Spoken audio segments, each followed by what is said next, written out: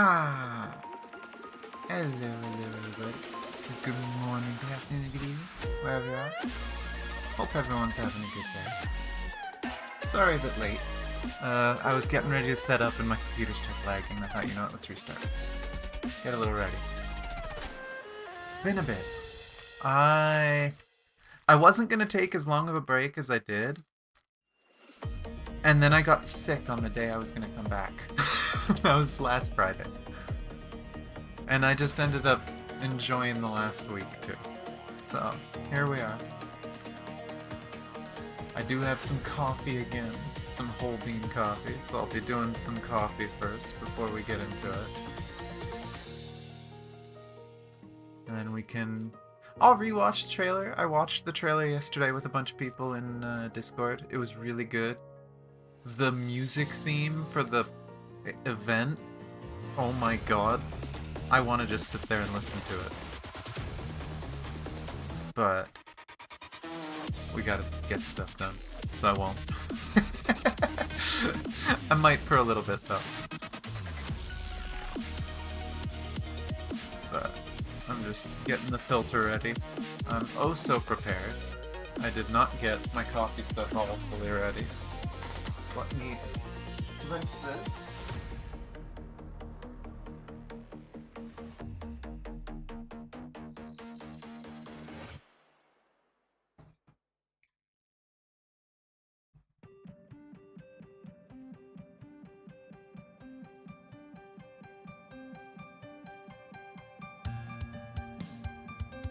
Yeah, I hope everyone's been doing good. I know a lot of people have been hanging out in Discord, so I haven't been really gone. I just haven't been on YouTube.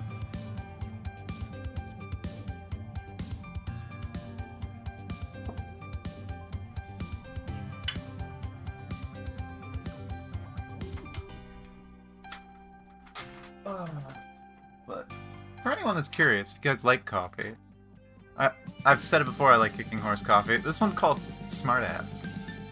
I don't know why it's called Smartass, but it's good coffee.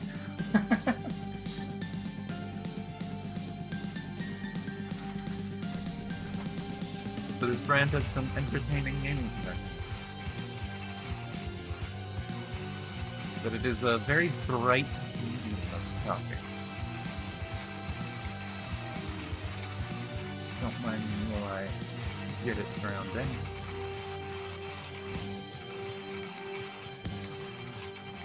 But yeah, we'll see how story goes. I remember hearing before that it was supposed like this was like Australia, but I'm wondering if people could have just been guessing, because just from the art, I could see it being from like the States or something too, just part of the desert. We'll see where it actually ends up being in the story.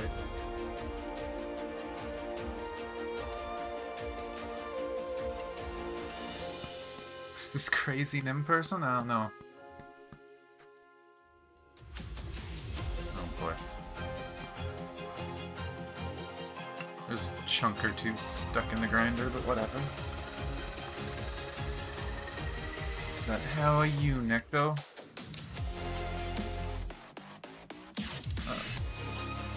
Okay, there's a bunch stuck to the bottom of the grinder. Get off. Thank you.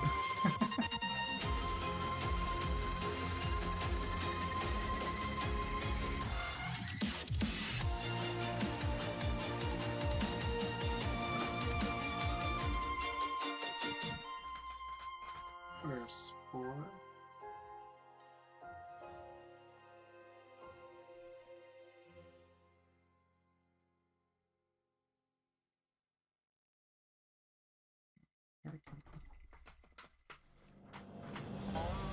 And hopefully I don't screw up this time. I can try to remember. My camera feels a little high. Camera, why are you high?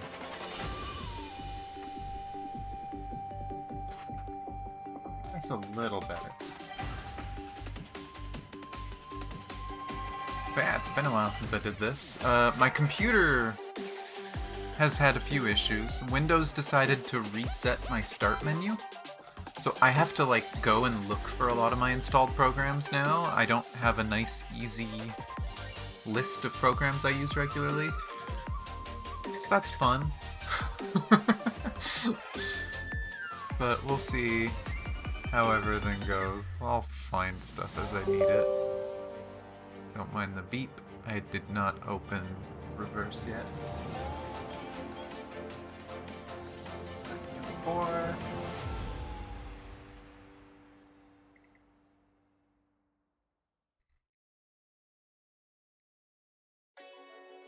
There we go. I really need a proper kettle at some point. The kettle works, but like, it spills all over the place when you try to do a small pour. It's designed, I'm assuming it's meant for like a normal kettle, right? You make a glass of something. When you're pouring coffee, you kind of gotta be a little slower. But, oh well. Also, where the reverse? You okay? I hit. Yes, please.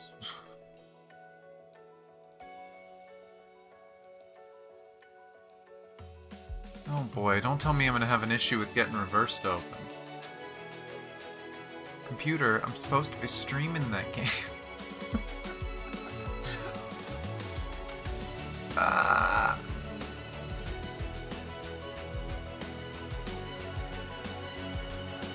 I hate computers sometimes.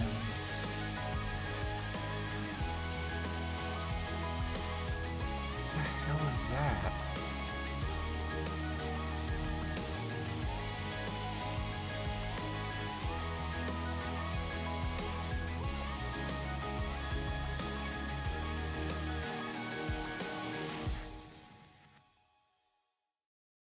Okay, now hopefully nothing goes wrong with my computer as I close processes that should not be open. I am a little confused what some of these are, and I'm also confused why reverse isn't opening. There is no reason it shouldn't be opening.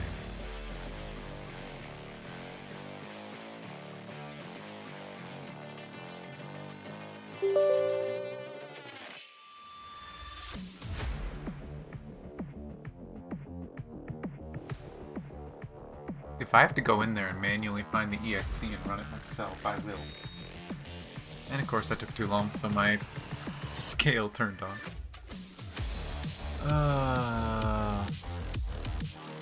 Good day back, clearly.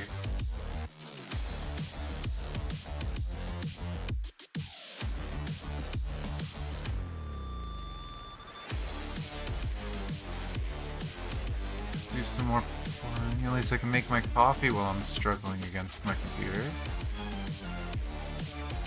I don't know what's going on with this.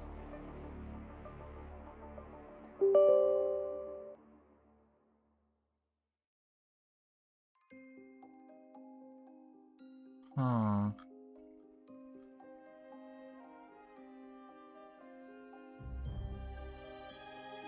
Where is the actual game stored?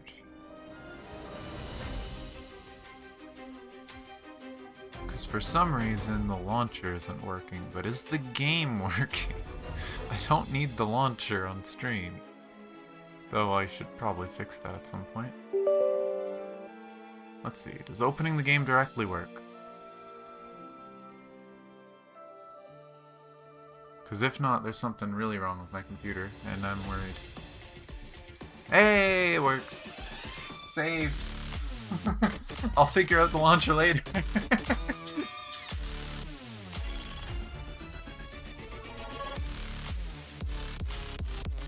Switch the game to full screen.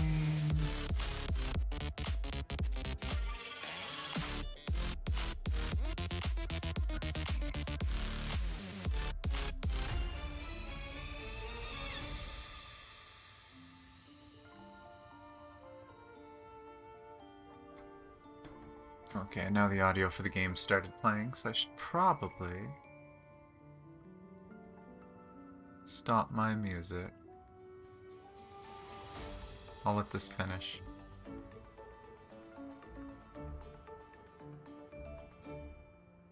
I love Honkai's little jingles. Okay. Game does whatever game wants to do. Apparently!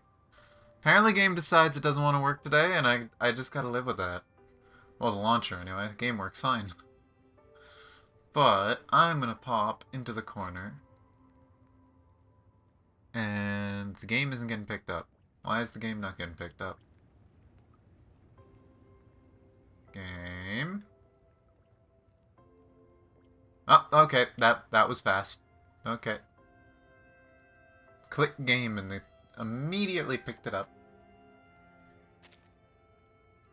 But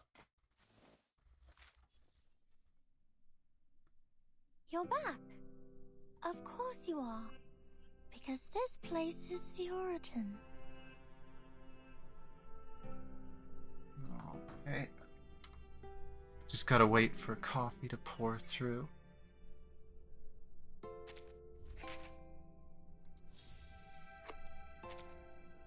But, oh, freebie.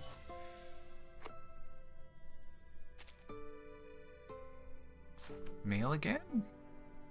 There's another Discord event? I'll do it later. But I did finish. For anyone that wasn't hanging out in Discord and whatever, I did 100% the event, the last patch. I got everything done. I did unfortunately do Six's story off stream. Well, I did it on Discord. So it wasn't on YouTube, it wasn't on Twitch or anything. It was in Discord with some people watching. Honestly, a really profound story. I don't get why Six wasn't in the story more. I feel like he was a side character most of the time, but in his story was just very, very profound. The whole idea of don't miss your chance just because you think it's guaranteed. Just take your opportunities when they come to you. But it was really good. Oh, wilderness. Let me get rid of this because it's capped. And then we can go jam to the music while I handle the rest of my coffee stuff. Because God is the music good for this patch. It is so good. I'm honestly kind of sad that I opened the game yesterday and clicked on the event, because my reaction yesterday when I first heard that music, I was kind of losing it for a few minutes. But okay, there's that.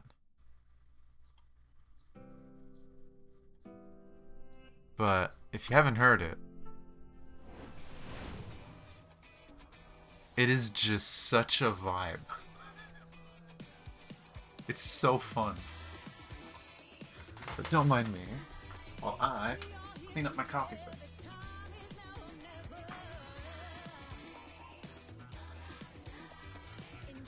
But it still just blows my mind that this is a Chinese-made gacha game. This is the music.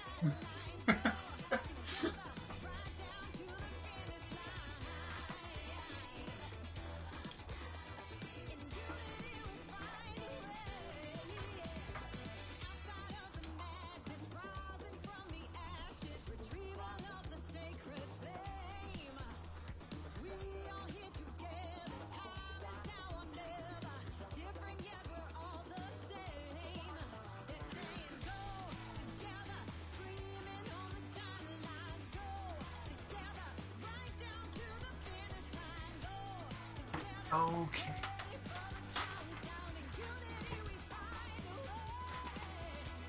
But yes, clearly, there's the thumbnail. Although, I had to grab the picture off the Chinese reverse website because they released it as a wallpaper.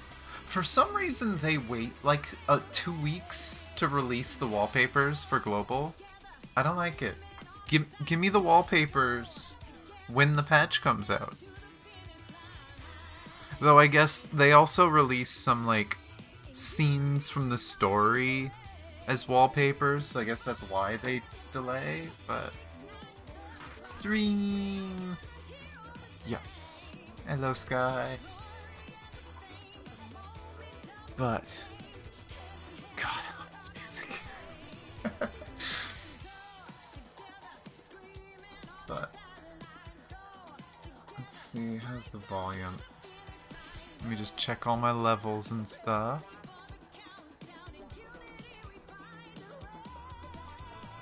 So,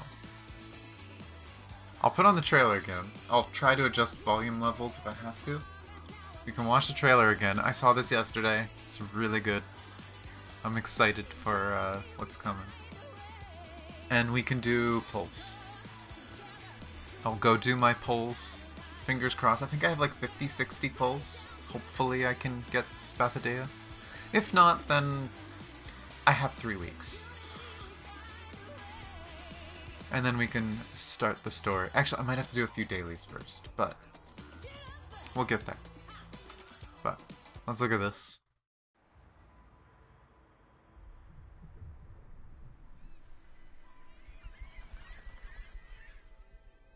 Volume looks okay. It's one of the arcanist lineages. A rare kind, Miss Spathodea. Based on the past cases, you will eventually become yourself again. The old self. What you saw in your mind were not illusions, but memories from your past self. I love the idea of reincarnation and stuff. I remember it now. It's a fun way of doing reincarnation. Scorching sand. Countless arcanists ran like a herd of beasts. Gosh, they're all in my head. That's the only sport stadium built for arcanists. And I was the first priestess of Uluru ever. I don't think any arcanist would say no to witnessing the revival of the once magnificent games. Just the idea that she just suddenly starts remembering things from the past. It's a cool way to do reincarnation instead of just... A junior student from Melbourne. An old soul, a reincarnator. Also, Gratitude, and what will she do? Please. this guy's sketchy as hell, I don't trust him. He's got the eyes of a criminal. He's only there for half a second. That's our villain. I'm almost guaranteed. Let's light up the Uluru torch. And there's Ulu. I think that was it Ulu? Was their name? I can't remember. Little fire spirit. You could see them down there too. Just little fire spirit. They're so cute. They're a 5-star on the banner. I want them. I want to get her and little fire spirit. But let me quickly claim some stuff. I am gonna need some stamina for the story anyway. I'm going on a road trip, apparently. But let me quickly get some basic dailies done. I really need to rerun this at some point. I've been using this same run from like 3 months ago, 4 months ago. I'm pretty sure this was like right after I got Tooth Fairy. Don't touch my bag! Nice! Rock, rock, rock!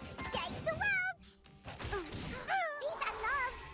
Peace and love! Coffee's a little bitter today.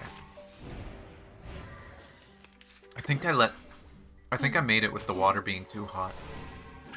Oh well. Still good. Are you ready to shake?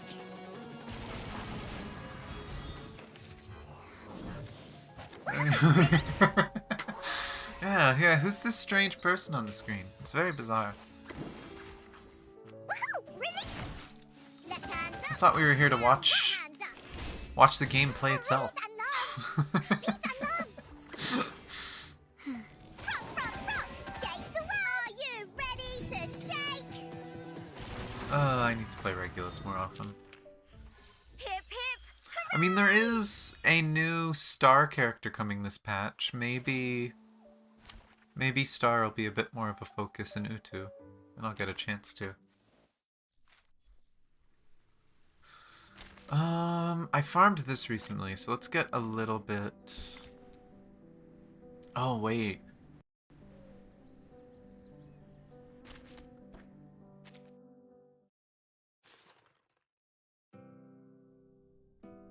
I only have 7 of these.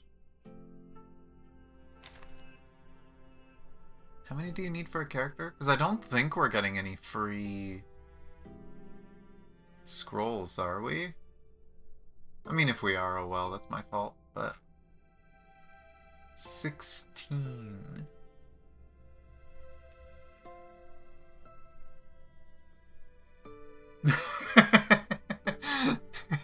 God damn it, you guys. But... I'll do a little bit of this. Thank you.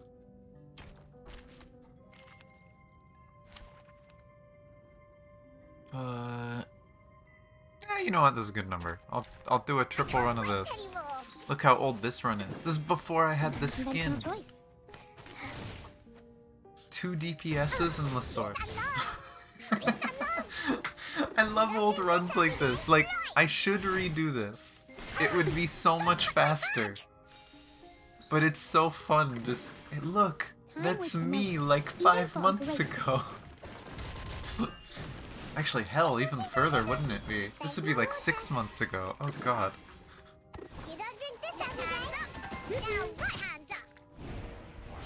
This was probably literally when I just got Melania, so she is probably only E2. This is probably me farming to get her to E3.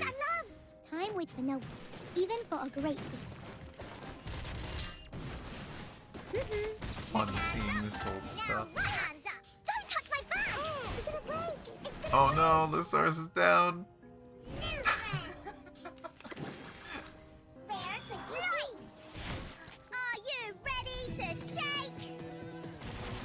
Oh, this is such a train wreck of an old run.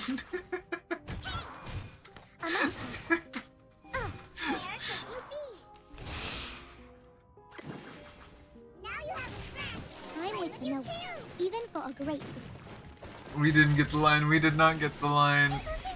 She went down. An unconventional choice.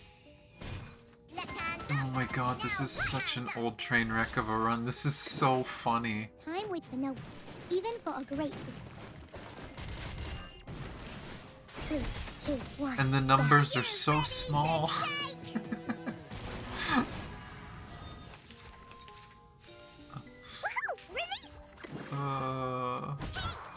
Time waits for no one, even for a great.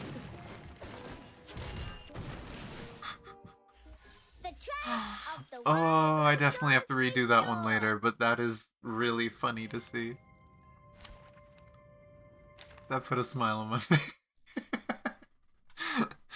See, this is why I like keeping those old runs, because like, oh my god, that was me 6 months ago, still learning how to play the game. Oh, good old memories. But, gotcha.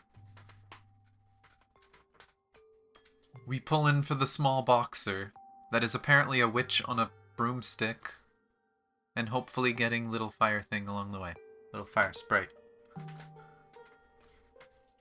So, I will do, because I don't do it very often,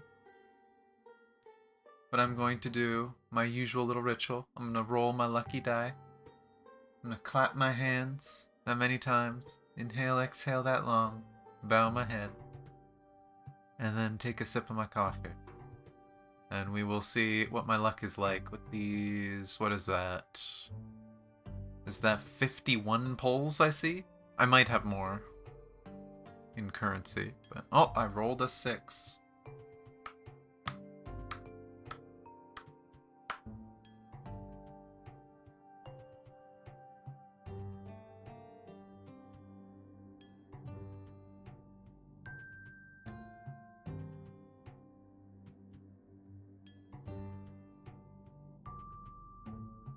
Okay. $6 on first roll? I mean, it might. You never know.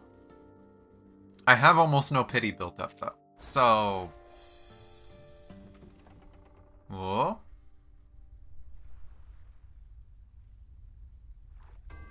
No bait. It's just a 5-star. But it could be an Ulu.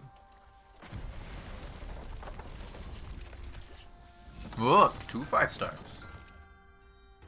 Could this be 2 Ulu?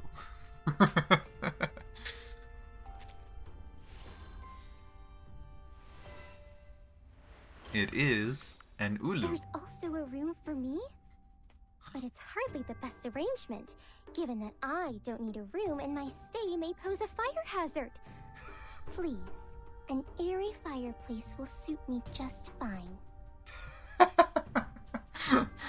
She's worried about burning down the suitcase. Also, I'm just realizing these are like fragments of the cave paintings floating around her. Oh, that's kind of cool.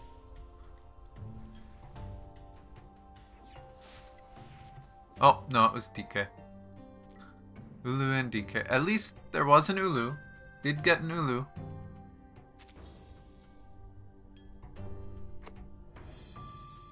But roll number 2.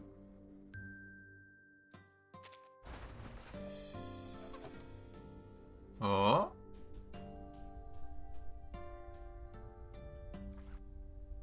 Any bait? Does it change color? It does not. It is a 5-star though. Is it more Ulu? Like, I mean, we're pulling for Spathodea, but if I can get some Ulu, I am okay with this. Ulu is adorable. Hey, Ulu! I am okay with this. So that's our first portrait. Now we're into currency.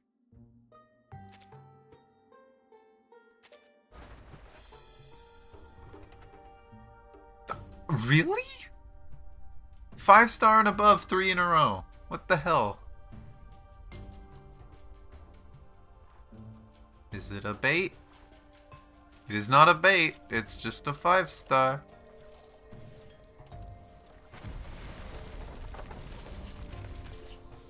It's 2 5-star. What the hell is this 5-star luck? Double Ulu. Come on. Do it. I dare you. Double Ulu. Oh.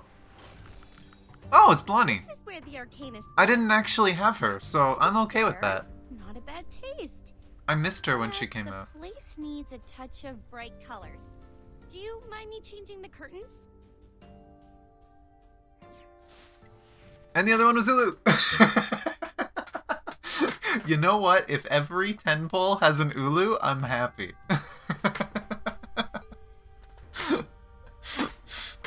Literally all I could ask for. Just Ulu. And apparently one of the only other 5-stars I didn't have. That might have been the only 5-star I didn't have. Okay, there's 2 more. Oh.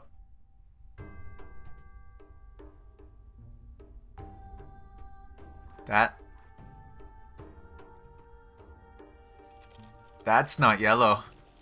I didn't want to say it until I saw it, but that's not yellow. That's a 6-star. Make sure to save a little luck for next week. We'll see what happens.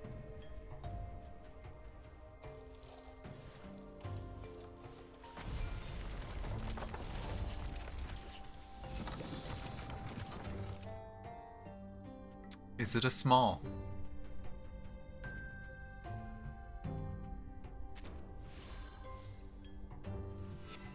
Oh, it's Star!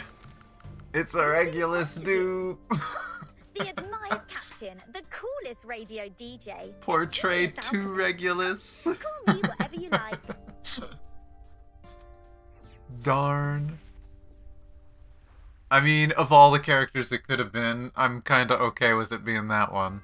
I love Regulus. But darn.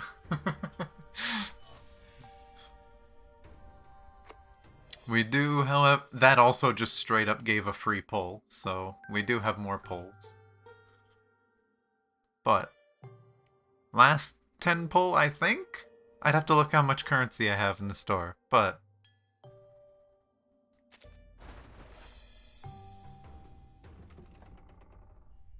Oh, luck is out. That's a purple. I don't think you can get a bait on a purple. I've never seen a purple change to a different color. It's always been... Actually, no, that's not true. I haven't seen it with purple, but I've seen it with gray. I've seen a gray change into a orange before. So maybe it can happen with any color.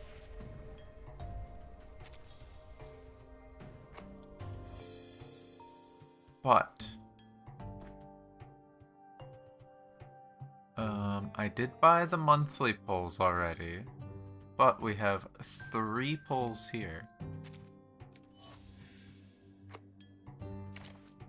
And I have 1 pull of currency.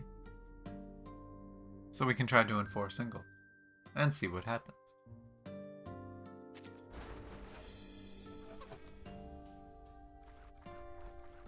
That is gray.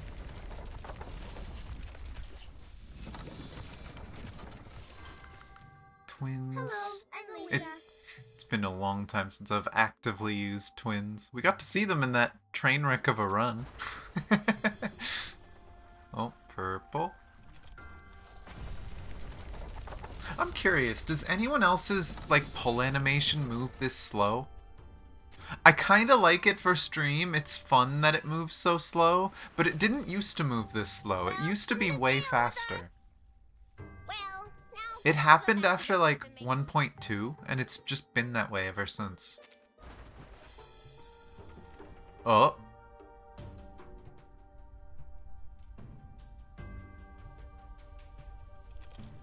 That is a 5-star.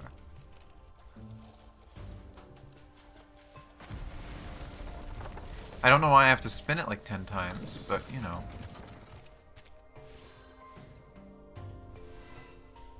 Oh. Charlie. Okay. The troopers are here. I don't really have a reason to use Charlie. It's sad because I love Charlie's design. You're not one of And Charlie's them? story last patch was I 10 out of 10. am so sorry. But don't really have a use because Regulus is kind of just an upgrade. Slightly more gimmicky upgrade, but upgrade all the same.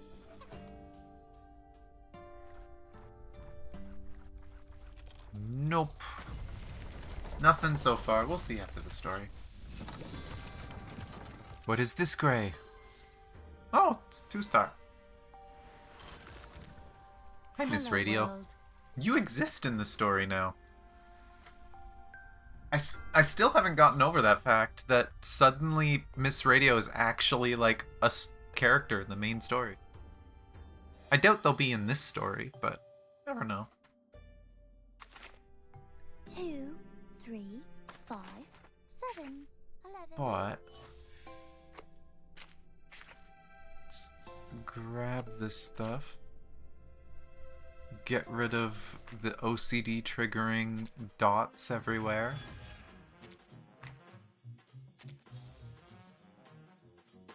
Hello, Mask. How are you? But we'll see. Again, there's, what, 3 weeks on the banner? Basically. We'll see what happens. Fingers crossed. Haven't gotten her yet, but did get Uluru. And I did really want Uluru. Well, I didn't mean to go there. I meant to go look at my characters. You know what? While I'm here, click, click.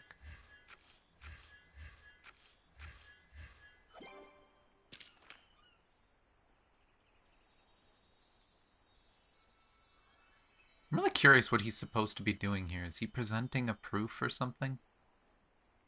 I don't know. His story was really good. But we got a I will portrait. Watch out, mate. Regulus. Increase. Is that the single target? Treat for the ears? Yeah. So her single target damage is up by 10%, it looks like.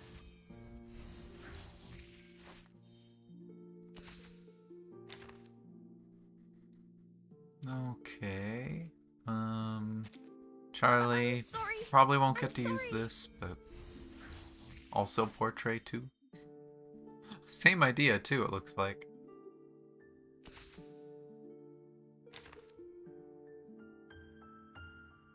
Oh yeah, we did get a dupe of Dika, didn't we?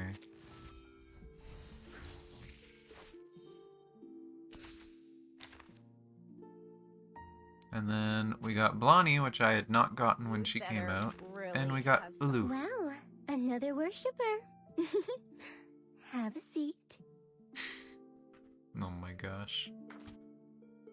But yeah, she's big buffer that also deals with burn, so she'll be major support for Spathodea. You get to where you are in the story? That is fair.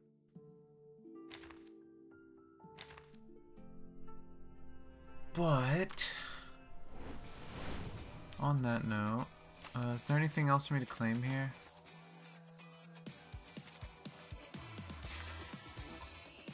Claim that. God, I love the theme. I really need to read through all these too. I'll get to them. But time to see the story. Just wants more road rage? I don't want road rage. I just want to jam to the music.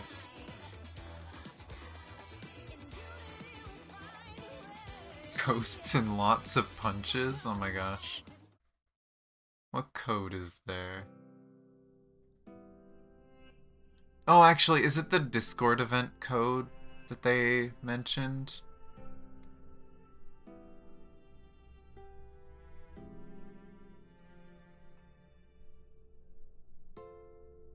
Aw, they're not gonna just give it away this time on the website? Or on the Discord? Rude.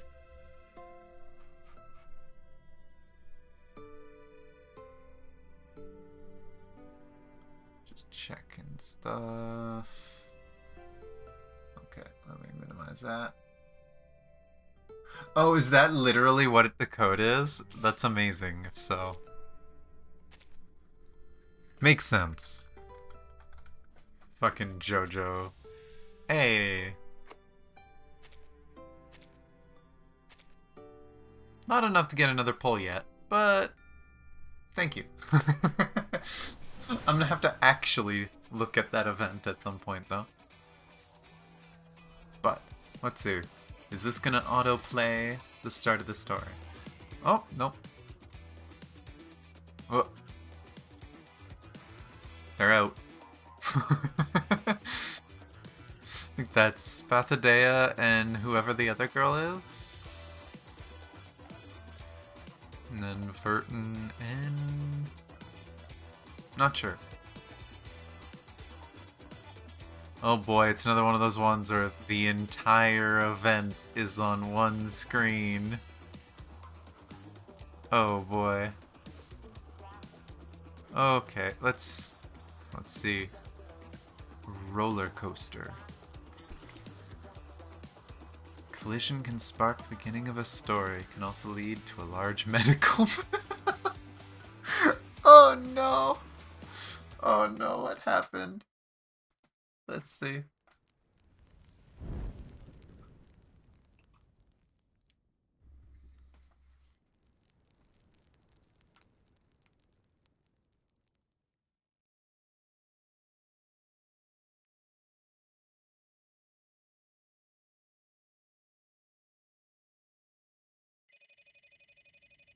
Phone? G'day, you've reached Desert Flannel.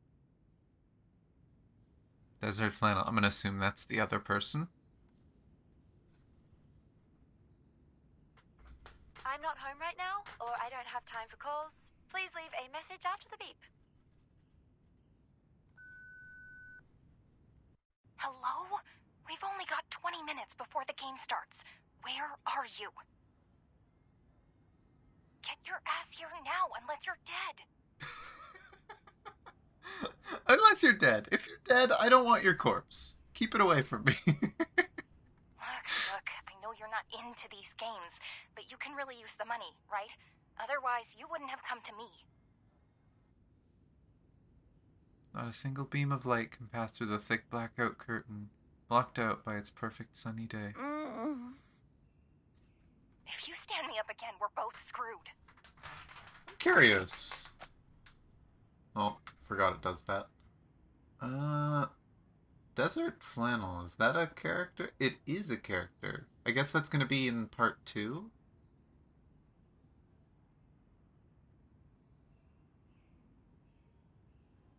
A support healer DPS? Oh, and count what?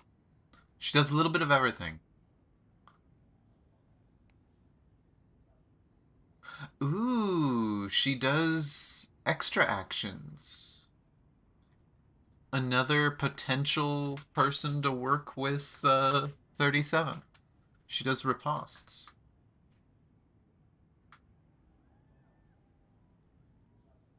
But wow. She has a single target attack. She has a counter skill. Her ult is a heal that also gives buffs to all teammates. Does she passively do anything? Oh no, she just passively gets a little stronger. Okay. Huh. Again, that's 3 weeks away, but okay. Interesting 5-star.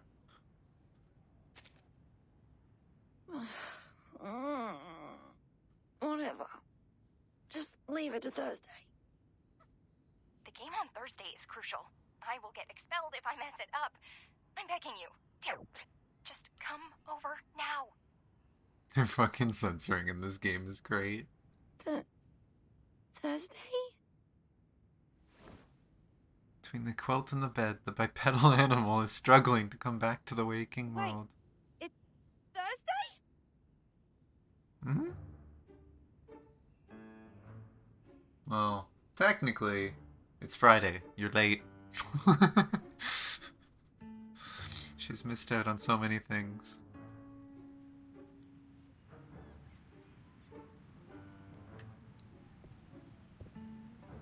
Oh. Any hints at where they are? Smith, Dr. Chili, Beverly Sisters, I think?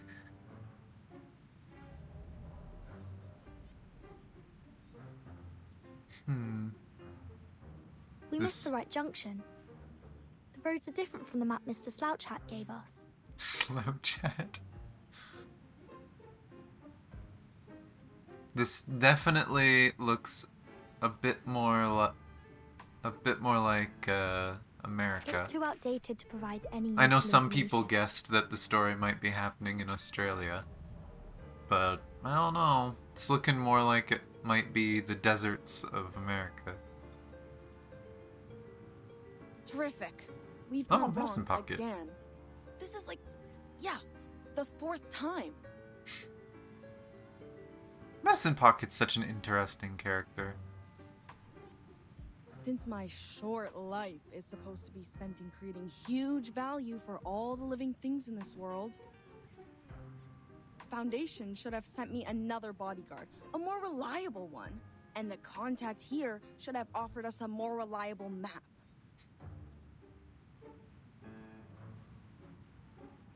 Can you stop waving around the needle? I am the one and only reliable bodyguard who can keep you safe among all the others in the Foundation. You are of great significance to Laplace. They don't want you to take any risks.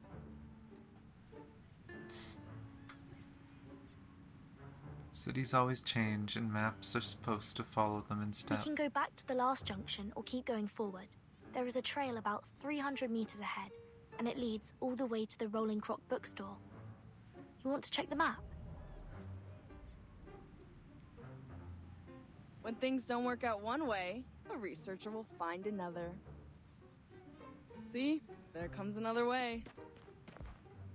No. The girl coming around from the corner is the perfect choice. Hey, wait. Miss Spathodea, right? Who are you? Do I know you? With sweat on the tip of her nose, she keeps hopping on the spot. A bestie badge with her name on it is pinned up to her chest. Clearly, she's not aware of what gives her away.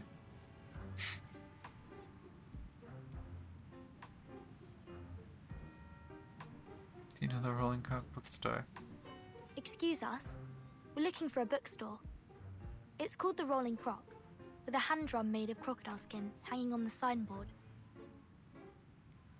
And that very store has the fragment of the fungus potion analysis report I want. If it weren't for that, no one would have taken a walk on this ridiculously vast land. No one! Besides, there's no frisbee here. There's no frisbee here. Why is that what's important? What? What? Medicine Pocket's weird. I hope we get more details about Medicine Pocket, but it's just funny. The Rolling Croc. Rolling? Oh, I pass by that store every morning when I exercise. Go straight ahead, turn right into the lane after passing by a cafe with an orange signboard, and there it is.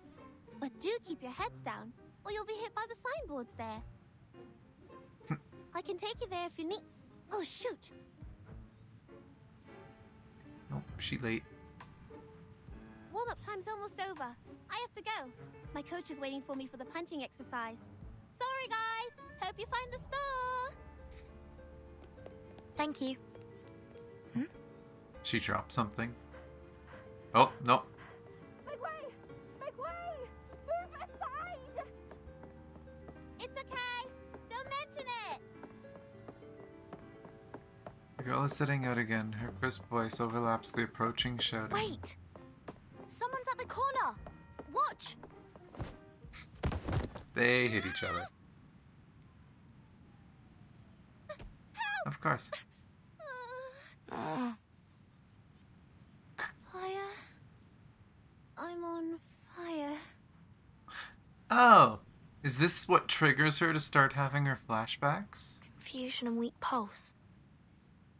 We have to take her to the place.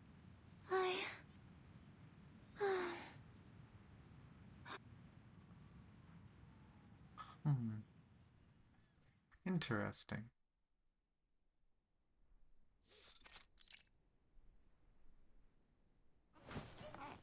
I was honestly expecting that she was just gonna say, oh no, I've always had these flashbacks, whatever. Oh no, we trigger one.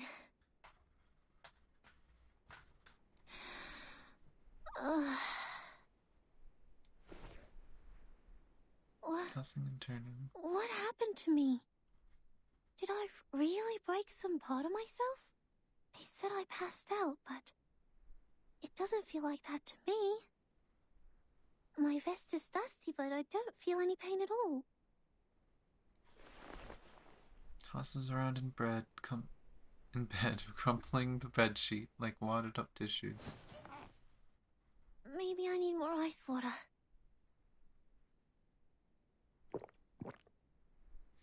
She gulps down some cold water. No. Maybe it's hot tea that I need.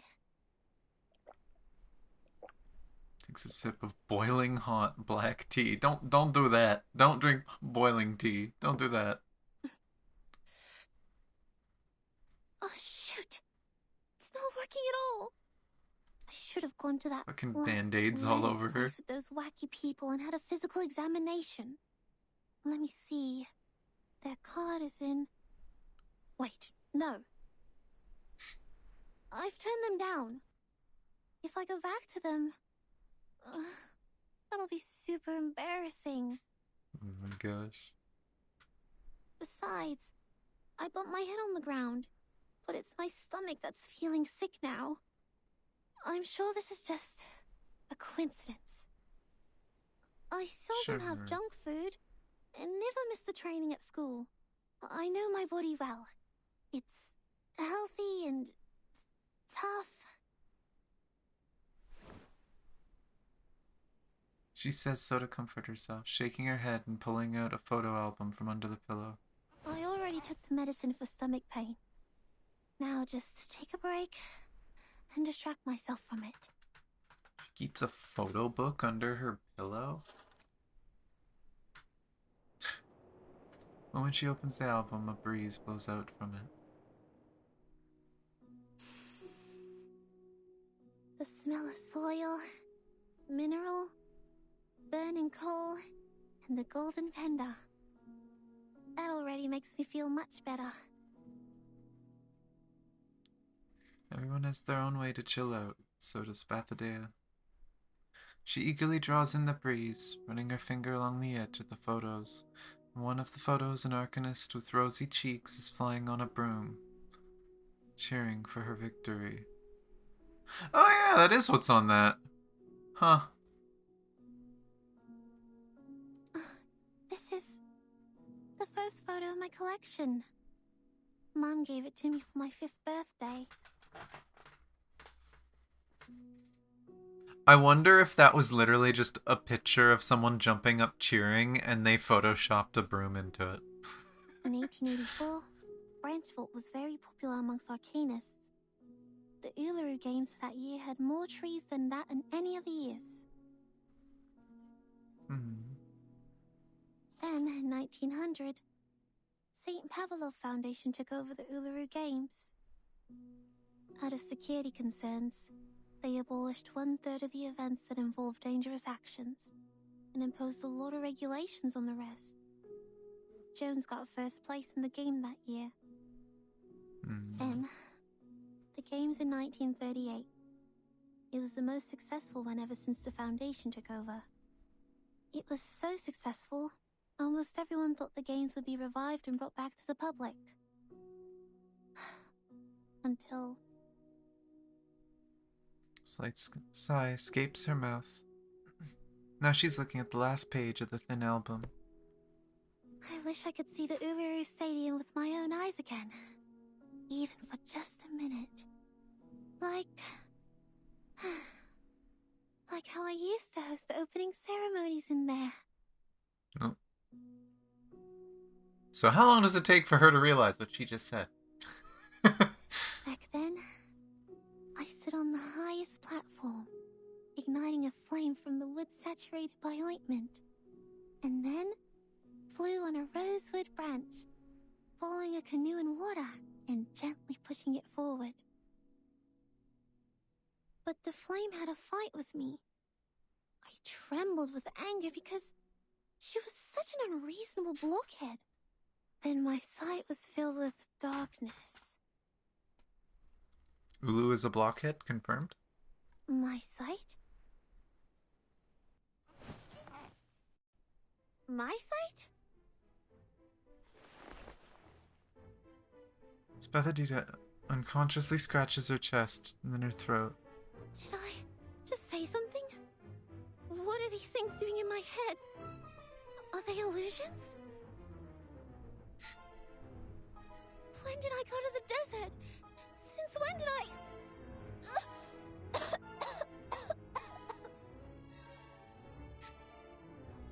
A warm touch of itch climbs up from her stomach to her chest, squeezing itself out her windpipe. Like a bird fluffing its damp feathers, struggling its way out from her body. Is the medicine working? My stomach is much better now, but... my throat... it's burning and itchy. Is she gonna spit out Ulu? Is that where Ulu came from? Or is she just bleh, fire sprite?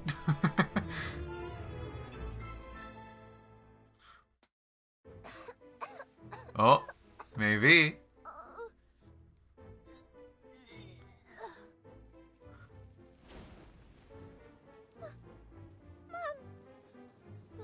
Mom never told me we're descendants of the Red Dragon? No. I need to see the doctor right now!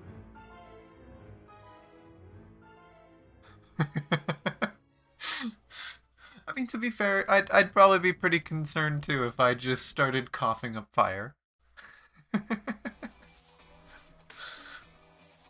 That is an introduction. I play a lot of games. And aside from this, I know a lot of people... The last game that I saw a big beginning on was, you know, Honkai did its Part 2, Chapter 1. That one mission is way better of an intro than the start of that. Still love Honkai, but that was cool.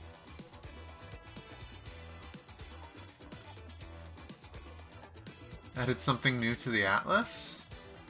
Like just more lore stuff, or...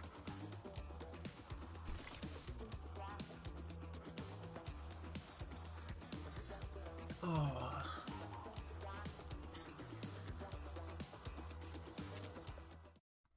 Let's see. Something tells me spitting up fire is gonna make her go back to Laplace. Let's hope Medicine Pocket stops waving that needle around.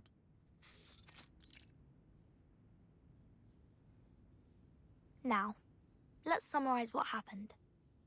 You fell into a coma for 16 minutes and 30 seconds yesterday, due to external impact. Then you woke up and found yourself fine. That's right! On that night, you felt an unusual burn coming up to your throat from your stomach. At the same time, you had weird illusions. And at last, you vomited a ball of fire. Yes, that's right, exactly! For one last time, are you sure no one in your family is related to the Red Dragon? 100% positive. I checked all the family photos and medical records, and even rang Mum and Dad. They denied every possibility of it. Huh. That's interesting, because that's actually something we don't know about. In YouTube again? Hello. Yeah, I'm kind of forced to. I'm having troubles with Twitch, and until I can get those troubles completely fixed, I can't stream there. So... I'm just streaming on YouTube every now and then. Though I did take a bit of a break. I took like 3 to 4 week break. But I'm glad to be back. Ah, they put some of the human characters? That's interesting. I'll have to look into that. But this is interesting, because even if it doesn't relate to her, we now know about a new entity, I guess, like the Red Dragon, which I guess there's some arcanists that are related to. Just, ugh. The symptom is really rare to see. I know. So, don't walk away on me. Yeah, YouTube's not perfect, but at least it's working for now.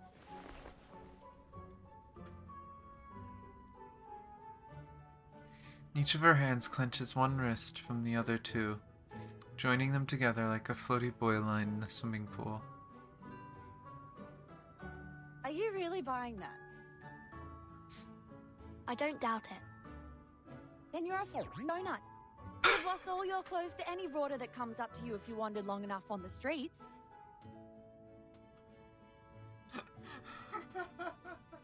You're a fucking donut.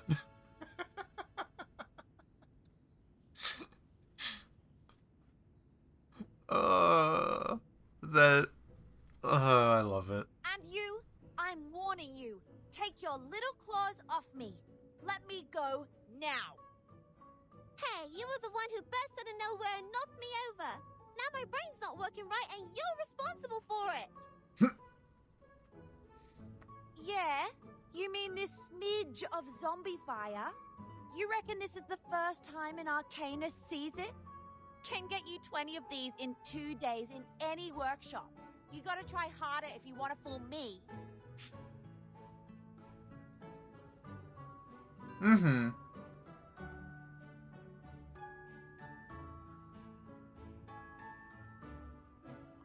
Wish you weren't in a hurry? Aw. Yeah, the VOD will be there. Thankfully, YouTube doesn't get rid of them. But yeah, no, I recognize the name. Though, I don't have nicknames on YouTube, but I do recognize the nickname.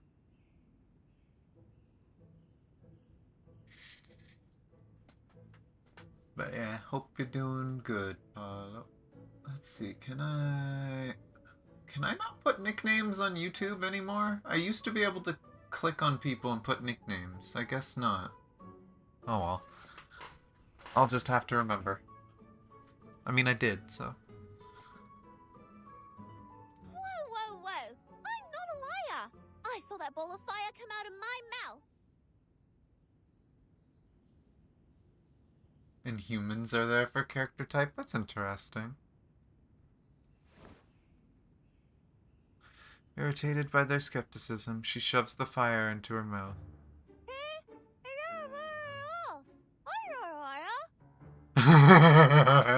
She's so cute. Just shoves a ball of fire in her mouth. Like, she doesn't hurt. Doesn't hurt. You frauds never stop coming up with new scams. No cheat, no eat. Heard that before? Go home with your fake fire. If you continue doing this, be careful of the bunyips. They will crawl into your house through the sewerage and take your tongue because lies are their favorite food. Bunyips. I'm kind of curious if that's something that actually exists. A bunyip is a creature from the Aboriginal mythology of southeastern Australia. It is Australia! Okay, that's kind of cool. It's a Delurkin swamps, Billabong's creeks. Huh.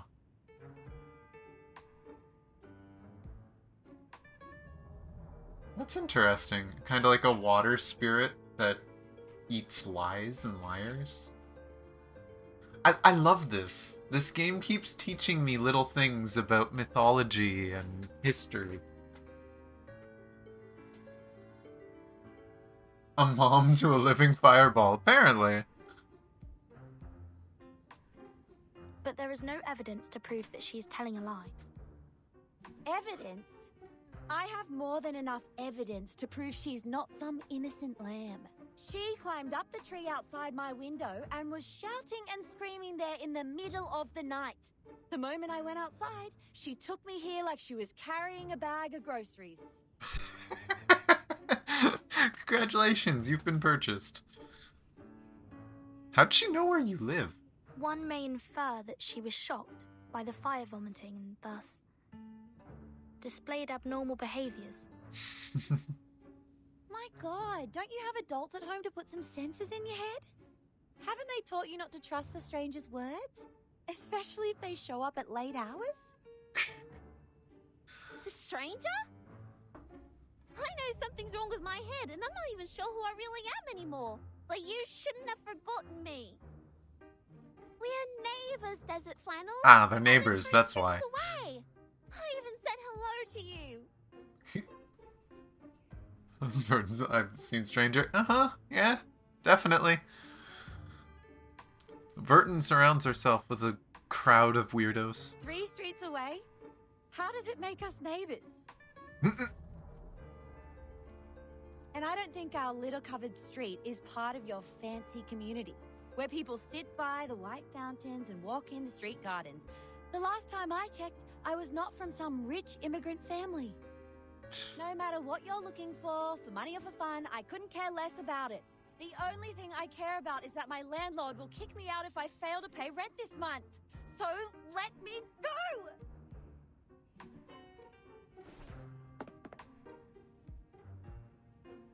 So I wonder if this is still the Thursday?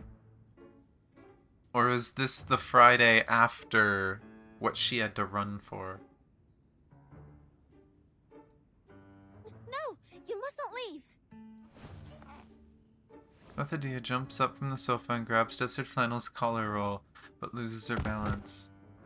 Like toppling dominoes, the 3 of them fall over each other and tumble down on the ground. Oh no! Ugh. They took Verton with them. You must not leave. At least, not Not before I figure out what happened to me. Things are flashing in my mind now. Sometimes the past, sometimes the present. I remember I can sing, but soon I forget how to do that. I remember the crowd who worshipped me on their knees. They're running somewhere like the Uluru Stadium. And something hot. A hot bonfire? Is that a bonfire? Anyway, no matter what it is, I'm just an ordinary person like anyone else living at the end of the century. These things shouldn't be in my mind. Actually, I haven't been paying attention what year it is, if it says it on the event. There must be something wrong with me. With my head or other parts. I can't just go nuts now. My training plan... It's all ruined. I even have a game to play at the end of the year. Relax. The symptoms may not last. Sensing omens doesn't always mean danger to arcanists. Given the complexity of the situation, I think you need a more detailed physical examination to find the crux. We will help you and take care of you until you completely recover, or say, become completely normal again. You... Thank goodness. At least I can count on you. Not on this one, though. Both my mom and dad aren't home right now. I'm on my own. It's all over for me if the condition gets worse. At least, that's how it goes in the She's TV. comparing her life to television shows. Don't jump to the worst conclusion yet. Follow me. Okay. Thank you. I love how they're just ignoring Flannel. Spathodea wipes off the tears in her eyes and keeps up with Burton, but soon they both stop and turn back to the one still on the sofa. What? What are you staring at? She's having a body checkup. Do I have to tag along? You're going to sneak away for those part-time jobs, aren't you? Fine, genius. You win. Remembering something, Desert Flannel unwillingly follows the team. It's like, you're coming with us because we don't want you to run away. Oi, you with the suitcase. Do you know how I can get a job here? Looks like they pay their employees well. Oh my gosh.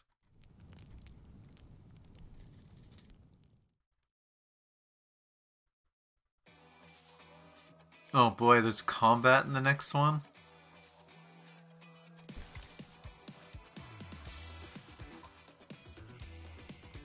They saw the fluorescence in the forest, the flickering inspiration, the essence of the human soul. They shouted as loudly as they desired.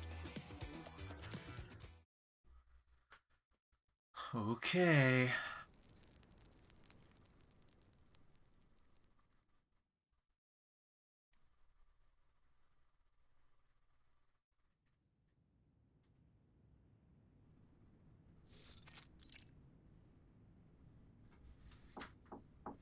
I wonder if they're going to use somnambulism.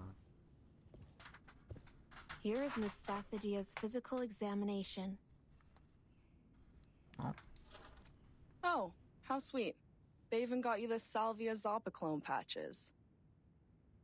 The what?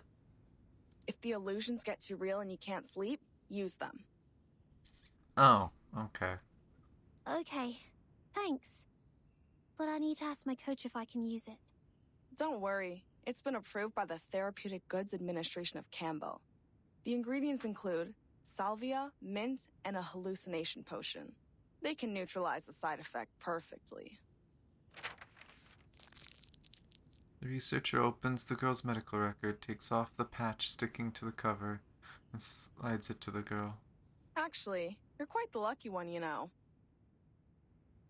That old map shows there used to be stairs where you fell down, with over 100 steps. Thank goodness you live in the right time. Otherwise, you would have tumbled all the way down there. In that case, no one can tell what you would vomit, fire, or maybe something even worse. Medicine Pocket's voice dies down like a flame being blown out. Muted for a while, Medicine Pocket briskly collects the files on the table and walks towards the door. Wait here. I need to get someone. A weirdo for sure, yet the best person we can turn to for this problem. Oh? Who's the weirdo? All right. I think that's the last thing I'd like to hear from a doctor.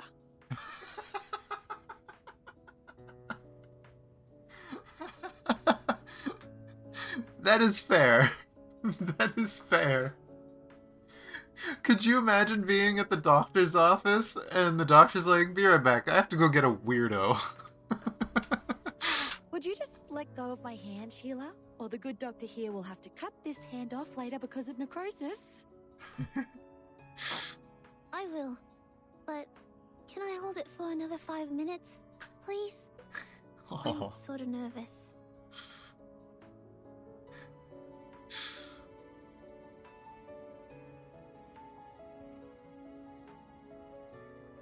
Time spent in anxiety feels like a year. That's right. Breathe in, breathe out. Then unbend the fingers. I'm also human. I feel pain too, sweetheart.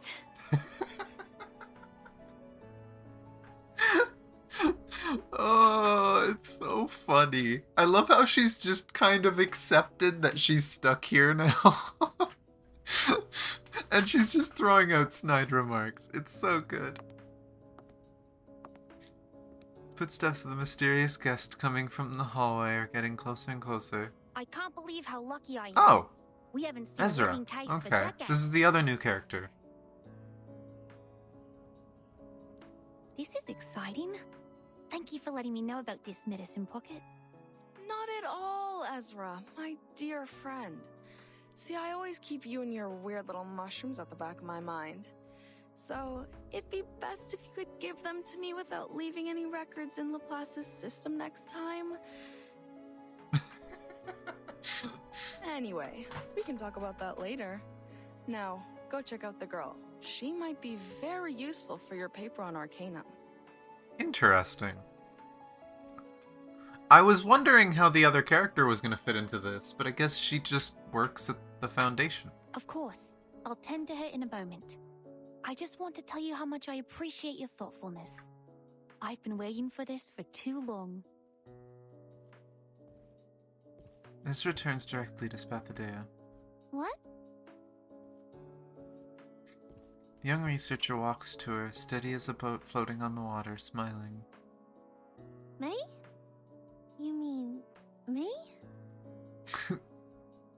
Certainly, Miss Spathodea. I came for you.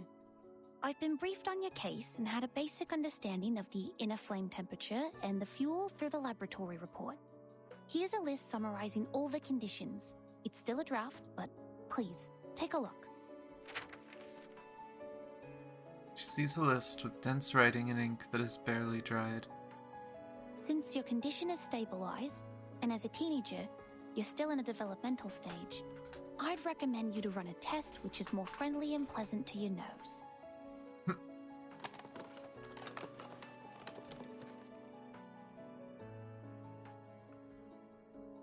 Ezra grabs a Y-shaped metal rod and a piece of cotton-like material and holds them in their palm. It says his. Is Ezra a boy? I don't know. Now, please blink 3 times at this dowsing rod and blow on it as lightly as possible. They've got one of those voices and those designs that, like, this could be a guy, this could be a girl. I don't know. I mean, we just saw Medicine Pocket, and we know Medicine Pocket is gender neutral, so, like, I'm now confused.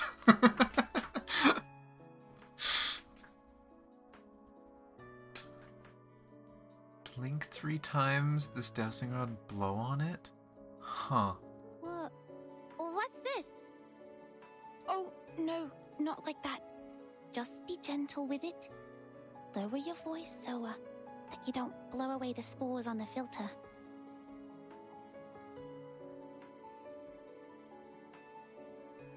The white filter paper almost touches the tip of her nose. She can't say no to a gentle and soft request like that. So she closes her eyes, lowers and lowers her voice, and repeats the instruction to herself. Okay. Blink 3 times and blow. I was kind of hoping they'd actually do the blink 3 times thing. The fluorescent spores on the filter paper curl immediately and turn a cheery ember color. And we're going to roll it up and fix it on the dowsing rod. Now time will do its magic. Doctor, is there a cure for my head? Wait, is that the smell of mushroom? It is related to mushrooms, and I'm not a doctor. Any big craziness? Not sure if this is a boy or a girl, but they have been brought here because apparently they've been waiting for a test subject. Like Spathodea. I'm assuming they're researching reincarnation, but who knows?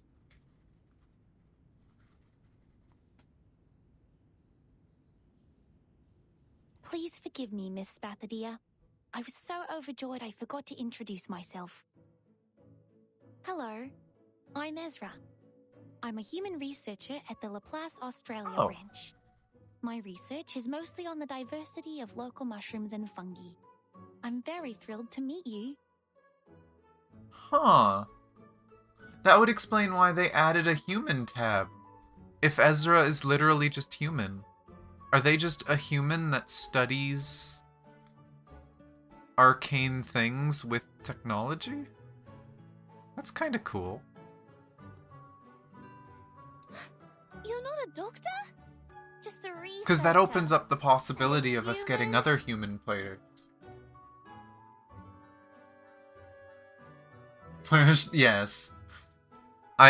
I'm still upset that we don't have a playable Schneider, because in the beta, she was playable. We'll see what happens. I really hope something in the story, maybe a flashback, who knows, gives us the ability to have a playable Schneider again, because want very badly. And you're working on mushrooms? That's right. It's a shame that I didn't become a member of the arcane study team, but I'm equally interested in mushrooms. I enjoy this job. Spathodea turns pale, holding her face, and steps back in horrified disbelief. Oh no, does Spathodea think she's like infected with mushrooms or something?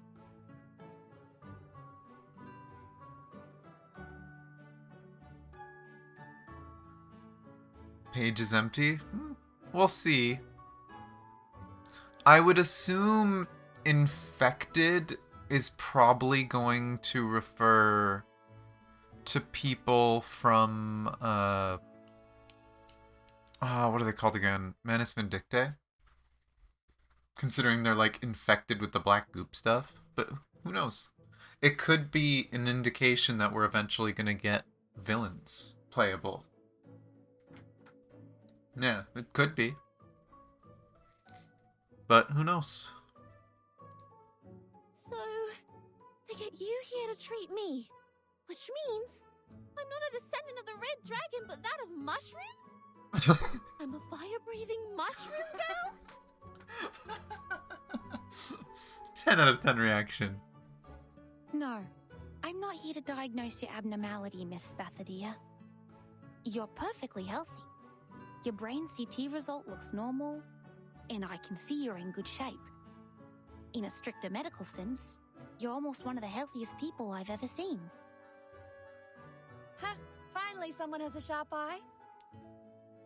So the truth has been unraveled. There has never been any illusions, nor is anybody putting on some strange, absurd, fire-spitting show. No, you're wrong. But she did not lie. Please, take a look at this. According to the analysis, the core of her fire consists of an obsidian gravel that has 22 evenly distributed layers. This is no modern thing.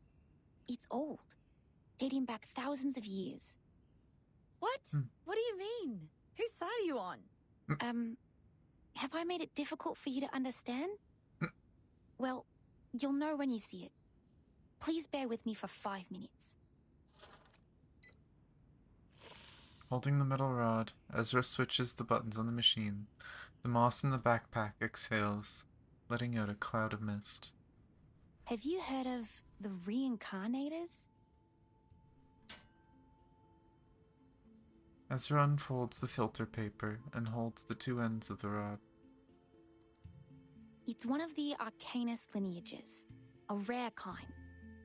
Since this power can only be randomly triggered, and its manifestation could happen anywhere, anytime, and in any fashion, it is hard to identify them when there is one.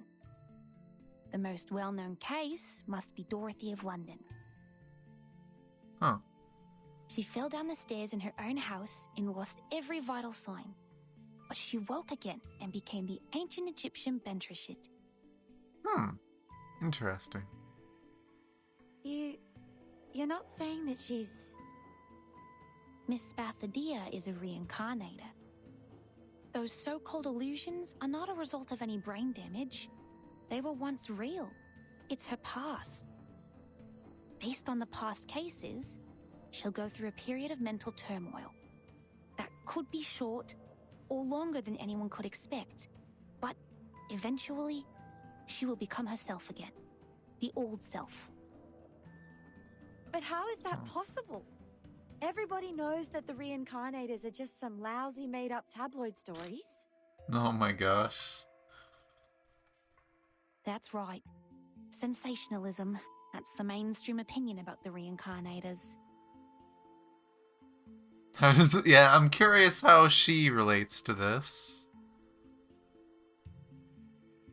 In Dorothy's case, her experience of learning Egyptian and her career as an archaeologist also caused controversies over her true lineage, which is understandable since people haven't seen a reincarnator in years.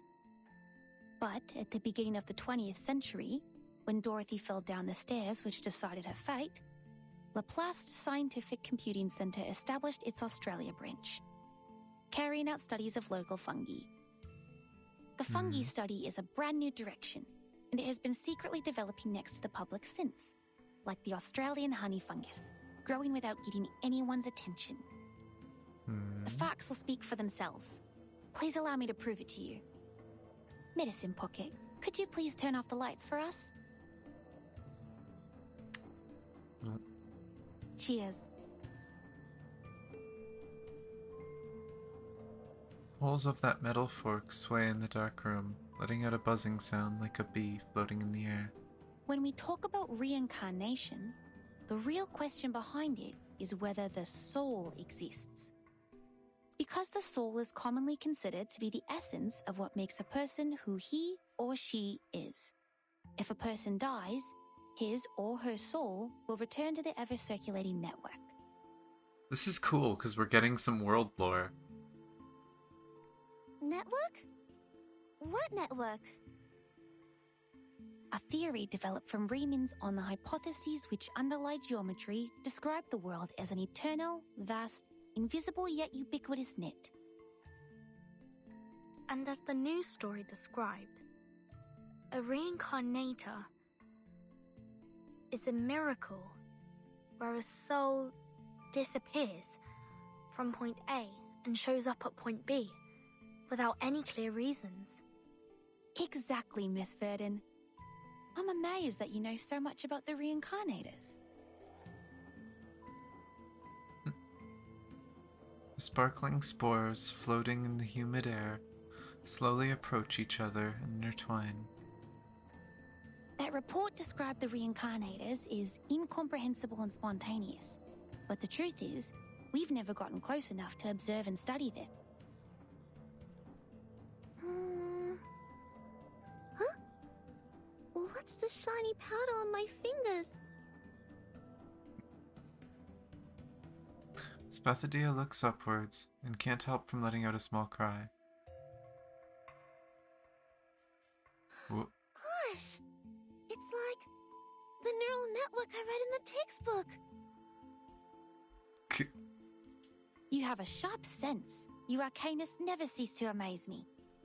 The latest studies have shown that the working mechanism of mushroom flora... Dorothy's real. might Oh, I'm be not similar to the surprised. brains. Like, almost And we have every some photos character, for that. everything in this has been based on reality. Like, even all of the stuff that happened in the new chapter last patch, the whole idea of Pythagoreanism and people worshipping numbers is real. It's something people did in the past. And they literally were against beans. It was because Pythagoras was he didn't like the texture of beans. He thought the texture of beans was close to flesh, and so they thought beans were like the vessels of the soul. That's where souls went when people died. So he thought it was cannibalism to eat beans. And that's why they're so obsessed with no beans in that part of the story. Again, it's interesting because all this stuff is based off real history, real mythology, whatever else.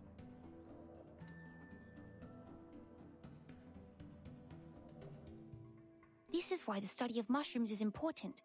It enriches our understanding of the reincarnators, for they are hard to find. You mean these things floating in the air? Mushrooms? The Australian honey fungus, the mushrooms living beneath the ground. It's a pathogenic gem that causes roots to rot. It was first discovered in a eucalyptus plantation in southeastern Australia. At the end of the 1970s, Laplace researchers who intervened in the local environment protection found that, unlike other fungi which reproduce through the spreading of spores, the honey fungi spread by the growth of their underground mycelia all over the forest.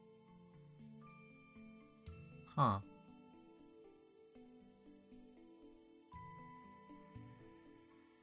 This is how the beanpocalypse started, oh no. You think it's like that invisible net?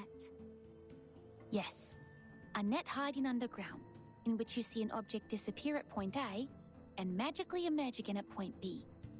The reincarnators are very similar to Australian honey fungus in this aspect. And with her breath, a small amount of her saliva, and the dowsing rod, we will be able to find her net and map her movements on it. And when her gaze emblazes the Omphalotus nidiformis, Omphalotus nidiformis.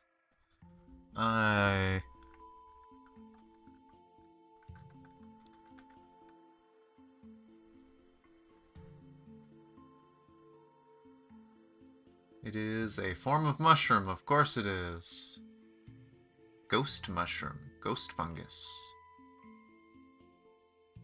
Interesting.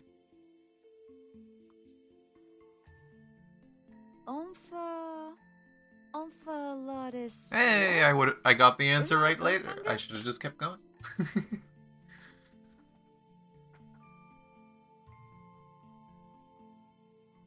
yes, the ghost fungus, the mushrooms that glow in the dark. They're called chinga in older times, which means spirit and soul, the sparkle of ideas in human minds. If the mushroom has simulated Spathodea's net, then these two light spots are... The one closer to us represents the current Miss Spathodea, and the farther and brighter one is what put her through the changes now. So, that's me in the past? And I will gradually turn into... Huh?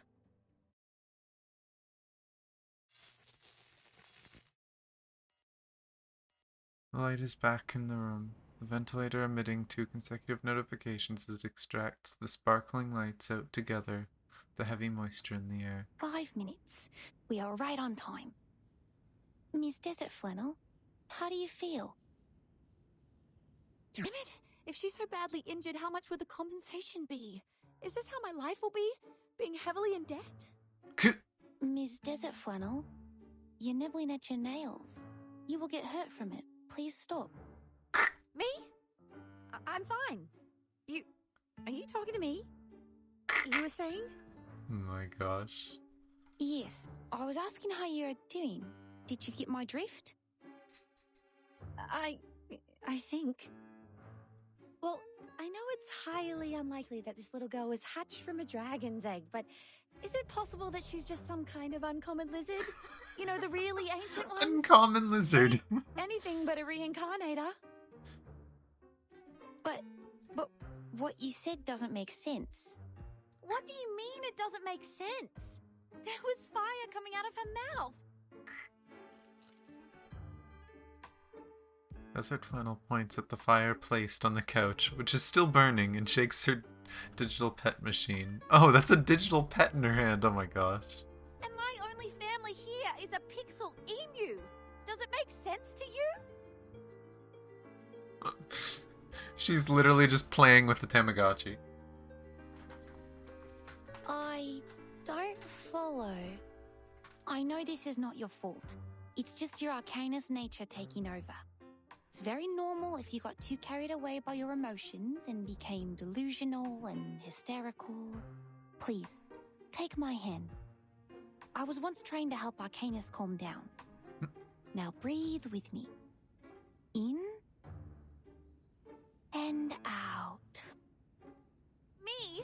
I'm not hysterical. That's still one interesting thing that they've said, that arcanists are generally more emotional people. Said the hysterical girl with offense. That's always the way, isn't it? You ever watch a movie and someone's acting hysterically? Someone points it out, I'm not hysterical. Hey, what do you know about arcanists? You're not even one of us. Said the outraged bystander. In the white room, the argument snowballs, tumbling out of control, letting a wisp of smoke slither across the room unnoticed. Everyone. Please, believe me that I meant you no harm, Miss Spathodea. I was only trying to help. Help? How? By calling us delusional? There's nothing I hate more than humans like you saying that others are over-emotional. People. No, nothing like that. Miss Spathodea, it is not my intention to criticize anything or anyone. It's just biologically, arcanists tend to be more sensitive and easily affected. I also like arcanists, almost as much as I'm interested in mushrooms. That's why I study them. Imagine someone saying, "It's don't worry, I like you. I like you almost as much as I like mushrooms."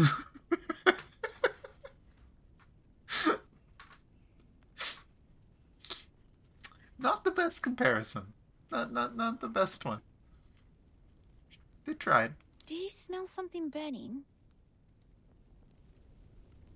Or they realize that the flame placed on the couch has already devoured its seat and the floor, spread to the door and completely blocked their way out. The burning heat is approaching at a terrifying speed.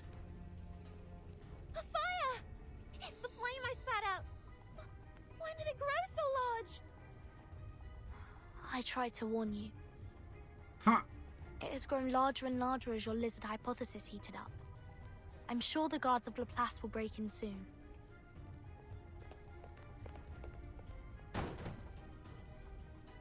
Security of Laplace Research Center Hospital taking over. All patients and non-staff, please follow me to evacuate the room. Evaluating fire level. Level 2. Extinguishing the fire. Source of ignition confirmed. Request for permission to use Kangaroo Foam Fire Extinguisher 3. Kangaroo foam fire extinguisher. Huh. Wait! You can't put out my flame. It's important for me. Very, very important. I don't know why, but it's important, this is for sure. Those bubble kangaroos will kick its butt once they see the flames. I don't want that. I'll protect it for you. Don't worry. Oh boy, is that what the fight is? Are we fighting the guards?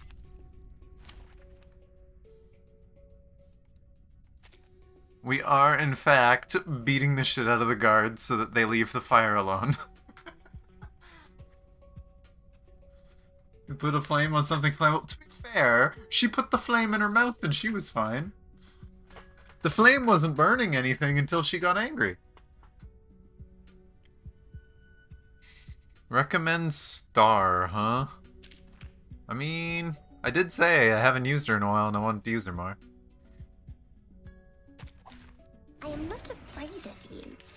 You are just a pile of cards.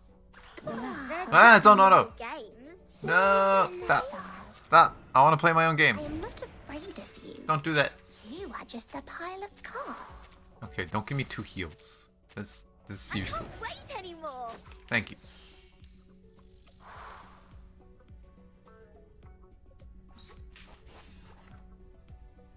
Relax. You in particular. They're just Take little this. games. Oh no, they're squishy. I forgot how low level story stuff is. Whoops. Bye? Start me up. Actually, let's No debuff, They're just single little target, games. Start and me then up. AoE, hopefully that gets rid of the other two. Cooperation. Oh, he didn't live that. Okay. Left hands up. Now right hands up. Right. I did not look at their levels. I probably should have looked at their levels. They are much naughtier than the Foundation's kids.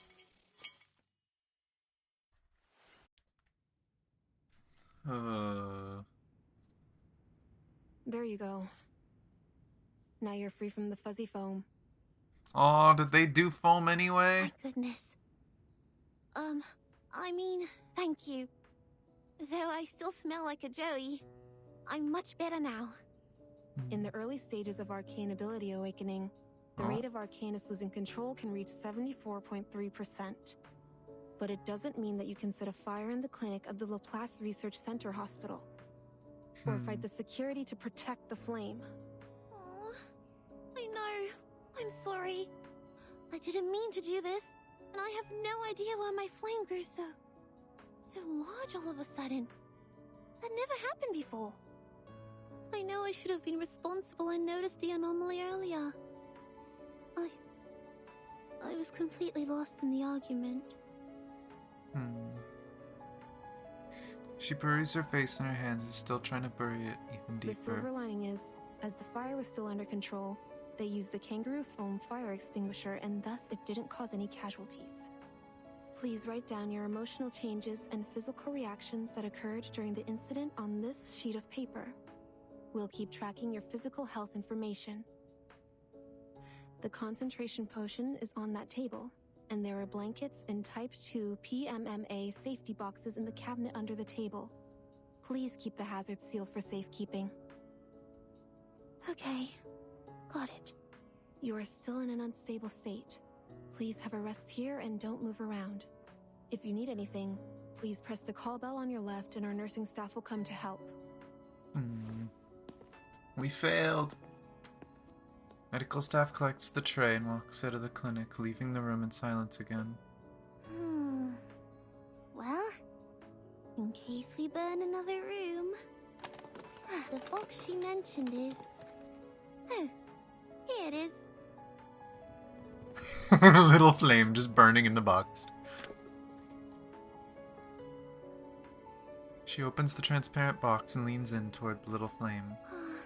I know Freedom met his little flame, but we have no choice. Sorry, buddy.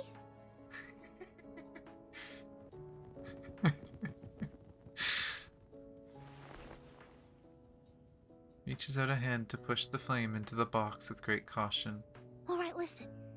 My teacher said fire needs oxygen to burn, so I'll leave a small window for you to breathe. I have always wanted Ulu's talking. to see you. It has to be Ulu, right? What? Go. Are you talking? Gosh, the call bell. Where's the call bell? Go back to Ulu. He must go back to Uluru Games. Huh? Uluru? Uluru Games? You mean the Uluru Games?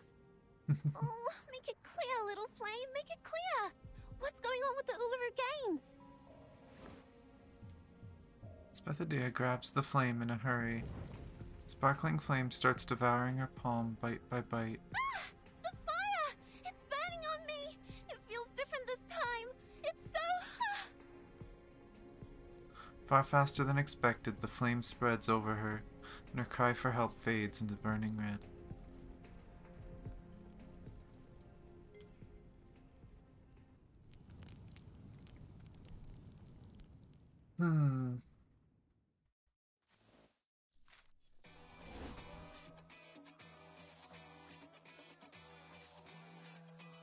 Oh boy, the first proper fight.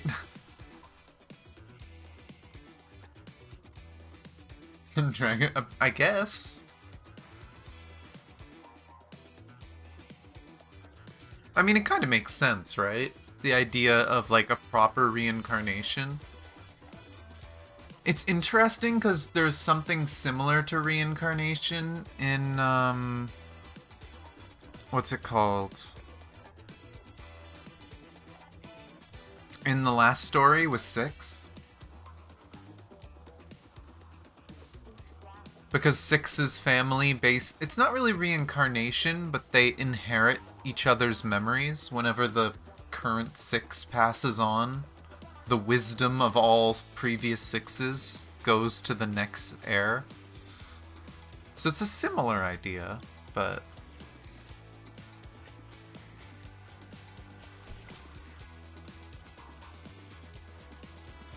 But let's see... Oh, there's a spooky dude. Who's the spooky dude?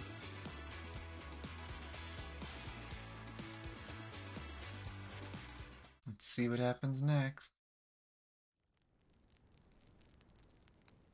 Is that memories never carry over? Usually it's something that, like, the memories slowly reawaken or whatever, right? Which it seems like that's kind of what it is with Spathodea. Is that, oh, she's a reincarnation, but she's slowly getting those memories back. The soul is coming back. She still has all the foam. I swear, if anyone walks past us now, schoolers or deros, I will be instantly killed by their silent judgment. They're just cute little foam kangaroos. As a matter of fact, when the patient or the subject becomes unstable during contact, it is necessary to isolate them from the triggering cause immediately. But we just burnt down the isolation room. No wonder head nurse Judith was so angry.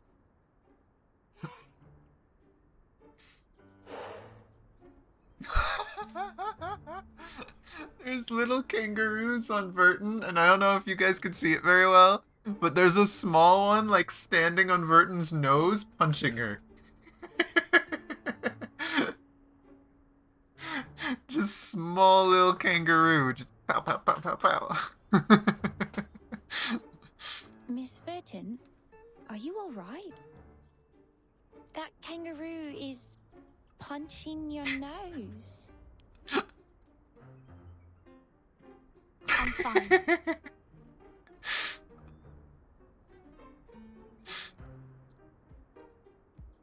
They really like her. So is the kangaroo. So is the kangaroo.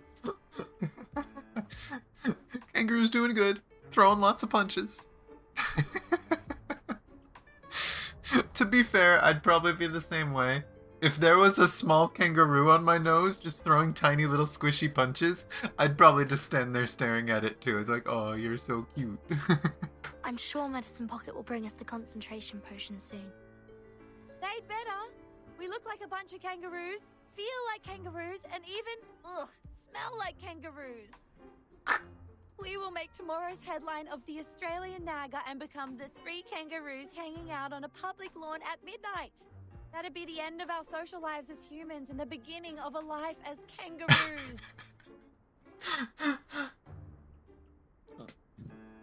Would Bree be the kangaroo? I could see Bree doing that. Bree turns really tiny and is just... Make the headline? Ah, I see. Please, don't worry. Although it's true that Medicine Pocket is a frequent celebrity on the news, the concentration potion is not their work.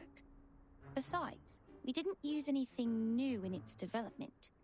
I'm not worried about that guy. I was talking about myself. There are paparazzi following me around these days. I didn't know you were famous. I'm not. It's just that someone wants my name spread in a bad way. Ugh, trust me, you should never piss off the paparazzi. You should turn to the police for help. Yeah, just shut up and keep your eyes peeled for anything suspicious. I will toss his shoes on the power lines if I find him here. Miss Desert Flannel, Watch your back! What are those paparazzi? It burns! Oh boy. Ulu needs to calm the hell down. Young girl leaps to her feet, letting out a scream as the bench beneath her turns scorching hot. Is this fire? Miss Desert Flannel, the lake is over there. Get in there! Lake, I can't swim! Oh no. There are people shouting, feet running, sparks flying. This stupid kangaroo kicked me in the eye! Ugh! Move! I can't see where the lake is! Oh no. Wait, calm down.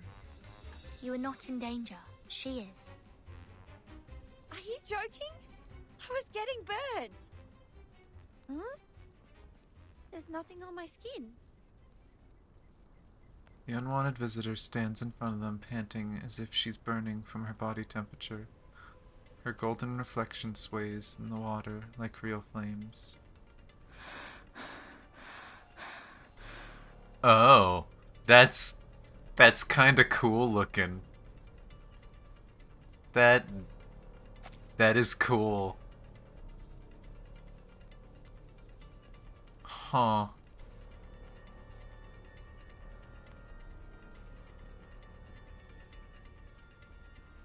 Rice. Burning flame bounces from Desert Flannel to Ezra. It didn't cause any damage on me. Just burning the foam on my skin.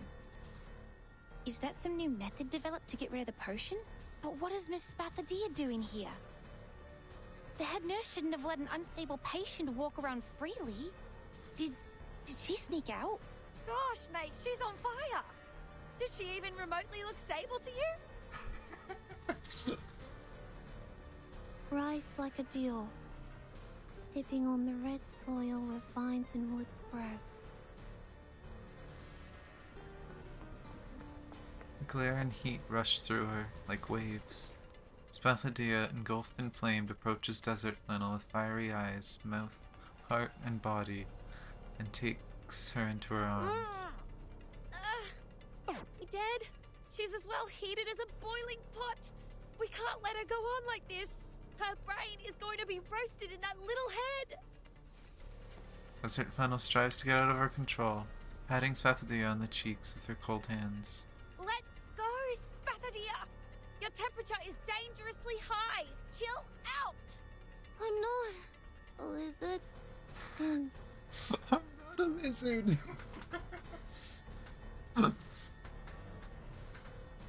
Oh, that is such a cool design, though. concrete number 2 with cream is the best dish and pipe material. Spathodea is suffering confusion. It's probably the flames doing. We need to separate them first. Okay. Miss Verton, please step back. A mist of the color of turquoise blows towards the girls. Oi! What are you spraying? I'm still here! Hey! Soon, both Desert Flannel's complaints and Spathodia's sleep talk quiet down.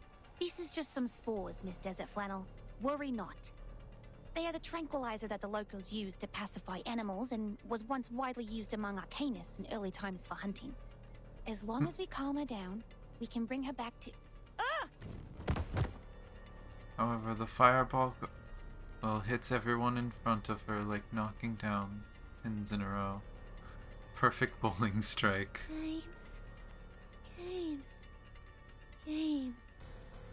We need the real games. Yeah, unfortunately this fire spirit is in the body of a girl training to be a boxer. This is where sportsmanship originates. Young people. Young people need cats! Spathodea's coming back through. Cat gem it is! Oh my god, Spathodea. Did I use the wrong mushroom? Miss Spathodea has become even more restless. Oh my What about god. Miss Desert Flannel? Is she... Ezra manages to get up, looking at the turquoise green mist without dusting himself off. No, you didn't. She's behaving exactly the way you described. Miss Desert Flannel?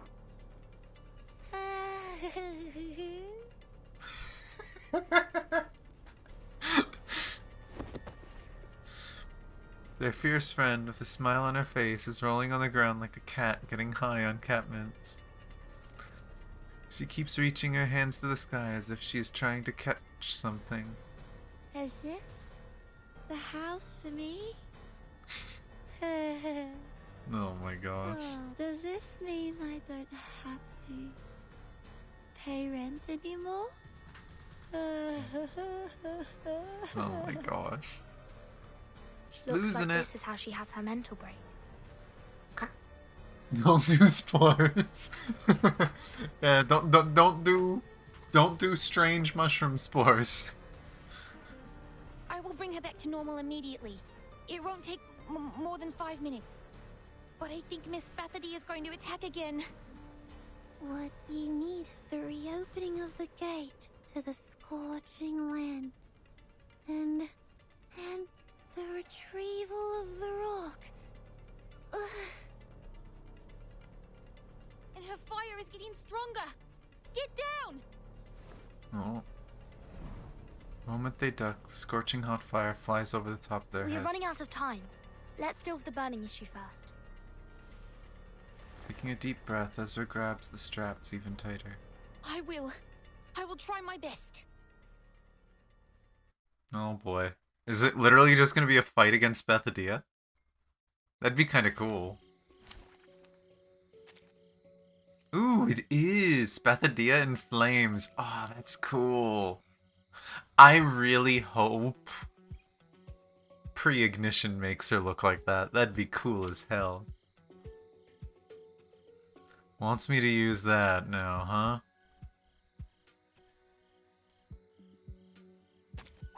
huh? It doesn't matter because I'm so over leveled, but oh, that looks so cool.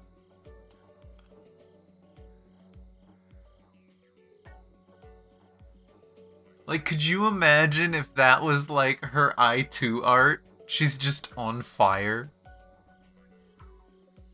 Thinking of, I haven't actually looked at her I2 art. Now I'm kind of curious.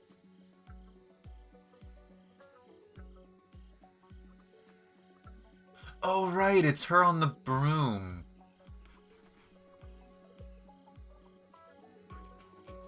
I don't know, I think they should make a skin of her just like this. It's cool.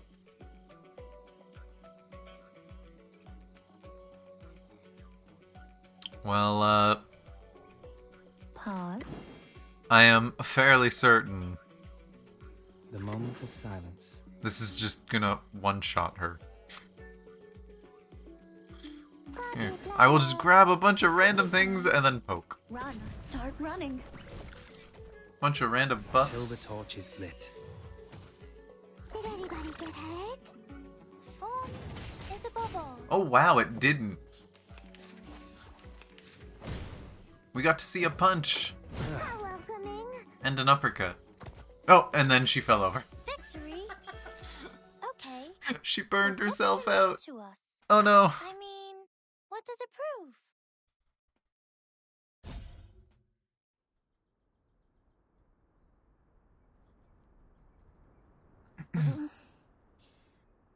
Where am I?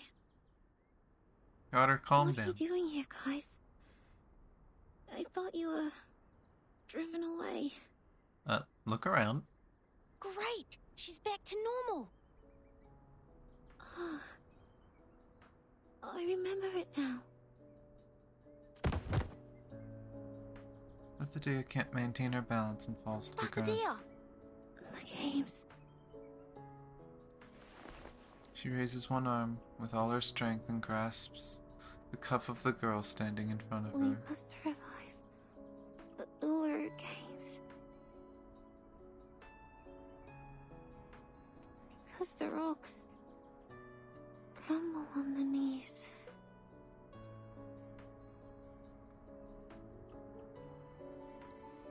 She obsessed.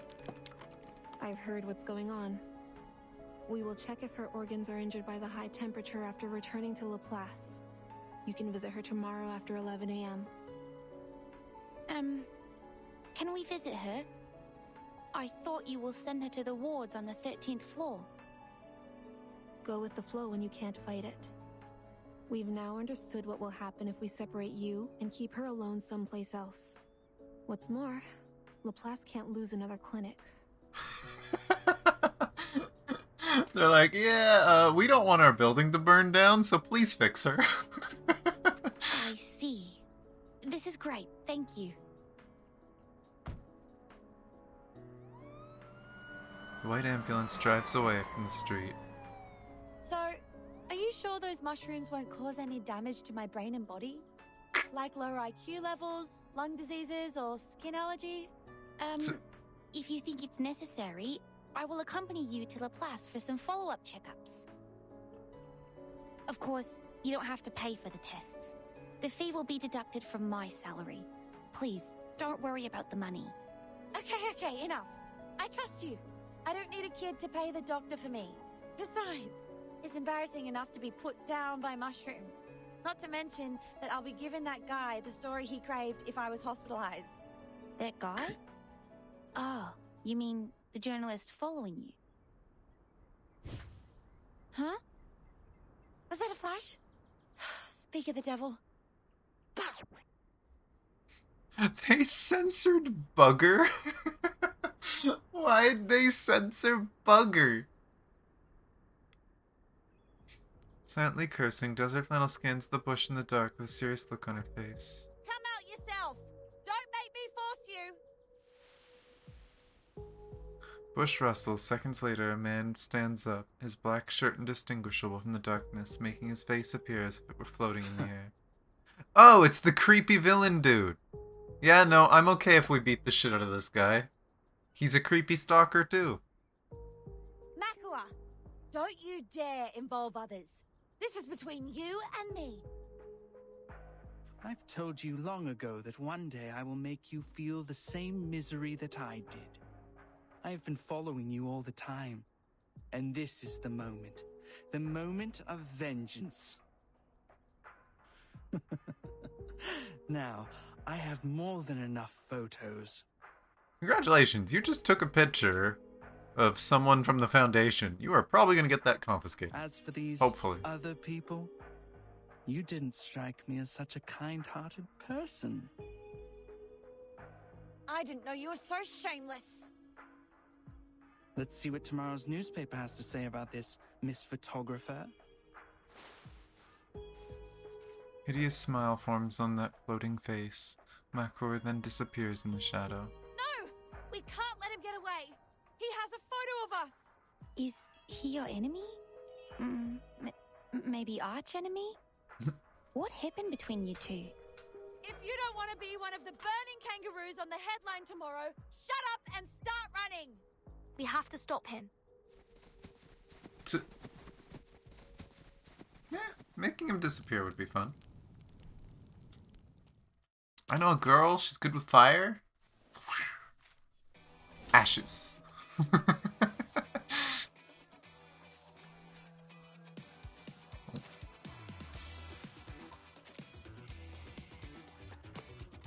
Love the music. What's the next one about? Shake hands, nod, welcome, my friend. This looks like the next day. Something tells me they didn't find him. But I'm gonna take a really quick break and go to the washroom and stretch out a little bit. I will... You know what? I kind of want to leave you with this music. So, let's... I'll leave you guys with this music. Let me get everything set up. And then I will be right back in just a few minutes. Won't take long. But enjoy. Ah.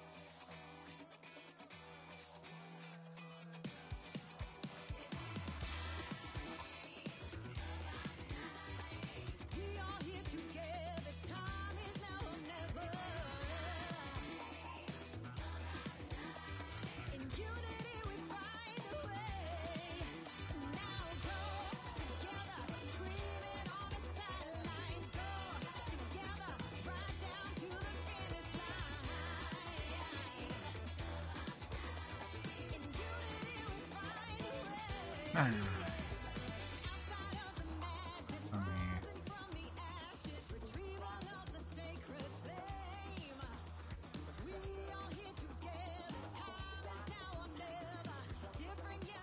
There we go. And you know what? Let me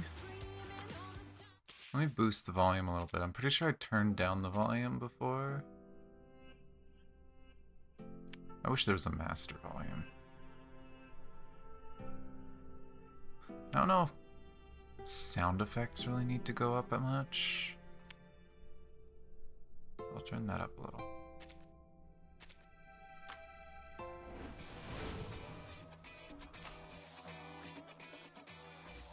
But let's see what happened with chasing the dude. I'm going to assume it didn't go so well.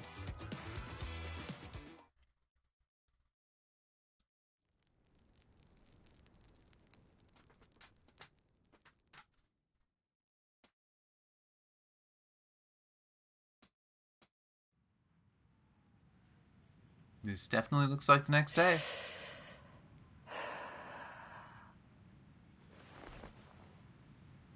Collar raised and head lowered, standing silently by the side door of the newsstand.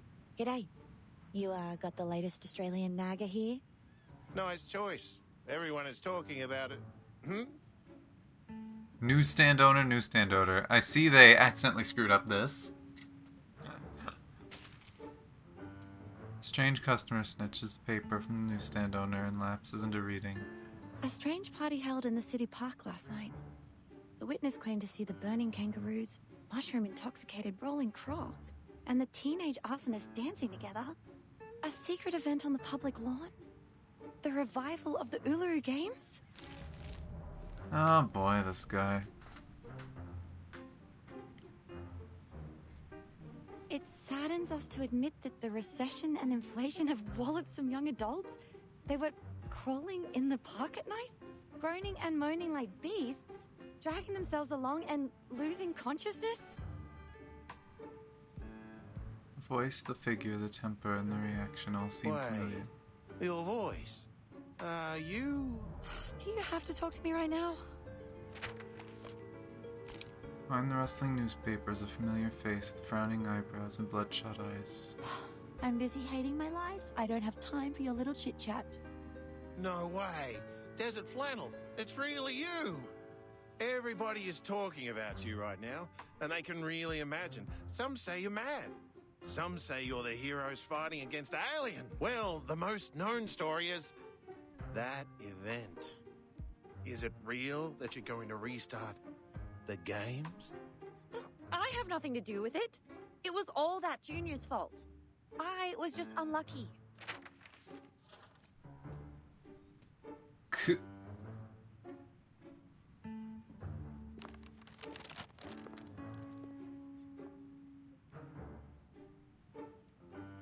Lionel leaves through the newspaper, pacing back and forth like an animal trapped in a cage at the zoo. It was pure bad luck that I ran into those weirdos, got taken to the hospital, and let Makawa get what he wants. I shouldn't have let him get away. If I see him again, I swear, I will pull out his tongue and tie it around his neck. Oh, look at this gibberish. He said, we are the rats who eat bunyips from the sewerage. A burning kangaroo, and I am a nutter because I can't find a way to afford rent. Oh, this is great. I might as well be a kangaroo. At least it's true that you're banging your head against the wall for rent.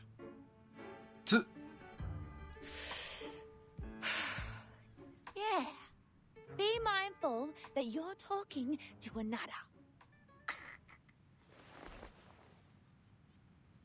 Glared at by those sharp eyes, the newsstand owner withdraws behind the counter, puts his hands on his knees like a good boy. Whatever. I will soon lose my part-time jobs and be kicked out of the house where my granny lived for decades. Crumpled newspaper is thrown to the newsstand. Desert Flannel puts her hands back in her pockets. I'm heading back.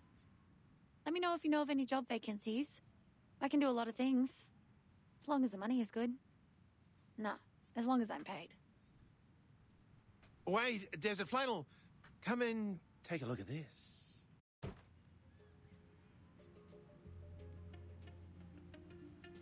delicate wooden box is placed in the crumpled newspaper with a lot of tickets So inside. many people came here this morning asking about the Uluru Games. And 1 hour before, the Scissors Jerry brought me this. This is a pre-sale ticket to the Uluru Games? I've sold over 50 tickets at a unit price of this much. Looking around to make sure that there's nobody nearby, the owner makes the gesture. Desert Flannel's jaw drops. She lowers her gaze to the newspaper. In a lively font, the headline reads, Uluru Games. It has been suspended for too long. So long that everyone thinks society has forgotten it. But we remember. Our ancestors told us about those amazing and funny sports. That big, wide, and fancy stadium. They all remember it. Even looking forward to it. And even bid up for a fake ticket. Mate, did you get more of these from the other gangs? 2 boxes left. Holding the cigarette between the knuckles of his index and middle finger, the owner squats down behind the counter. Hands lift up, holding 2 even bigger and heavier boxes. His voice comes from below. These are from the Slicky and Eucalyptus Brotherhood. Eucalyptus and what? Didn't catch that name. Oh, do you have the mints that I bought from you before? The least purchase ones? You always put them at the bottom of your box? After the sounds of struggled searching, the owner at last pops his head back up, now covered with dust, throws a faded iron box on the counter. Alright. Now give my ticket back and I'll put it away. I don't want any of the gangs to find out I'm dealing with the other... Desert Flannel? In front of him is an empty counter. A coin purse has been placed on the abandoned newspaper, holding no coins but instead grey feathers. That's what I keep telling everyone. Letting out a fatherly sigh, the newsstand owner lights up another Muddying cigarette. the water is what this bad girl does. Of course she took some of the tickets to sell. Although I wonder if she's gonna try and... That's right. Desert Flannel has taken the fake tickets with her. The ones from Clippy, Slicky, and the Eucalyptus Brotherhood. Oh my She's god. gone. No, not to the black market. Sir, I heard that the Bunyips are getting restless again. Is that true? The other end of the phone comes the noise of pinching cigarette, followed by laughter. Hiding in the shadows and silence, the young girl darts past him. Ha! I'm gonna make a fortune out of it! I will be able to buy that house, get myself a new oven, boy. some new clothes, and that giant wool nest for Fluffy! In a crash, some wet black monsters flip over the well lid, crawl onto the road. Ah, those bunyips are out again. Haven't seen them out in the sun for a while now. I must hurry. Wait, are they coming my way? I've got my eyes on them. They are more interested in her than in me. Oh, this makes sense. Since the Uluru Games have made the biggest news of the week, the people are going on and on about it all day. And where else will the rumor-loving bunyips go at this point? The last time I saw something like this was when that scandal of Mr. Pompadour broke. It will be a big story, almost as certainly as a cut will bleed. I will pause my other projects and focus on this one. This is very kind of you. I really appreciate it. Nobody, not any arcane creatures, can stop me from getting rich. Let alone that you haven't eaten enough rumors to grow into a 3-floor high and multi-legged gigantic monster. Boop, boop, boop, boop. Clappy, give me a hand. Oh. Swiftly takes a few steps back and presses the on button on the digital pet device. A giant emu jumps out from the pixels, fluffing its feathers. What? What?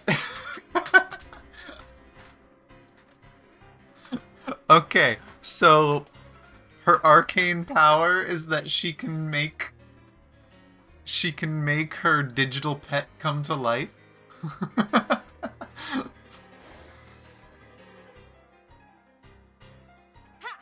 Like that smell of rumors from the ticket box? Come get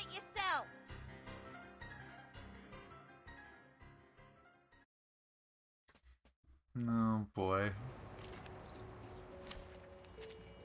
Fighting some bunyips.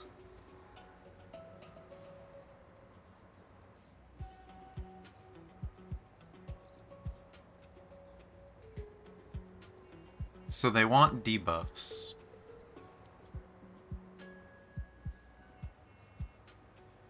Different types of debuffs.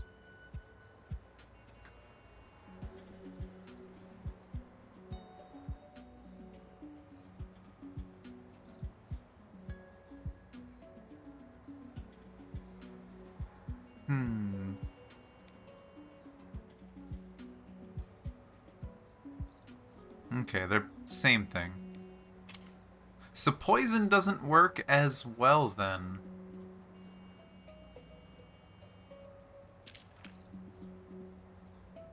Like, technically this would kinda work, but it doesn't remove everything because it's only one debuff. But, doesn't matter because they're low level. Some interesting work. Well, actually, you know what? I have a bunch of other debuffs anyway. So, I hear oop. something. Move your legs. Be serious. Stay focused. Don't be so furious. Say hello. Well, they're gone. And boop. That one's gone too. Crazy deer lady strikes again. Whose heart is beating so loud? Move your legs. Shh. I hear something. Fetch her. Oh? Hat's cradle. Agents have guns. It's Ah, they common lived. sense.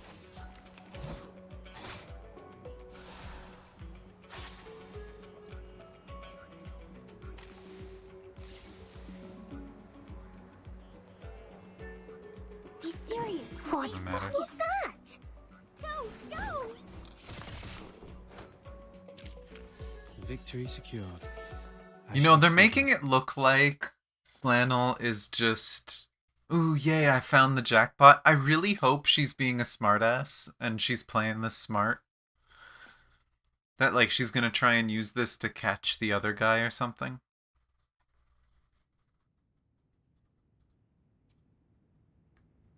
Told you I'm super healthy. You should let me go now. But you need our care, Miss Spathodea. It's also our responsibility to make sure that you're safe and stable. When arcanists were first introduced to their power, they would experience a 4 to 12-week adjustment period, during which they may suffer emotional breakdowns, strong hallucinations, or frequent comas. Hey, stop! Stop it! I have something very important to do right now. I mean it. I'm not gonna waste my time here. I'm fine. There'll be no more confusion, mental breakdown, hallucination, or coma. Something very important. What is it? Young girl stares at Ezra for a doubtful long time, finally talks. My flame talked to me last night.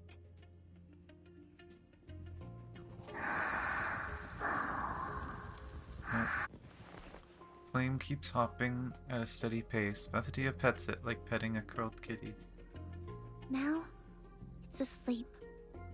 I think it's exhausted after our rampage last night. Is the conversation about your changes? Of course. The moment I touched it, it crawled along my arm to my mouth and went back to the stomach. And all there was left in front of me was a black wall. Sorry, I'm not quite with you. Perhaps you could start from what happened then. Sure. I don't remember it well, though. They were blurry memories. Imagine you're looking at a plate of bacon and eggs through 30 layers of frosted glass. I had to get close to the glass to barely feel them. Why bacon and eggs? Is she hungry? You were there, but there was also a clear window. I saw complete darkness in the window for most of the time, but there were pictures flashing by sometimes. I believe that's your memory as a reincarnator. Just like what's written in the books. They would go poof. But there was 30 layers of glass in the way, Neko. She couldn't eat them. Hey, let me finish. Sorry. I was too excited because this is the first time I see valid proof of reincarnation. Please continue. Ahem. I think that's my memory as a reincarnator. I saw my own body in that window, just like the one I'm looking at here. I saw a lot of flames, wobbling lights, and people. Lively young girl takes a deep breath and presses her palm against her chest. My heart has never beaten that fast. Yet, the fire in my body seemed completely natural, as if it was destined to burn inside me. It whispered just one phrase to me, again and again. Like what you mentioned last night? Yes, the Uluru Games. I must revive the Uluru Games. What are you going to do? Let's not get to the paperwork of applications, security arrangement, and permission from the local government just yet. The location of entrance to the Uluru Games was never fixed. Only few arcanists could find it, and the games are for arcanists only. There has never been a human athlete in there. And they have been cancelled for all these years because they were completely lost in the War of 1942. Nobody has found them since. But I can find it, because I have found my ancient self. I'm the only person in this time who has been to that land, and my flame is my compass. Spathodea throws back the covers and sits up on the bed. Though I have not yet figured out why my memories are all about the conflicts with the flame, I felt so whole again when we burned together. I'm sure it will help me and unite with me, because it trusts me so much that it traveled all the way here through the endless darkness and rainy seasons to come out of my mouth. It's here for me, and now it's going to take me somewhere else. I'll follow wherever it goes. She seizes the cuff of the visitor, looking at her with her puppy dog eyes. So, Verdun, you said you would take care of me. Would you come with me? I need a revival squad, and friends who understand and support each other, just the way the Flame and I do. By then, you'll go to the stadium too, and we'll run together. I promise it'll be a wonderful place where you'll never regret going. You will enjoy the Uluru Games. She's so cute that, like, she doesn't fully understand what she's remembering. She's just so excited for it. I've seen pictures of the Uluru Games in the school library collection a long time ago.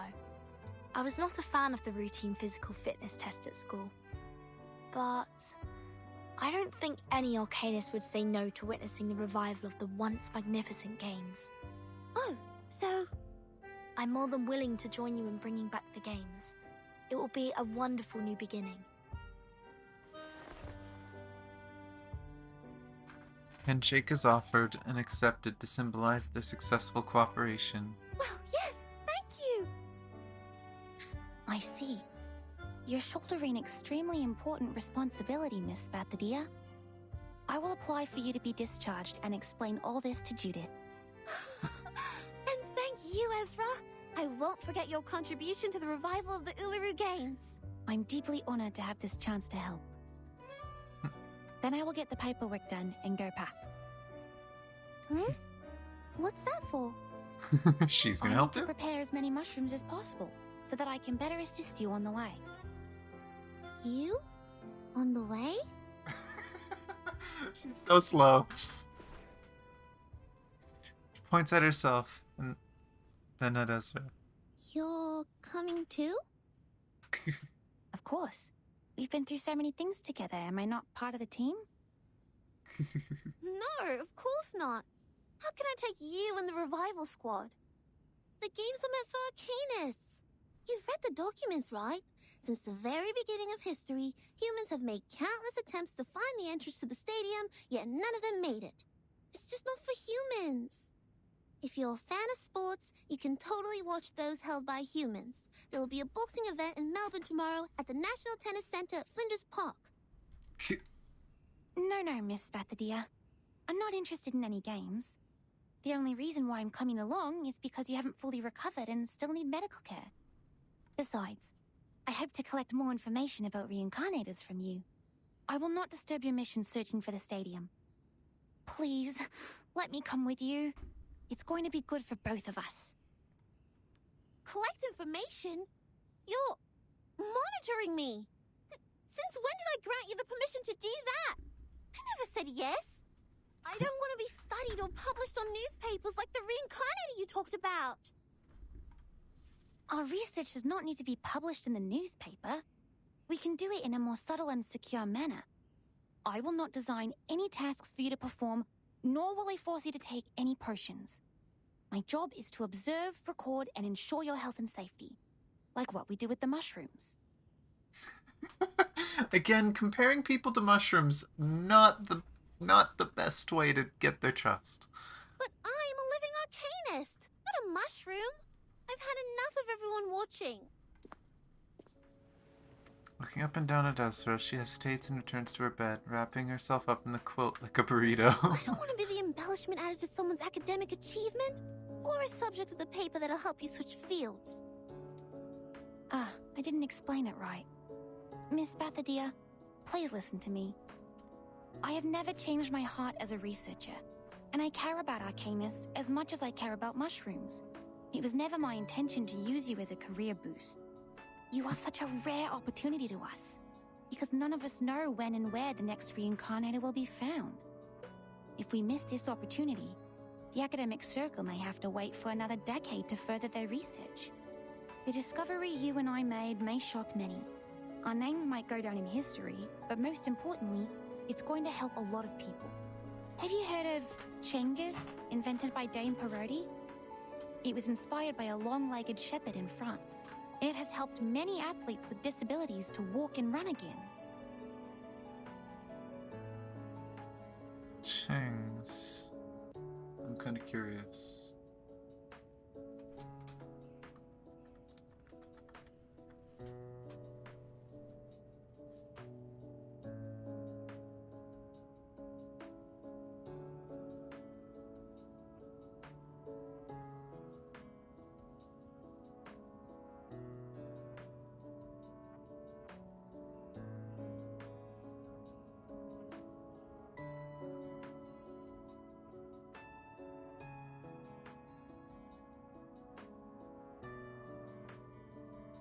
Huh.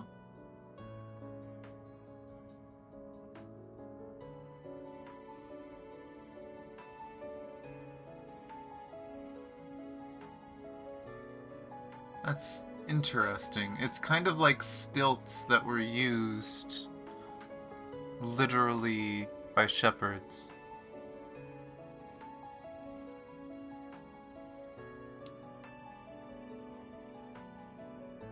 So I wonder if what they're saying is that these were used as inspiration for, like, prosthetics. That's kind of cool. That's such a wild thought, though. Could you imagine looking out at a farm and you just see some farmers, like, on stilts, walking around guiding a flock? It's kind of cool. What a nice shot. A long, painful moan escapes the little boxer's mouth. Miss Spathodea, you look miserable in the blanket. Keep going, Ezra. You're very close. Me? Close to what? I don't... Oh. Close? Well, speaking of close, guess who is close to becoming the most successful business person here? Oh my gosh. Is it Flannel? Where have you been? Hey! What are the white eyes for? I'm not some monster crawling out of the sewage. She scrapes the mud from under her shoes and trots into the room, carrying 3 wooden You boxes. look a mess. What happened? I didn't ask you why you were crouching in bed like an ostrich, did I? So maybe you can return the favor and keep your nose out of my business, yes? And what really matters is the good stuff here. Desert Flannel knocks on the cover of a box in a satisfied, crisp sound. You wouldn't know how unbelievably lucky we are, my dear business friends. Yeah, no, I don't. Ugh. Ezra alone is already too much information for my brain. Fine, you restless and humorless people.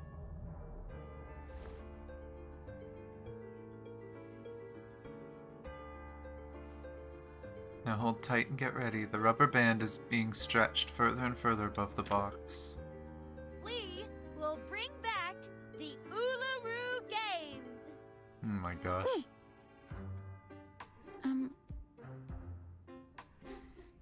That was kind of the plan. Hey, what kind of reaction is this? Why are you quiet as stones? This is a great idea, and you're giving me this?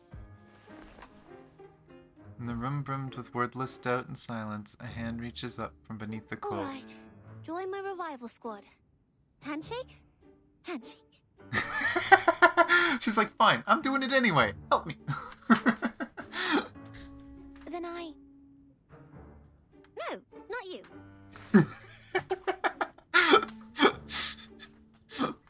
Spathodea has inherited some racism with her reincarnation. Spathodea retracts her hand away from the burrito in a movement so fast it blurs. On the choppy water, several buoy balls are connected together. They are floating towards the depths of the pool hand in hand.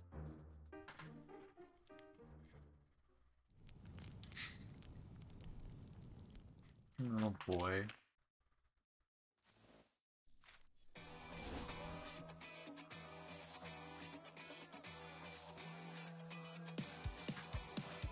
We'll see how far we can get into this.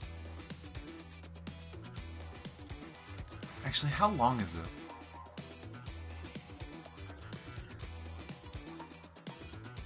13 is the last fight. Actually, you know what? There's a faster way to check. Usually... 15 is the... Wow, it's shorter. That's interesting.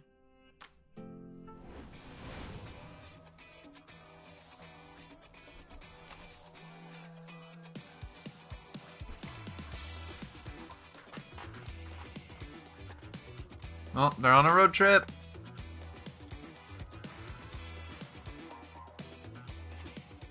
Let's see where this goes.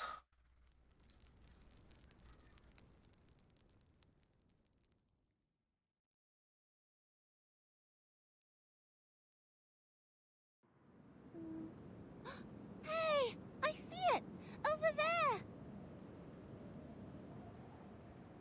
It's beautiful. Even more beautiful than the one I saw in my dream.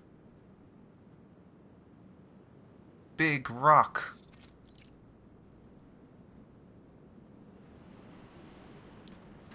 A Greyhound bus closes its doors and drives away, honking and leaving the girl standing by the road in a puff of dust and smoke. This is a miracle of nature, like the Great Barrier Reef.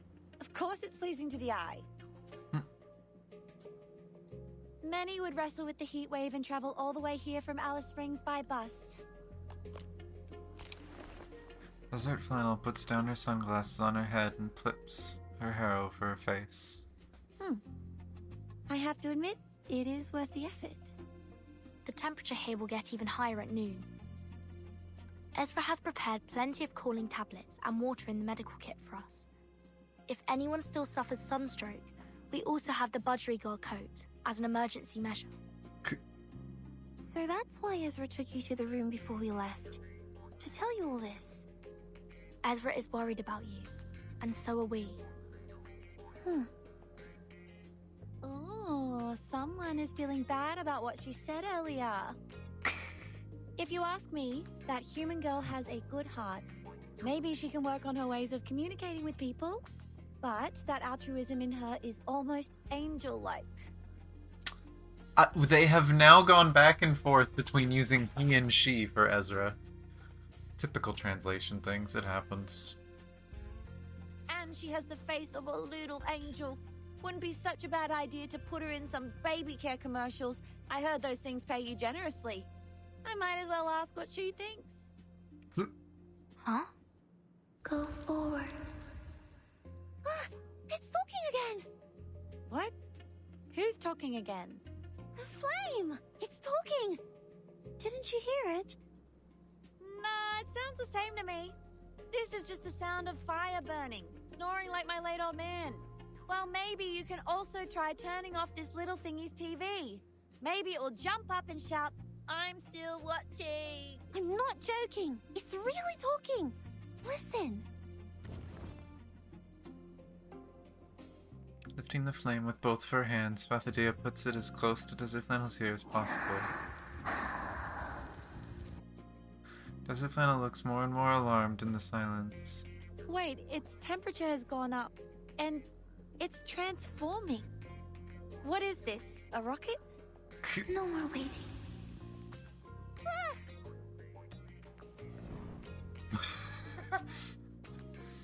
As swift as an arrow, the burning fireball radiating heat waves flies towards the other side of the desert. Hey, hang on! Where are you going? It told you to go forward. You took too long. I thought we were good friends! Are you ditching me already? The agile Spathodea is the first to catch up with the flame. Behind them, the Greyhound bus in the distance is starting again. Everyone, mind your steps and keep up. A race in the desert. Ooh, great. I wonder why I'm not as clever and creative as you are. Noisy crowd is gone. Where they once were, a slim figure pops out of a tree. Miss Verdon, was she talking to me? She always looks over. Perhaps she knows that I'm following them. Oh. I wouldn't be surprised if Verton knew. But no, I'm hiding well. They shouldn't know. Mumbling, Ezra sketches a fire pattern into their notebook. Having emotional turmoil, acting impulsively, feeling fanatical about the retrieved memories, and the unstoppable urge to return to the homeland. These all match the description in the research notes. And now the fire, which is also the key in this case, is burning vigorously. The notes end here. That's all we know about reincarnators. Looking up into the distance, Ezra walks from one bush to another. I can't deduct more based on the current data. But at the same time, the unknown can be dangerous, yet exciting. It may bring about catastrophes or miracles, just like arcanists. So charming and lively. My job is to help and protect them, so their burning enthusiasm will not be dampened. Like what Mom said, this is our mission as mankind. Huh. So Ezra's family is trying to help arcanists? That's interesting. All sorts. The human child once again opens the backpack and checks it for the 1001st time. The annual jumper frog mushroom, the fairy ring powders, and the butterfly-shaped portobello mushroom. Very well. I have them all. This time, I'm prepared for any danger. I don't know about that.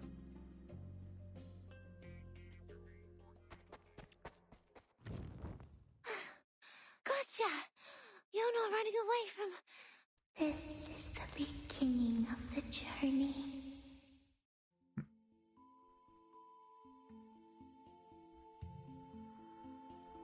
Beginning of the journey? No, we set off from Melbourne.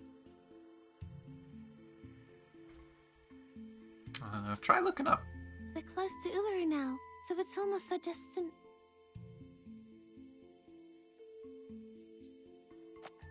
Oops.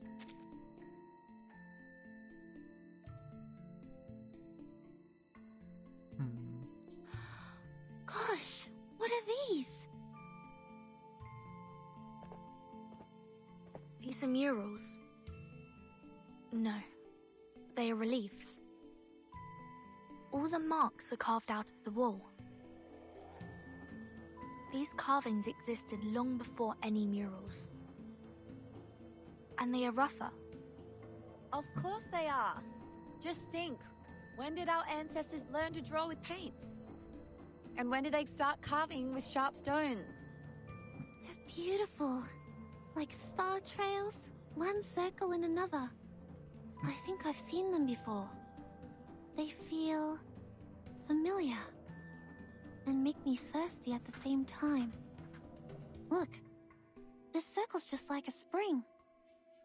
We don't need a spring. We brought water ourselves. Drink as much as you want. Look here. These are most probably some ancient relics. This one looks like an animal, and this a plant.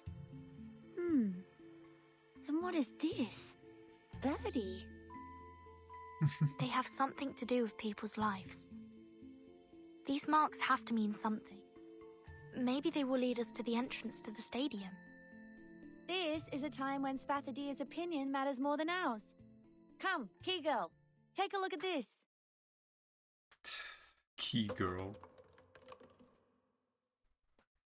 They can't find the girl who was talking about her thirst anywhere. The water leaking from the fallen, dusty-covered cup is absorbed in the hot sand. Spathodea? Where did she go? And that fire, they're all gone. What the hell is going on again? She better be pulling a prank on me. I heard her footsteps behind me just now. Relax, Desert Flannel. We've got help. Slim figure emerges from behind the tree. Ezra? How did you get here? Wait, how long have you been following us? From the beginning, when you were at the hospital. Sorry, Miss Desert Flannel. Please let me check this first. Ezra frowns, quickening the pace when near the wall of reliefs. Some mushrooms break into pieces under the pressure and release a pungent scent of spores. This smell. I can't be wrong. This is Devil's Thorn. What's that? Does it have anything to do with her missing? A rare kind of mushroom that grows in the desert. Allegedly, it's genetically connected to lizards. I've only seen its pictures in books. It has wide open pileus with sharp spikes, and its roots are as absorbent as a sponge, which allows it to absorb and preserve underground water. They only appear around water sources, and with this spiral pattern on the wall, I think I might have a way to find her. Ezra stands up and takes out a metal dowsing rod from their pocket. Please, come with me.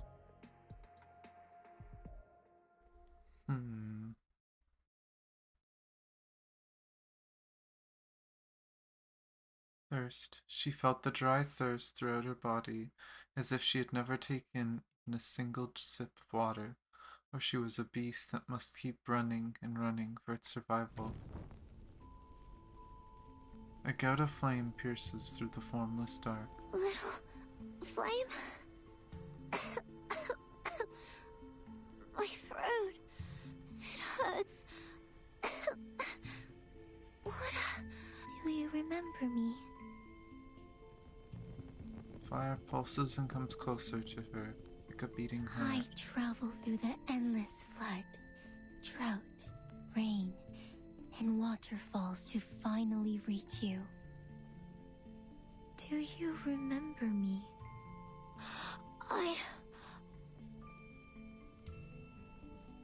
Her dry throat keeps twitching as if a toad was resting there. I do, but not really. I can't recall your name or your face, but I do remember. She curls up in a tight ball, her palms and feet getting hotter and hotter. Do you remember our fight?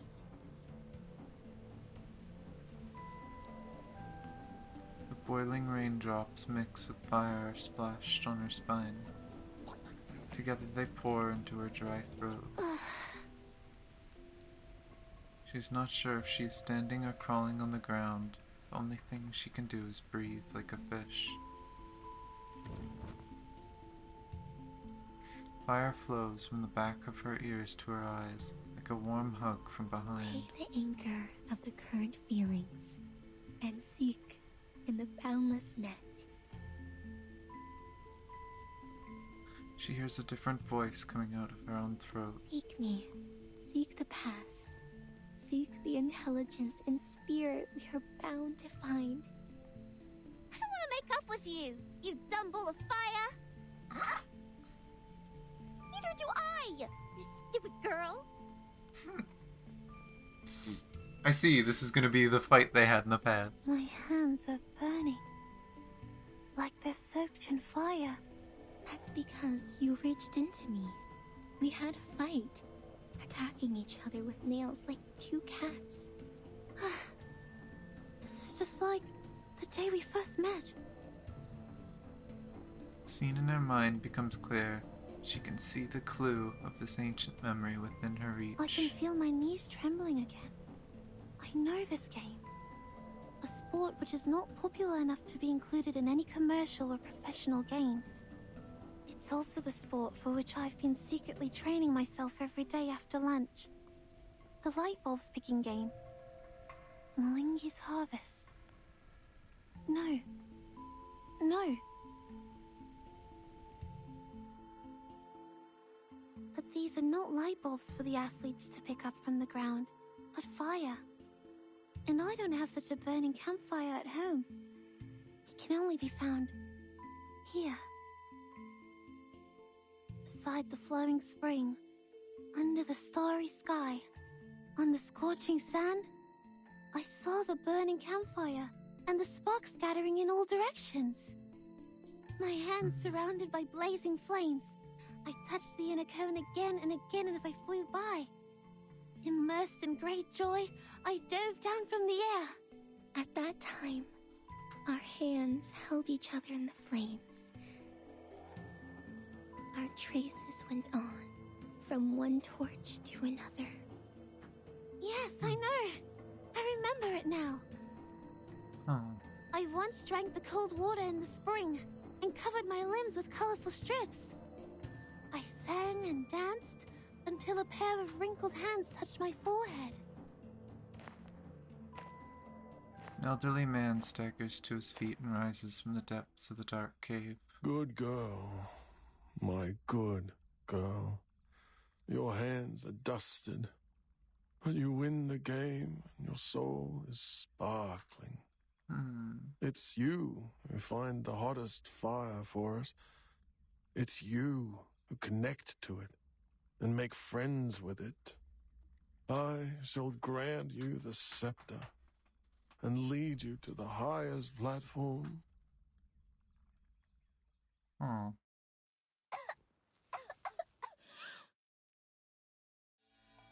I shall become the next priestess of the Uluru Temple. I shall take responsibility for every drop of sweat on the red soil, and I shall eulogize all the significant, fair competitions. I shall store the flame in my mouth, my stomach, my heart, and my ribs. I shall protect her, not to let her extinguish, nor to let her go astray or away. I hereby swear, I shall be with the Uluru Games until forever. Oh. Mom? Mom never told me. We're descendants of the Red Dragon.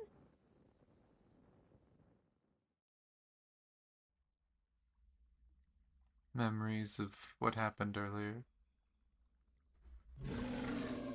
Priest guy sounds creepy. A bit. I'm awake now. This is the entrance to the stadium. Then that howl must be. The girl bends and rolls on the ground in a circle to avoid the sharp claw attack. The guardians of the stadium. I knew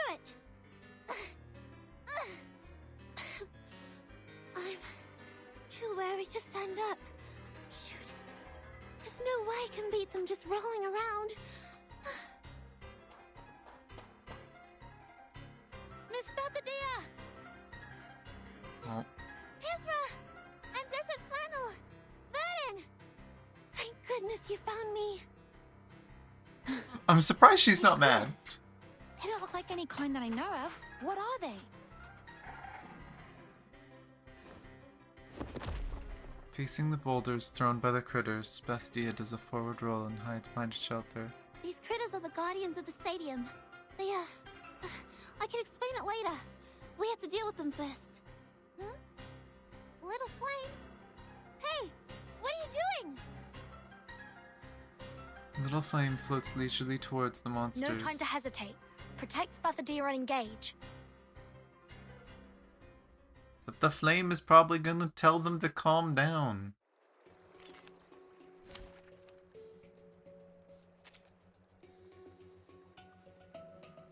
Redland Guardian? Oh boy, get it to low health without killing it. It instantly gets its ultimate.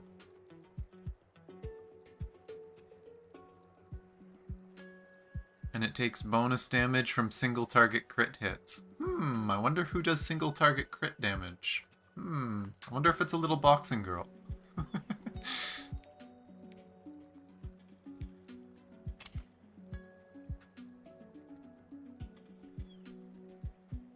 But I'll stick to this team for now, I guess. The left one will be easy to deal with, the right one not so much. So I guess... Move your legs. Be serious. Try that? Stay focused. Oh? I don't know if... What? That went backwards. Crits are funny. Stand up. There's one around. Those are going to be interesting in Utu, though. Because those will be tanky enough that that free ultimate they get actually matters. I should have read what their ultimate does. Woo! Great. They are down. Everyone, for the sake of prudence, please stay back and do not approach before confirming the danger has been eliminated. No, there's no more danger now. Look. A heated current of air surges from atop of Uluru Rock to the spring by the people's feet. Among the remains of the guardian critter, a bone torch is engulfed in the flame. No need to worry or hesitate. Scorching heat storms around. Now, it's all clear. Long story short, mates, I've retrieved many memories. At least now I know who I used to be. My name in the last life was Flammy. Exactly what my close ones call me now. Huh. I am still me. I'm not replaced by anyone. You are still you. The modern version. This has never happened to any reincarnators as far as we know. That's because Flammy and I are very alike. And we both have the same duty on our shoulders. Oh. Fire. I am Flammy. I obtained the Uluru flame from the fire with my own hands. I was the first priestess in the history of the Uluru Games. I am Spathodea. I keep the flame that traveled all the way from the ancient times inside me. I will become the next priestess in the history of the Uluru Games. Okay, that's kind of cool. The flame is no longer the small flame as it was. Now it is roaring like a beast, rearing up into the sky. Remember what I said, mates? My flame is our compass. Mom said good kids never lie. So, I always keep my word. Spathodea looks back and gives them a grin. In an instant, she hurries her pace and jumps into the fire. Huh. I kinda love this character. God damn it.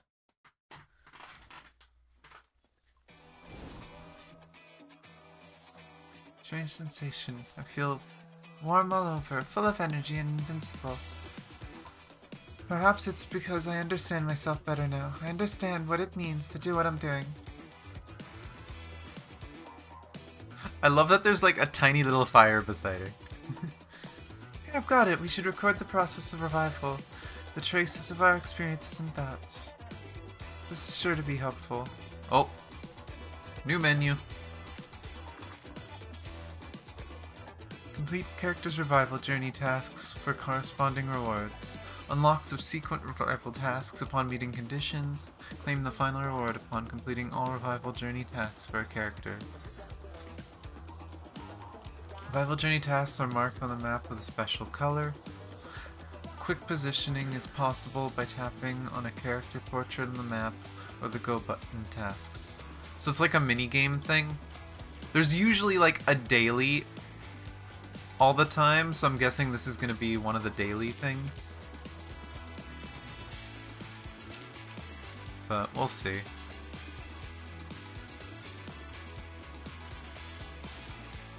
Is that food? I can't tell what that is, but that looks like food.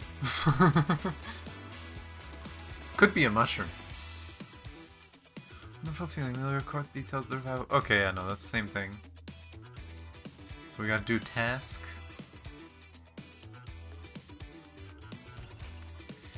Teacher shows a student the way. Oh, it's conversation.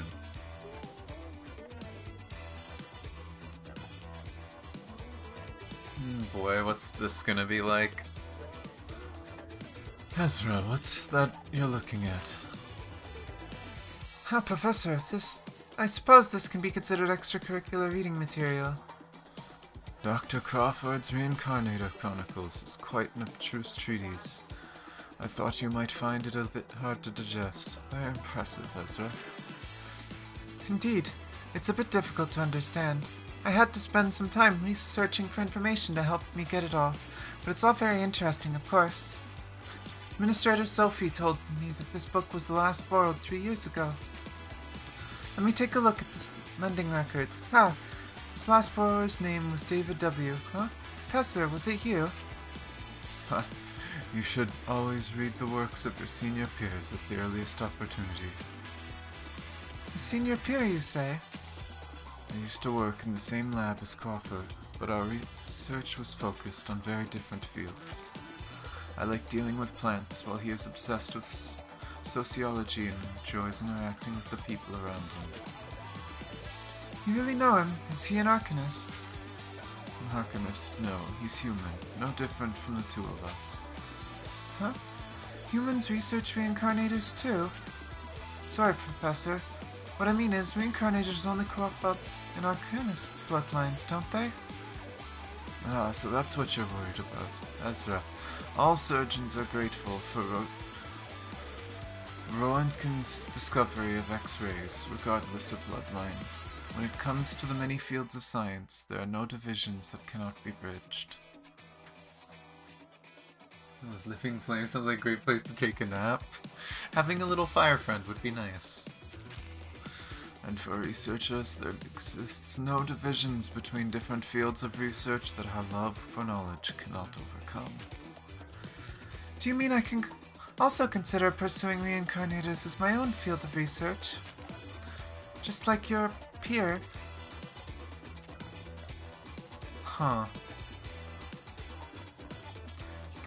Encourages a young researcher to continue pursuing the tale of reincarnators while at the same time providing as much support as he possibly can.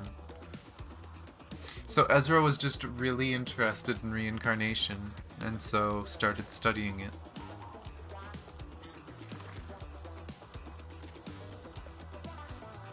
Eucalyptus pod. Okay. It is not food. It is flower. Sad. I thought it looked like food.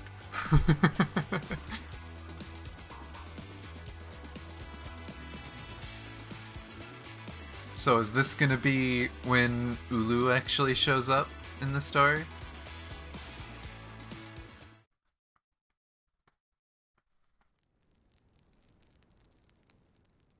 The old flame.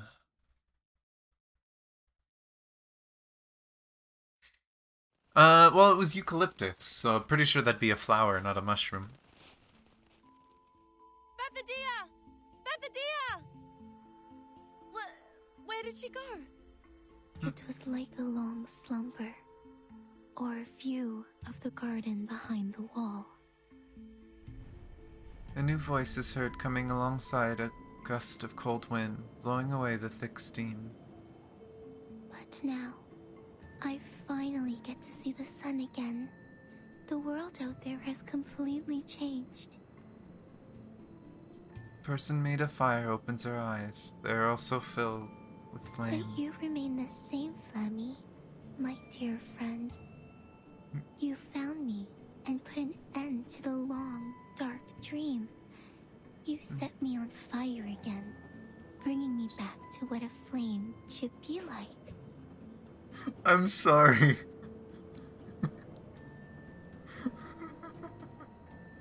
But hearing a voice say, "You set me on fire again," that doesn't sound like a good thing. I know we're talking about a little fire sprite, but hearing someone say, "You set me on fire again," sounds really fucking dark. Includes seizures and even organ failure. Okay, let's not eat it. Not food. Not food.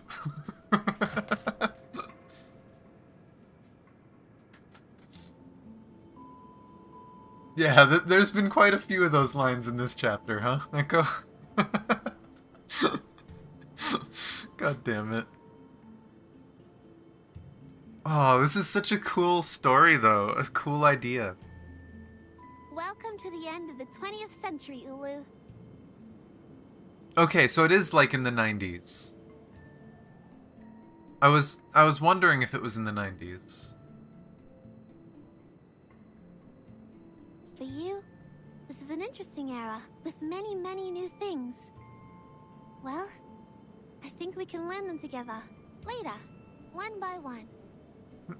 While for my dear brave friends... No. Welcome to the Uluru Games! My dear brave friends!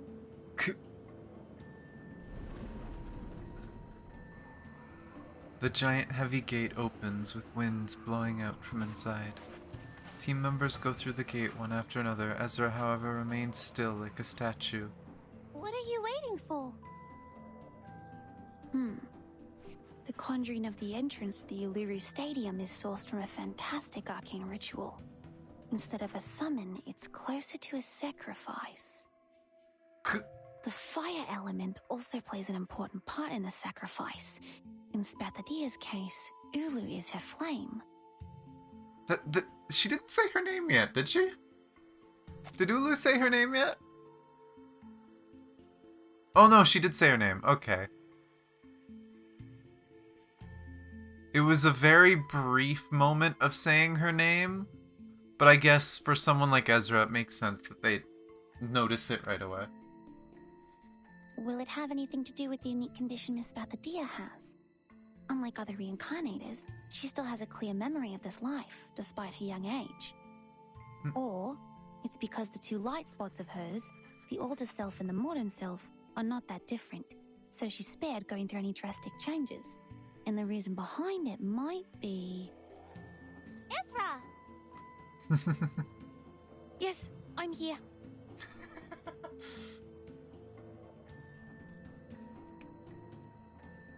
Ezra blinks several times like a frightened animal, slowly looking up from the notebook. She was distracted taking notes. What can I do for you, Miss Spathodea? I'm waiting for you. I see. Sorry, I was too involved in taking notes. I will pack and return to Laplace as soon as possible. But before that... No, I think Spathodea wants you to come in. After looking around a few times, Ezra pats the chest. I have to clean up the spores and the mess we made in the battle first. Otherwise, they may change the environment here. Oh, come on, you weirdo. You're leaving now? After all our effort? I can never understand you. Aren't you waiting for me to leave? Of course not. I'm waiting for you to join us. We'll go into the stadium together. Come to think about what I've suffered. Coma, hallucination, confusion, thirst, misconception that I was almighty. And then, as you can see, I fell into a coma again after my sudden disappearance. I think you're right. I do need a doctor by my side. But mankind cannot enter the stadium. We all know that. Did she pick her up?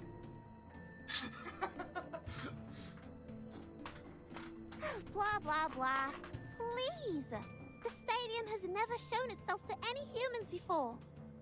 When life gives you cake, just dig right in.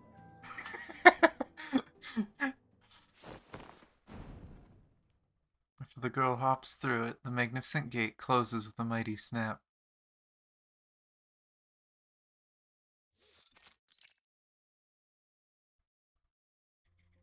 Struth! This is the Uluru Stadium?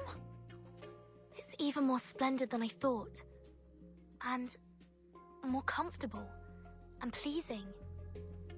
Comfortable and pleasing? I don't feel the same way as you do. Ezra takes a few steps ahead and matches them with deep breaths. But not in the sense that this place doesn't look beautiful to me. On the contrary, it's stunning. But physically, I don't feel anything special. Maybe because you're human. Hey, wait! Not so fast. Be careful. Miss Desert Flannel, you will fall. I won't! I won't! Please. I won't! Please. Desert Flannel stretches herself and suddenly steps firmly on the ground, running like an arrow towards Spathodea, who's already reached the other end of the field. I'm feeling as light as the wind, and even more energetic than when I finished a big meal of steak and cakes. Huh. So arcanists feel energetic in this place? That's interesting. How does Vertin feel? Because Vertin can't, like, actually do anything with arcane power. I may fall anytime, anywhere, but not now, not here. Please fall, it would be really funny. This is exactly what arcanists should feel. Oh, and there's Zulu. Miss Uluru. Pardon me. May I call you that? Go ahead if you want, child. But of course, I would appreciate it if you called me madam, since I'm a few hundred years older than all of you. Besides, I am the most sacred flame of the games. I won! Been a long time since I had so much fun running. Despite interrupting the conversation, Spathodea seems unfazed and keeps asking questions endlessly. Ulu, is that a lot? We didn't have anything like that before. And those benches! Things change, Flammy. In the past hundreds of years, when you were absent, countless changes happened to the Uluru Games. New lawns and benches had somehow appeared in the stadium, but none of these changes were made by arcanists.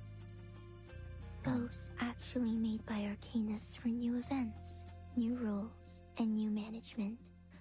These are the changes that really made the Uluru Games different. I see. No wonder I've never seen ice race walking in my memories. Let me see. So there was no stone-throwing divination or a new tridecathon either. Ice race walking is not a traditional sport in Australia. It originated in Northern Europe and became popular in cold countries. That's right.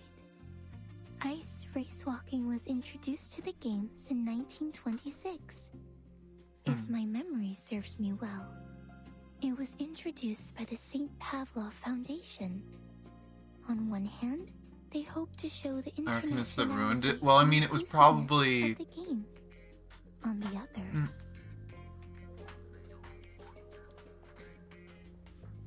It was probably St. Pavlov, right? Because St. Pavlov is mostly run by humans. So that's probably the whole idea, is St. Pavlov took over. They changed the place and tried, again, making it international and inclusive, adding different sports and changing them. But less traditional. On the other... Well, it took the place of fire race walking. Aww. I see. I read it somewhere before. At the beginning of the 20th century, after St. Pavlov Foundation took over the Uluru Games, some challenging and relatively dangerous sports were cancelled. This was also the turning point of the Uluru Games. From then on, the games declined in popularity, and fewer athletes came each year. Imagine, you get rid of all the popular stuff and the things that made it what it was. No, these idiots! They know nothing about the essence of the arcanist sporting event. Where on earth can you find an arcanist who would burn their own legs in fire race walking? Everyone knows you'll be fine as long as you believe the fire's harmless. But, in point of fact, fire is dangerous. Ezra replies in a whisper and looks up, checking the roof from left to right. But think about it. It's unbelievable. Given your short fuse, I can't believe you just let them cancel your favorite event, Ulu. Short fuse? Yeah, you heard it right. She's got the hottest temper. Burns like a cell. Most of what Spathodea has said up to this point has been very short little lines, and she's been panicked and worried and whatever else. So she's been really muted. The VA did a really good job of showing how comfortable she is now, because holy crap, the accent. Her accent is so thick right now. It is so cute.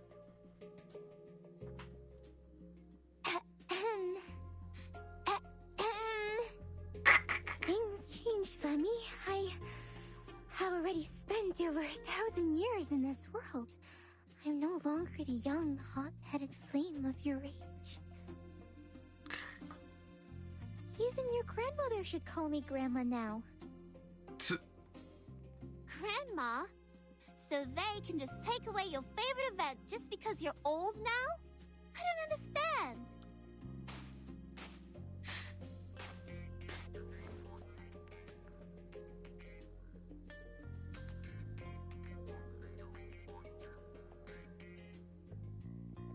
Yeah.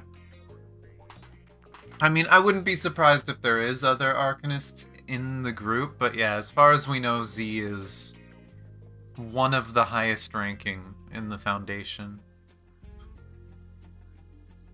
And it's part of why so many people are shocked that she's promoting up the ranks.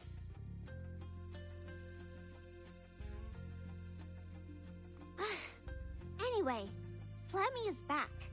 It's time Arcanists took back the Uluru Games from the Foundation. Let's design a new list of events that fit real Arcanists. We'll start from fire race walking. There are woods here. Ulu can start some bonfires with them. Will the Foundation agree to this? They seem difficult to deal with. It's hard to take it over from the Foundation. But if we have all the security-related facilities prepared and apply to host the event through Laplace Scientific Computing Center... Considering Spathodea's identity, we do stand a chance. But the paperwork we're going to deal with... Come on! Come on! You're not supposed to talk about paperwork in the sacred Uluru Stadium. Instead of a bunch of weak office workers who would pant from climbing a few stairs, what I need is some real athletes who can help me complete the fire race walking. I don't mind whether they're cute or weird. I only need them to be energetic. This is the only thing we ask of athletes in this sport. Great idea, but the only inconvenience is that we are in the middle of the desert, a place where only flies visit. And as I checked my contact list, I saw only client, client, and client. The ordinary ones and the ones I once stood up. Where are we going to find athletes? Well, I happen to know many arcanists who meet your need. Please tell me this is gonna bring back, like, a bunch of characters. Just have a bunch of characters we know come and compete in the games. And they happen to be here. Right now. Oh, right. Verton hasn't told them about her suitcase, has she? Verton just, like, opens up the suitcase and just an army of people walks out. It's like, What? How come I can't see them anywhere?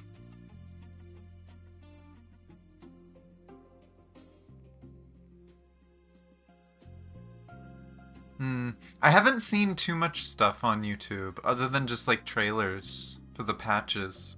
I really need to go back and look at some of the music and trailer and, like, videos from Reverse. Why are you opening the suitcase? Are you gonna organize your stuff here?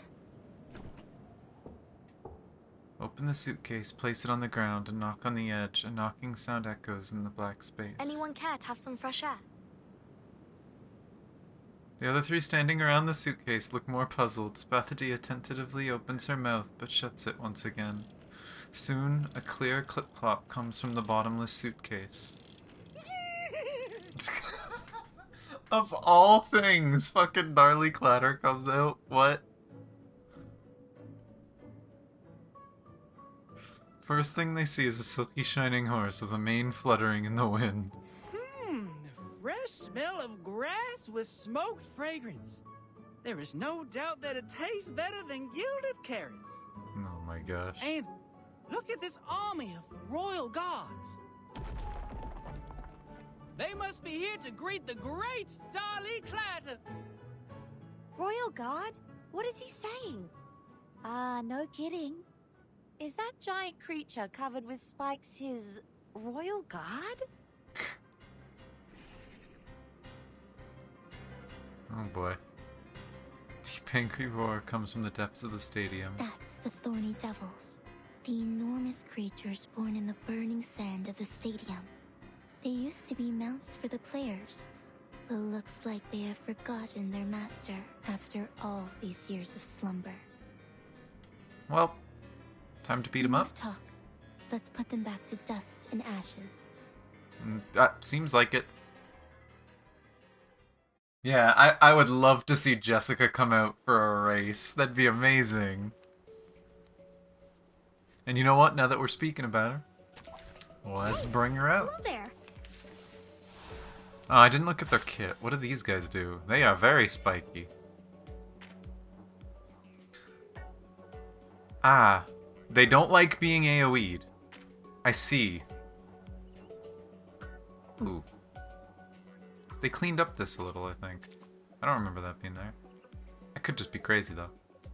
Whose heart is beating so loud? Well, Move your legs. Stompy. Be serious. Stompy. Stay focused. Talking out calms people down. Pat's cradle. Pat's cradle. I don't have any more stomps. Give me more stomps. God damn it. Move your legs. Be serious. Stay focused. Move your legs.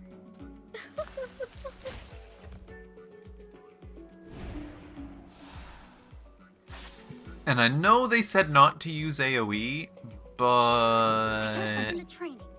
Make me. Talking out calms people down. Oh, don't worry. I have prepared it all. I have prepared it all. She didn't get a bunch of bleeds at the end, though. Around. It's interesting. I have kind of focused a lot on AoE, so it'll be interesting to actually have to use single target now. Dedicate this win to Miss Spathodea. And to Miss Desert Flannel. Oh my gosh. These two. Surrounded by the fiery atmosphere, the girls raise an invisible glass to each other. Desert Flannel grabs Spathodea's wrist and lifts it up like a referee, calling it to the suitcase, out of which more arcanists pour out. Now, people, those of you who are not afraid of fire and wish to walk among the flames, please register here.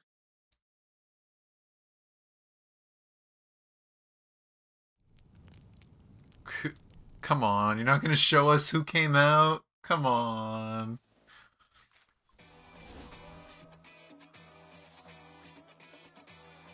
I do still love that just like, Burton's like, hey, I got people. Here's a bunch of people. Yeah, it would be kind of sad if they don't show too many people.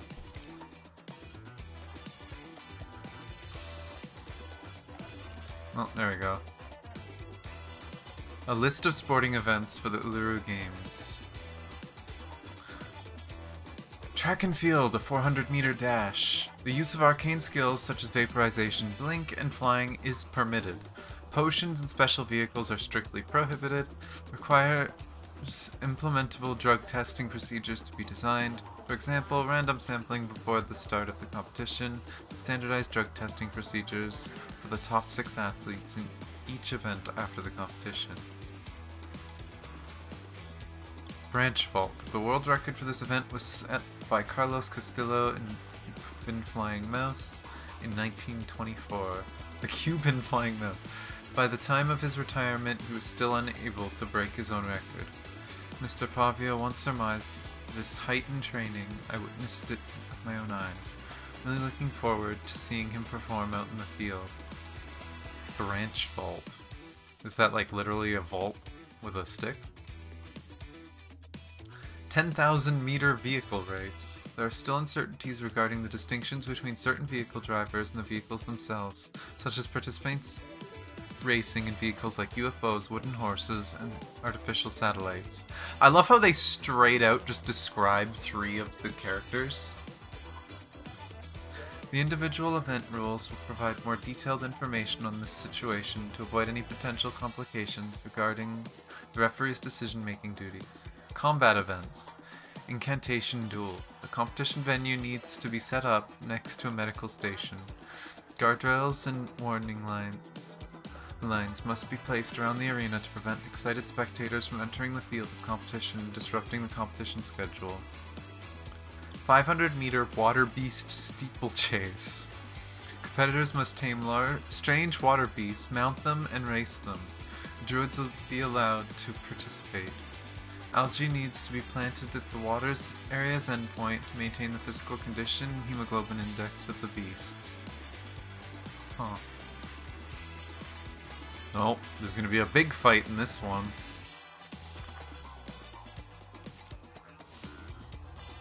More eucalyptus. Which, now that I think about it, eucalyptus is a new item, isn't it? So that's probably something she's gonna need. Or maybe someone else, who knows?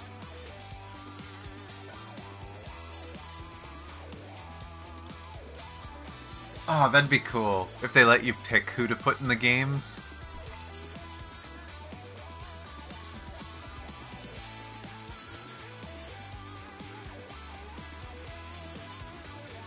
Fortunately, we're a couple of expert firefighters. Oh boy. Okay, what happens? Who comes out? 000. I need to do that chapter still. For people who don't know, I started getting really big into Grand Blue. I still have to do the 000 chapter. A grandma can be crazy about sports too. Give her time and she'll burn like the sun. Yes! Ulu! You are exactly the Ulu I knew in my memory. Fire race walking. Operate 400 meters. Branch Bolt and Melinji's Harvest. You've brought back so many old games. Oh, I have to go. The bunny arm wrestling is about to start. Games after games, ideas after ideas. Both active and inactive arcanists find their own happiness on this field. Wow. The people are having a good time here. They are sweaty, but also delighted. I've never seen anything like this in Laplace. Once again, Ezra looks up the shabby rooftop. As Miss Ulu said, this excitement comes from the stadium itself. Is this a recovery arcane skill that works on arcanists? Or a kind of cheering potion? No, I don't think so. It just smells familiar. Huh. Yes, right. Hey, I Regulus! mostly agree with you. Except Regulus probably doesn't like the sun. It smells like the weird cave on that island. Oh! Wait, weird cave on that island. So this is happening after the story that we did, the main story chapter. And we don't get to know the end result. God damn it. So this is literally in the future. This event is happening in the future of the main story, and we're in the middle of that main story chapter. We don't even know what happens yet. I guess on the bright side, we know we get out of it okay. But the last thing we saw was bombs being dropped on the island. I don't like that. Oh, I smell beef with tomato and mixed grilling sauce. It must be my tomato steak flavored potato crisp. This is great fun. God damn it, I Regulus. didn't touch a drop, but feeling dizzy. Watch out, Regulus. You're falling down. Supported by a pair of friendly arms, the rockin' pirate softly jumps like a long thin jelly. Oh, are you saying that a sports game can narcotize people too? I think Mr. Apple knows it better than me. Let me check where he is. She does sound like she's about to pass out. What the hell? Despite her weakness, the pirate's excitement is not dampened. She's in a jelly mood to explore. I see him! I see a red ball! Oh, that must be Mr. Apple! But he seems rounder and bigger. That probably not him. While Verton is trying to keep a drunk Regulus balance, the game on the other side of the stadium has come to an end. Spathodea wipes the sweat off her forehead, with rosy cheeks and eyes sparkling. Time's up! Oh. And the victory goes to Miss Desert Flannel! Ha! I told ya! No one beats me in arm wrestling! I lost. You were so strong! The strongest I have ever... Spathodea bounces up like a spring and immediately slumps down. Spathodea! You alright? Hey! Wake up! Go! Get me the wet towel! They are running around in the sun. Holding the towel and putting on the rosy girl's forehead has become a routine to Desert Flannel. After finishing this, she fans her with her own Her jacket. temperature is a bit lower than just now, but her condition is quite stable. I guess it's not a reincarnator reaction, but something else. Is she alright? She feels hot, but not as hot as the horseshoe made of pure gold. I'm positive that she was once a lot hotter than your little hooves are right now. She was a walking fire that burned fiercely, the forest-destroying kind.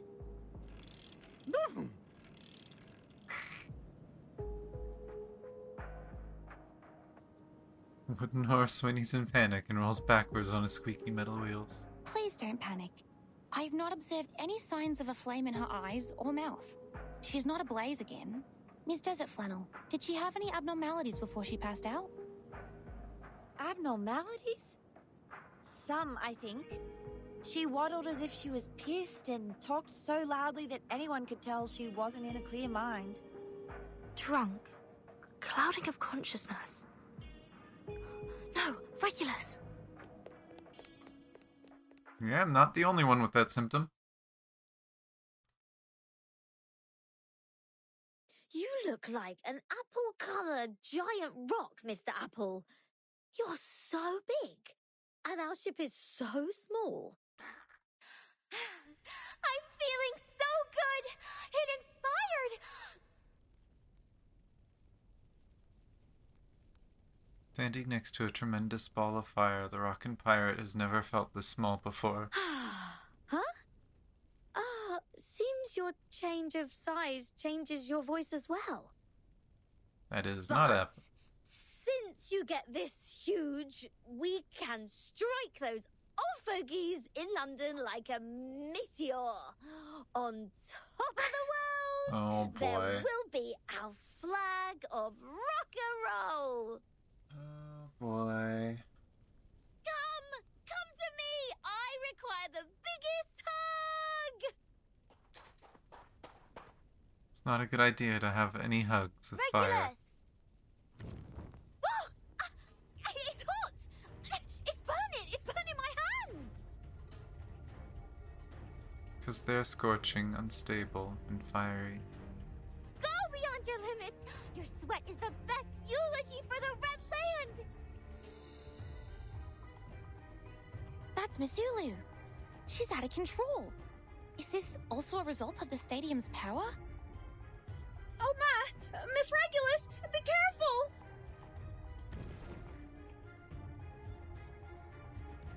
Fireball grows bigger and bigger. Bunny runs to Regulus and grabs her sleeve. Oh, I'm so tired. Let me take a nap. Poor Regulus, always the butt of the Regulus? joke. Regulus! Oh dear, don't pass out now. I'm getting you out of here. Just a sec. I love how they didn't even make Bunny a model without food. She's just carrying food out here in the desert. Another one has passed out. If we let it go on like this, every arcanist here would... Miss Verton, we have to leave at once. But Miss Spathodea has passed out too. Who can open that door? Bunny, take everyone back to the suitcase. Don't let anyone out before I open it again. All right, got it. Oops, I got tripped by... Huh? Mr. Apple, why are you sleeping in the grass? Dolly is on it!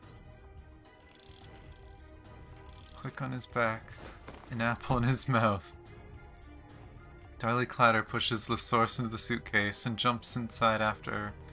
Clang, the suitcase closes, blocking the fire from a full room of arcanists. Huh, so Click is here, Apple's here, Regulus is here, Darly's here, the source, Bunny. There's a lot here. They're telling us that a lot are here. They're not showing us all of them, but we'll see.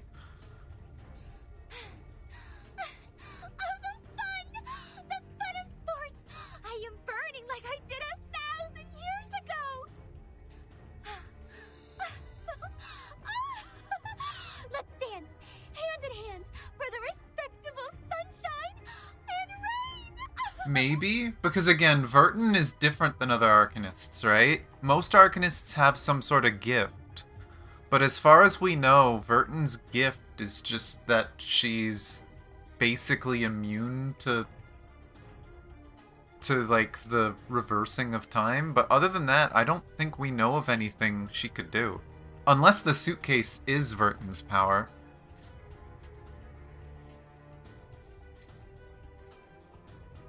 But I think Ulu's going crazy. I think Ulu is just like stealing everyone's energy. Fire is always scorching, not to mention the Uluru flame, which has been burning for 1,000 years. She emits her heat like she did as a newborn baby, smoke coming billowing from the soil. Even the beast bones inside eventually burn. This is too dangerous. She may start a fire. We have to put her out for now. This returns to Verton. They both remember what happened that night at the park. The good news is, we are already a skilled fire brigade. You have definitely fought her before.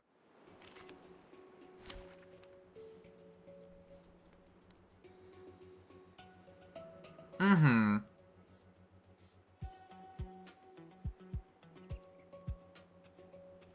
But the fact that she's growing bigger while people are, like, passing out? Ooh. Giant Ulu. Oh no, she just burned stuff.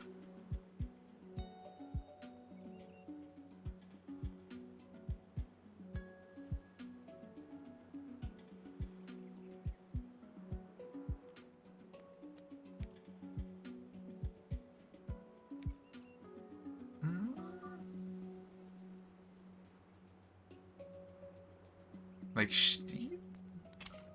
I'm confused by the fight, but we'll see. That'll be that team. I wish I had more than 4 teams.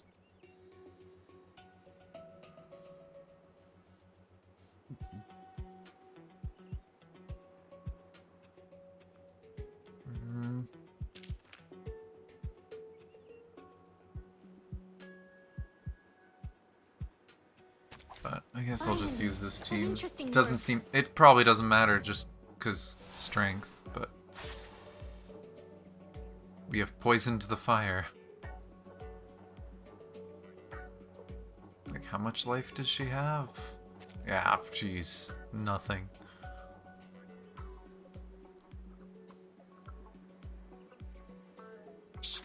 I hear something. I kind of want to see some animations and mechanics, but...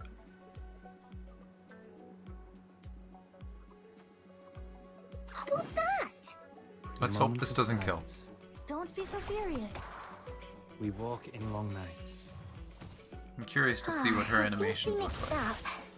Benefit from reading. Right? Good. Retreat. What? Big fire. I can't make the call. Huh.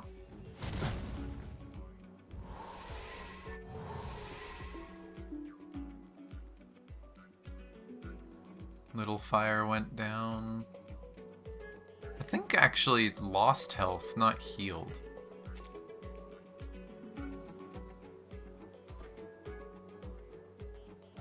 But we are definitely getting burns. But okay. Be serious. Move your legs. Be serious. Stay focused. Don't think the boss is letting us. I love the design of Uluru. Stay low profile. I don't want to be shunted to some radical department.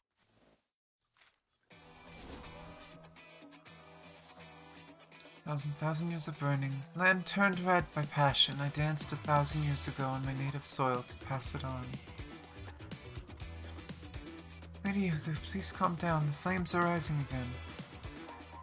She seems to be confusing her past memories with the present. We must help her remember the era she belongs to. The era I belong to. We came from and where we are going. Starting and ending points of the torch. Do you remember how we met? Oh. Players assist Ulu in traversing every inch of the hotspots to help Ulu recall the past. Tapping an unlocked location on the map allows for quick positioning. Tasks will appear on the map as elements. Dispatch characters for torch relay. Send 4 Sonetto. Sending in characters that meet the criteria under certain conditions can shorten the relay time. Completing the torch relay unlocks other areas along the route. This sounds like an over time thing.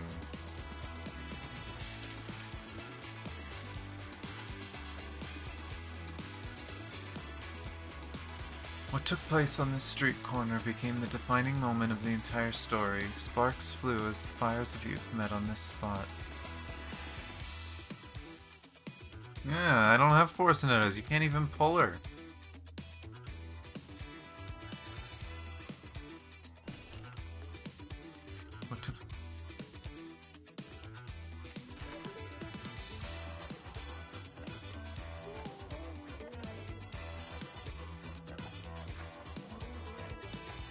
Oh, is it literally using characters I have? I don't have Spathodea. It feels appropriate to put Spathodea here. Oh, it's 8 seconds. Oh my god.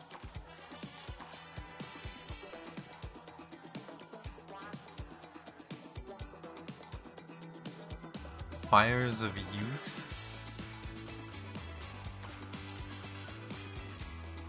I don't even know if it matters that much.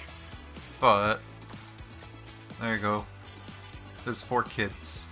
One of them's a very, very old kid, but they're still a kid. Then wait the 8 seconds.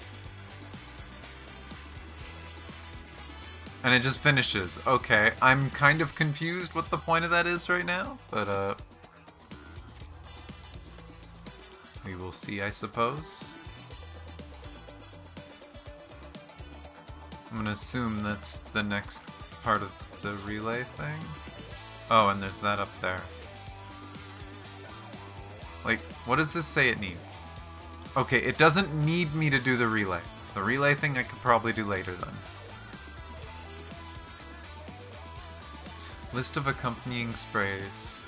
Okay, what did they bring? This is probably stuff Ezra has. Add a small amount of rough cockleburr extract and maidenhair fern powder to a chanterelle base. The soluble green pigment in the rough cockleburr's fruiting body gives the spray a bright green appearance, and its smell also helps to mask the slightly bitter taste of maidenhair fern powder. Clinical use should pay attention to dosage control, as high doses may lead to excessive sedation, confusion, sleep disorders such as drowsiness. The spray is also often used in specific spiritual rituals to achieve the purpose of deep meditation and relaxation. Being highly compatible, the addition of other nutrients can be considered according to the circumstances of usage and the patient's metabolic level to enrich its functional effects. So that was the stuff she used earlier, I guess, to try and knock people out. Umbrella jelly fungus diagnostic spray. The spores of umbrella jelly fungus are used as the main raw material. A suitable amount of lavender essence is also added to the formula. The fruiting body of umbrella jelly fungus contains fluorescin, while the aroma of lavender can soothe patient's stress. The spray forms a layer of biofilm on the cotton filter, which generates a color reaction of the patient's exhalations. After chromatographic analysis, the patient's physical condition can be preliminarily identified, providing benchmark data for subsequent diagnosis, treatment, observation. So this is what was done in the in Laplace. Commonly used in children, pregnant women, and patients with limited mobility due to trauma. Fucking kangaroo foam. Open a safety valve, align with the source of fire, and press to spray. Foam will quickly form a mob of kangaroos to isolate the oxygen and extinguish the fire. Each foam kangaroo is milky white in color and composed of small bubbles. Each charming kangaroo structure constitutes complete bubble membrane. The foam kangaroo targets a fixed point at the flame's edge, thus making it suitable for indoor fires and complex building structures. Kangaroo foam number 3. Fire extinguisher is a standard public safety implement in the Australian branch of Laplace. Of course. Kangaroo foam number 3. Fire extinguisher demonstrates major strides in innovation with regard to its appearance of its foam kangaroos to avoid any risk of copyright infringement on the previous version. Compared to the previous versions 1 and 2, there's no significant difference in functionality. Literally, they just have the ability to create an army of foam kangaroos to fight fire. That is, interesting.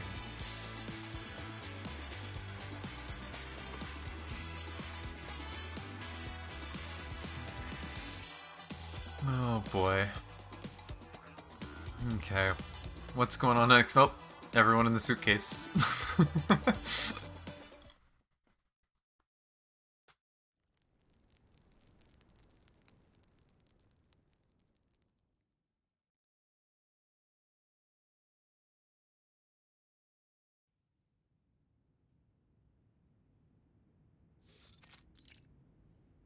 Okay, this is supposed to be a room Desert in Flannel's Setsuki. dizziness is in remission. She's already well enough to deal with her business on the fax machine. Will it do harm to her physical condition? Miss Desert Flannel is only experiencing a very mild reaction. She can move around freely, and it is recommended for her to do so. Miss Spathodea, on the contrary... She's not even awake. No. But her body temperature and her arcanum level are getting stable now. She should wake up any minute. Is it because she took part in too many events in the stadium? That's right. She has to stay in bed for the next 3 days. As well as Miss Regulus and Mr. Apple. I have asked Miss Bunny to send them the medicine. If everything went well, they should have woken up by now. Good luck with Regulus. Ezra, I'm back. Bunny Girl pops out from between the crack in the door. Both Mr. Apple and Miss Regulus are awake now, so I gave them some medicine. But Miss Ulu is still in a coma. Oh boy. Don't worry. Miss Ulu is different to the other unconscious arcanists. She was weakened by the long sleep, while the other arcanists lost consciousness because of external factors. Look, this is their physiological data in the last 3 hours. Many arcanists have told us that their physical abilities were improved as they entered the stadium. They felt they were in a refreshed state, like they had a good sleep or rested properly. But after they competed in 4 to 6 different games, or the average sporting time exceeded 3.5 hours, they would feel dizzy, as if they had consumed too much alcohol. Huh. So the more events they took part in, the worse it And got. the symptoms were relieved soon after they left the stadium. Ah, you mean people are in oblivion because of that stadium? If that place is so dangerous, is it possible to hold the games again? I think this is why in the past, athletes were only allowed to compete in 3 different sports. As long as we stick with the same rule, the safety of our athletes shouldn't be problematic. Oh, I got it. So this place is just as safe as the club I work in. As long as we ain't breaking the rules, nothing will happen. Like how the bodyguards and I take care of our club, the rule and special medicine made by Miss Ezra will protect the Uluru Stadium. I still think it's weird that they chose to use Bunny Bunny and they didn't change the model at all. Miss? Oh? What's wrong, Miss Ezra? Miss Bunny? But you see, I'm not a miss. Okay, so everyone is confused. Huh? Bunny Bunny slowly tilts her head. You were funny, Miss Ezra. Please stop teasing me. What else can you be except a lady? A gentleman? Ezra is indeed a he. Okay, so people are confused. That is why it keeps going back and forth between male and female, because people literally think he's a girl. Okay. Well, he's very pretty. Bunny Girl's voice starts to sound hesitant. A he? Ah, Miss Spathodea, you're awake. Here, take this water and the nutrition supplement capsule. No! No! Spathodea, hands trembling, pushes away the pills and water. You're a boy? When did you turn into a boy? Turn into a boy. Yes, I'm a boy. I was a boy when I was born, and I have been that way since. Okay, so the confusion was intentional. I was very confused. I don't know if people noticed, I've been using they the whole time because I couldn't tell. But okay, so Ezra's a boy. Now we know for sure. What? Wait. What? Why did you lie to me? Why did you say you were a... Wait. You never said you were a girl. Wait. Miss Spathodea, please don't grab me so tightly.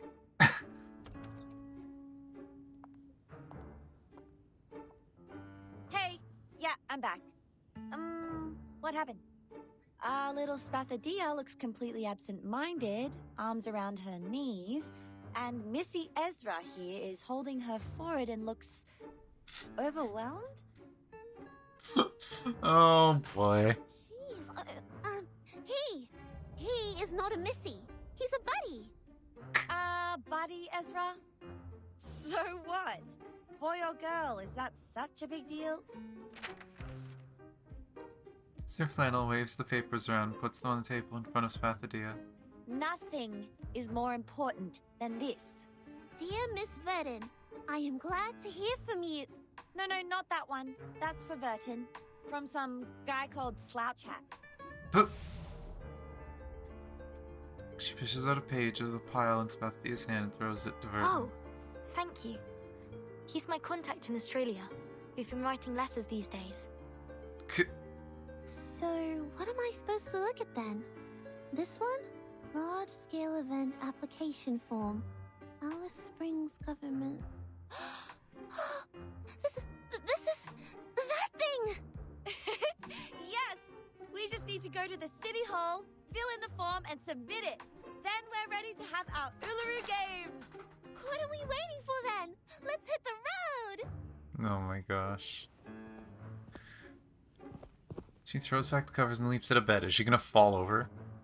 No, Miss Spathodea. You haven't fully recovered. You need to rest. I'm not feeling that bad. Actually, I'm feeling really good. That's right. Really good.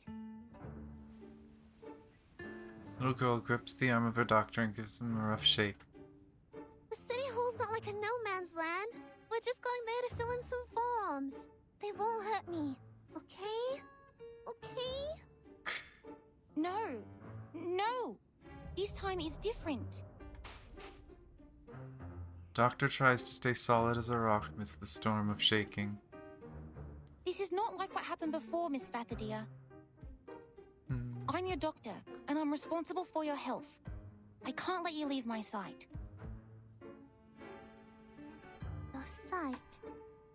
Your sight. She's like, so you just have to come with me. Spathodea stopped shaking, but began pulling hard instead. You can come with me. Had a feeling. Time waits for no man. Our summer games are about to start. Wait, what? Kids disappear at the end of the hallway, their yells and shouts lingering a little longer. Whoa! Miss Spathodea is surely a good runner. Even faster than the potion drunk Miss Sotheby. Okay, since the doctor and the patient are both happy, I, the event assistant producer, am also hitting the road.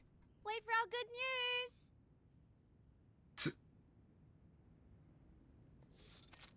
Oh. I love how this is just like blurred pictures of real people. What are these? And this? Look, I know English, but I don't understand any of the things written here. What is Northern Territory Event Security Law? Oh, and what is Type 3 Field Safety Certification? Ugh, I think I'll just go with C here for event types. That's what looks closest to the Uluru Games, since they're both two-word phrases. Oh my god. Maybe Not how that works. Let's just go with that one. I always go with C when I have no idea what I'm reading. Oh my gosh. Something tells me they should have brought someone who understood what they were doing. Mass event application, fire escape plan. Miss Spathodea, does the stadium have a fire escape? Not in Flammy's memory. Let me check Spathodea's. Alright, I have no idea at all. The sports are all that I care about. Well, I'm just gonna write down an unknown here. You, how are you, my grumpy little friend? Finally made up your mind to help? Ezra opens and shuts his mouth, shaking his head roughly. At ease as he seems, deep down he is like a cat on hot bricks. No. I have no desire to help a patient who doesn't care about her own health. You are on your own. City Government Service Center, District B, Window 13 at your service. Thanks for your waiting. Your form will be examined. Oh, great. She stopped. What happened? It's not good luck. I've seen that look on Miss Judy's face. She's my math teacher. Whenever she puts on that face. Yes? It means none of your answers are correct. Oh no! They failed the application. Uh-huh.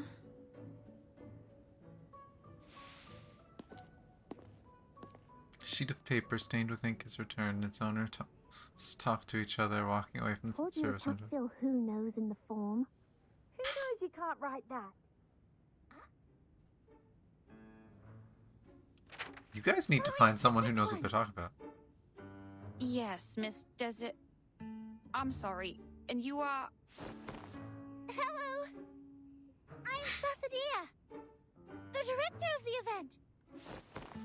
This counter is way too high. Should have let Desert Flannel talk to you. Is she trying to jump up? Feeling sick after reading the form. So, I have to do it instead. I will prepare a stool for you. Please stop jumping. No, let her keep jumping. It's cute. Form failed, that is true, but at least she gets a stool to step onto. Oh my gosh.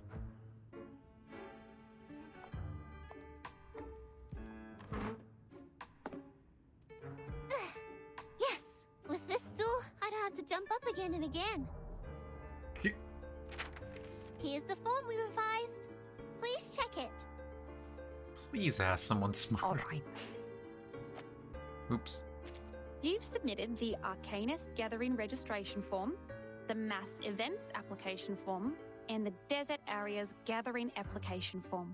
Your application will be in the approval process very soon. Gosh, yes! I'd go crazy if I had to fill them in again. I've never experienced such pain. We cried on each other's shoulders several times. Oh my gosh. How long have they been in this building filling out papers? Same for me. This poor staff member. I'm sorry? It's nothing. But please take a look here at the second half of the sports game process and events application form. Most of the events of your application have been confirmed, not approved. If you want to add them to the Uluru Games, an independent application for each event's security permissions is required. How can I get the permission then? Forms, more forms, indigestible forms. Oh no. You need to fill in these forms and take live photos for the events you want to apply for. Oh no, they have to take photos of events, which means people have to do them. Oh boy. What a miserable piece of news. Excuse me? Please, give me the forms. Another tiny figure jumps up from under the counter. I'll take care of them. Let the girls leave and rest. Ezra! All the miserable tears suddenly change to tears of joy. She gives him a bear hug. Oh, gosh, that's so kind of you. You are the kindest person of all the kind people I know. Thank you, Ezra. I can't promise I'll stay in bed for the next 3 days, but I'll take the medicine in time. No hesitation. No worries, Spathodea. I've also learned something today. The little researcher helplessly smiles, his face pale. That is... It pains me more to see people suffer than to endure my own suffering. I'd prefer to give them a hand. Ezra's just been sitting there watching the whole time. And finally decides, okay, you guys are miserable. Please, leave the paperwork to me. I can jump to reach the counter. Stool. Take another stool over there. Ah, yes. Jumping for too long would cause irreversible damage to my meniscus. Thank you so much. Behind the glass, the exhausted receptionist finally shows a smile of relief.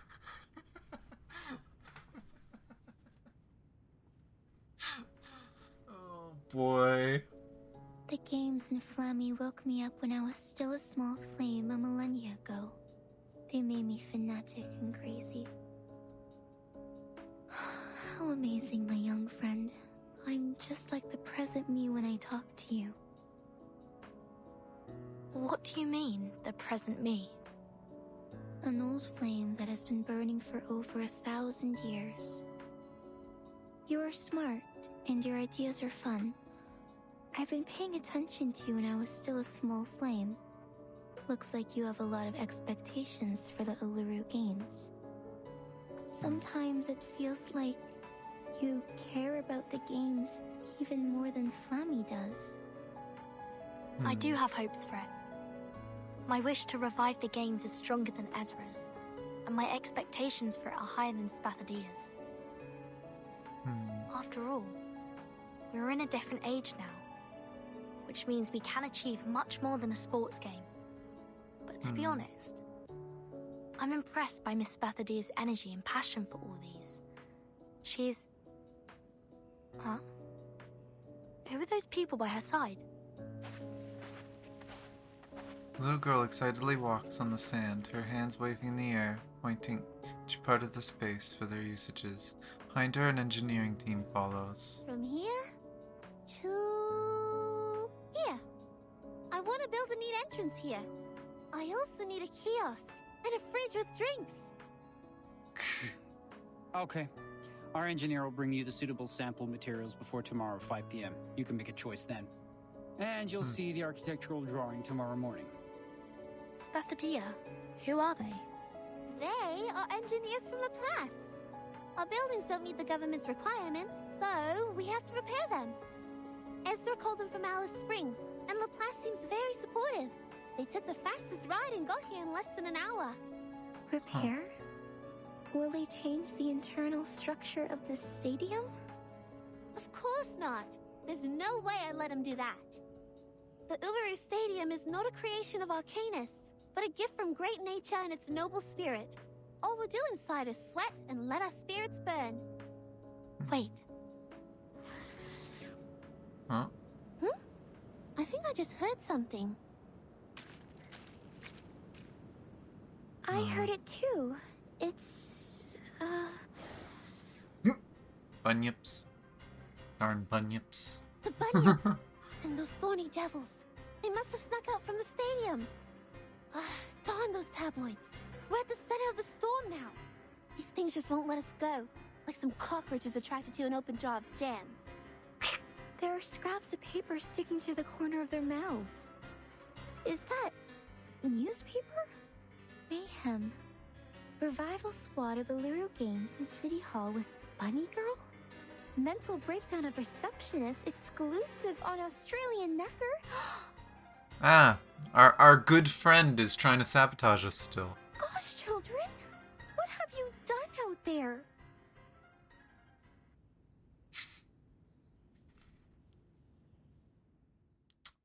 When do we get to punch that guy in the face? I want to punch him in the face. Really badly. Just pow. One big strong punch. To the face. Well, elements all over the place.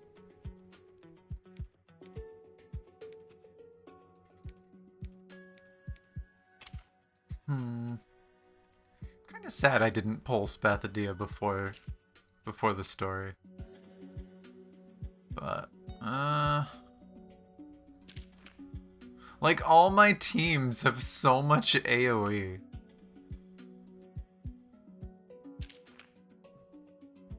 I guess this is probably the least AoE that I have. But even then, I still have some. Nah. I haven't used this team in forever, so let's... I am why not not? afraid of you. You are just a pile of cards.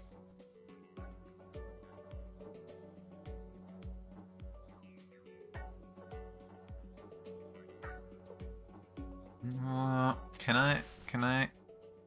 I get two of the single target? Thank you. Just a pile of cards. I can't believe that worked.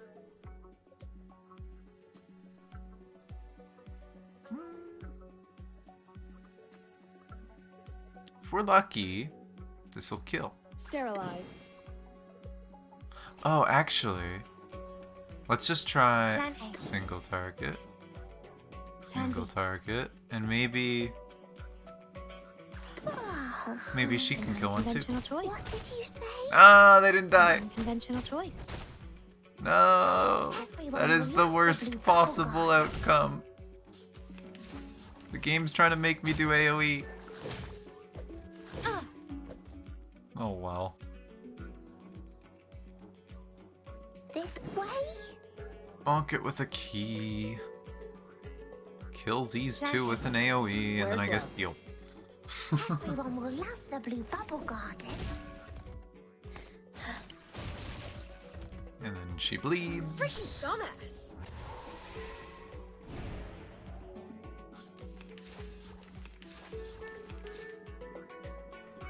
And then these ones, what was theirs again? Oh, they want to be debuffed.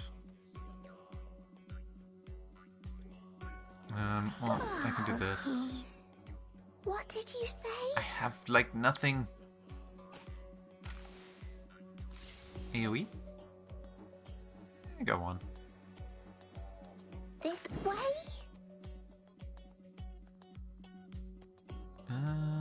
Plan B. Plan A. Promise? Just deal with as much as I can. Forget to come visit me. 3, 2, 1. Bonk. Down. Okay, that gets rid of one of them at least.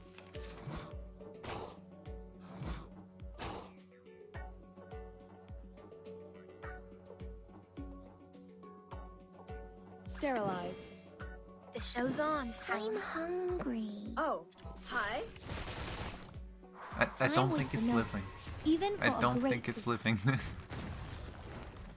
I miss using Millennia. I haven't used her that much recently.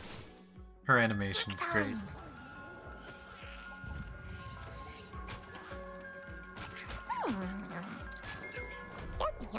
Got eaten by a Warning, cat. warning. The puppy is fleeing the scene at its maximum speed. Okay. Thanks for help with the application. Spathodea brought the repairman. That's good. Everything's going smoothly. Perhaps we need to find a time to talk, just to make sure everything's perfect. It's a good suggestion, child. You've noticed the power inside Uluru Stadium. It's the fire totem which burns brighter through understanding and spiritual connection. More communication, this will help us. Oh, what is this now? Ah, it's some sort of buff system. Here's where we receive special combat bonuses. Building connections with eucalyptus pods obtained during the survival journey. Adds special bonuses to the fire totem. Wait, is the eucalyptus stuff literally just an event currency? Only one of the blessings can be chosen per location. Okay, it's a currency for the event, not a new material. I'm okay with this.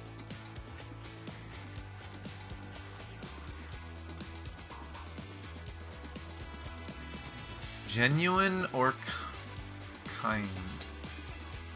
When fire totem explodes, deals additional damage to the holder equal to 80% of their attack. When the fire totem explodes, deals additional damage to all enemies equal to 40% of their attack. Well, how does it work? When any character attacks, if the main target does not have a fire totem, they enter the fire totem status for 2 rounds. Fire totem explodes after the duration, dealing damage to the holder equal to 100% of their attack. In the same turn, the fire totem can only trigger once every 2 turns. So 80% to one or 40% to all.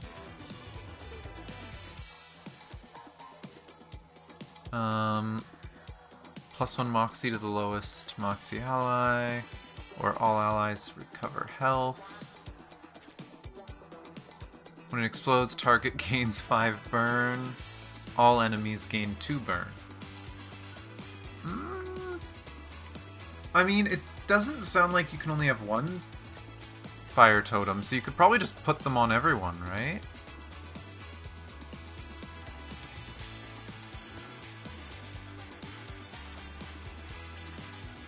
Like, I don't have a burn character yet, but...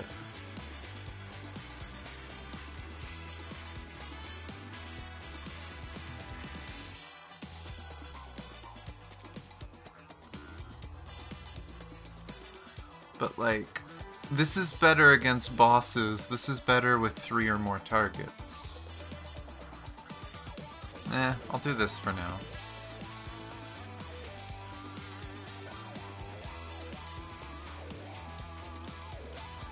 And... the problem with the Moxie one is that's almost always going to be like a healer. And it really doesn't matter.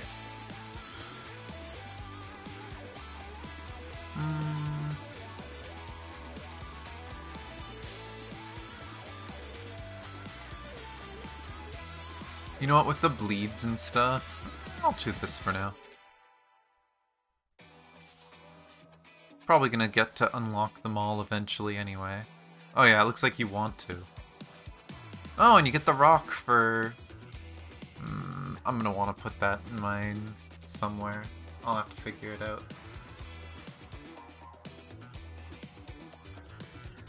But... what all do I have to do?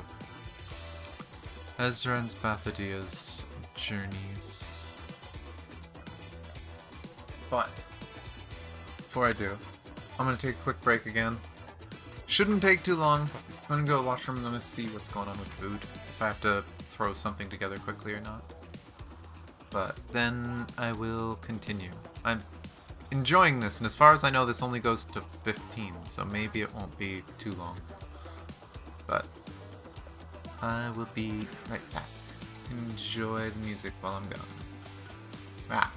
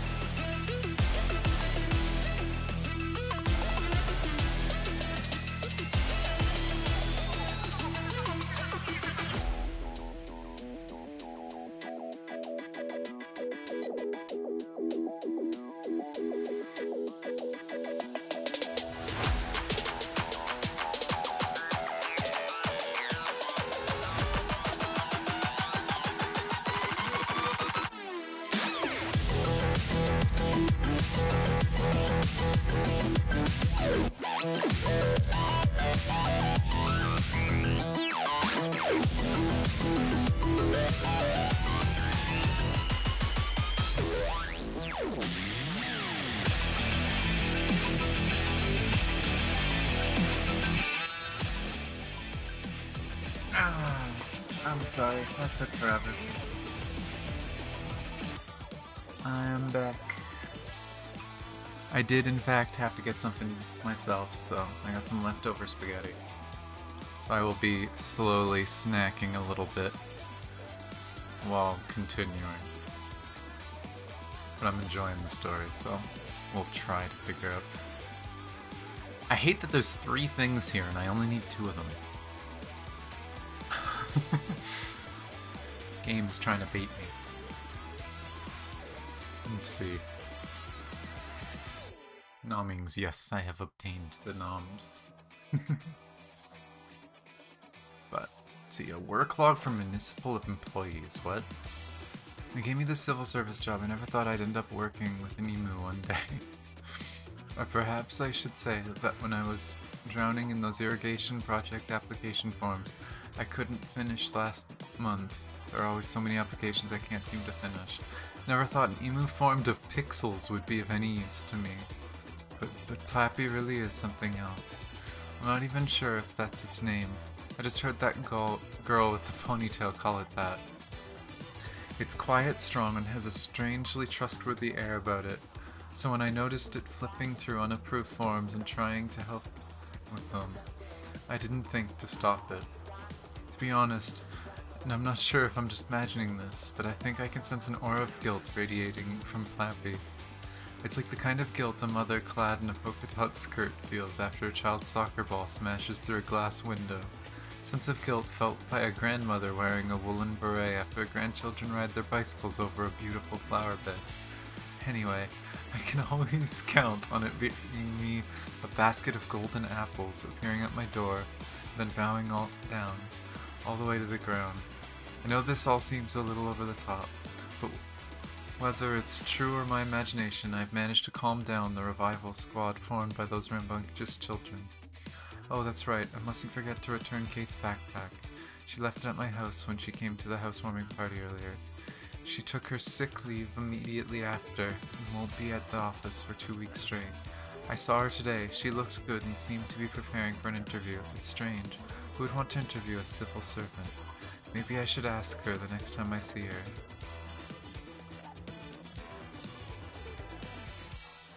Huh.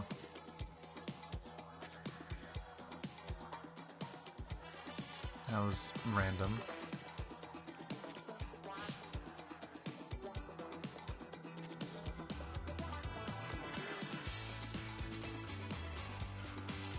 And probably the star one? Yeah. Oh boy, here's the article.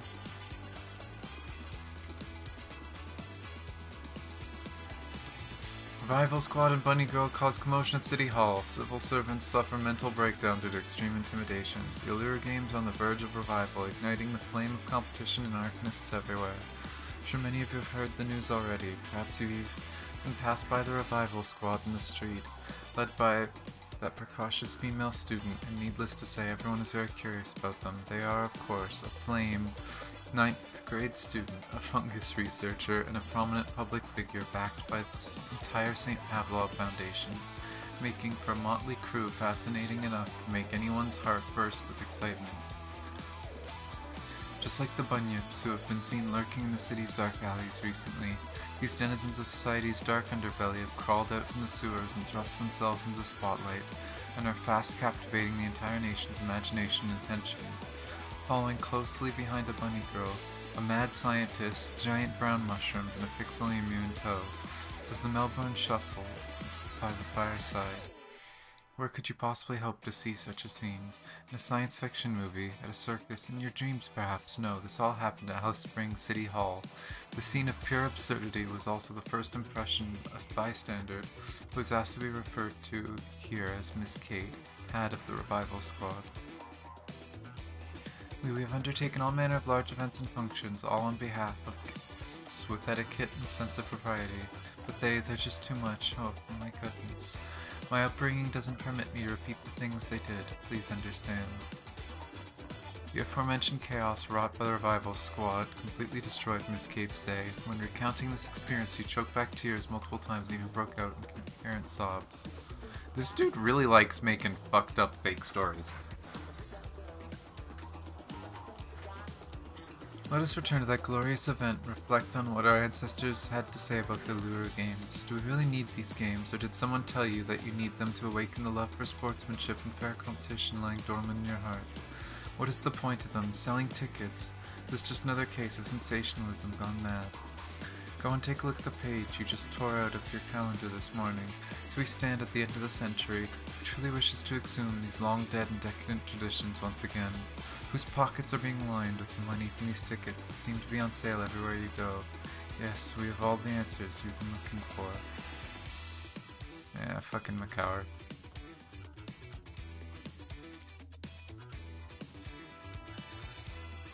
Oh, maybe I do have to do this one too. Unless I have to click this.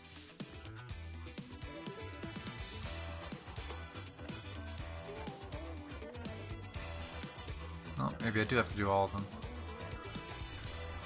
Colossal and complex task of filling out documents. The last I saw, filling out documents did not involve combat. Just my opinion. It wants me to use plant, what can I say? Is it spiky things? Overcomplicated paperwork, tedious documents, inflexible regulations. I see. We have turned what they had to do into monsters so that we can kill them. I see. I hear something. Move your legs. Be serious. We'll see if this kills everything. Don't It be might. so furious. Jessica is my strongest unit. Ah! They might die to poison. We'll see. Do they die to the poison? Hey!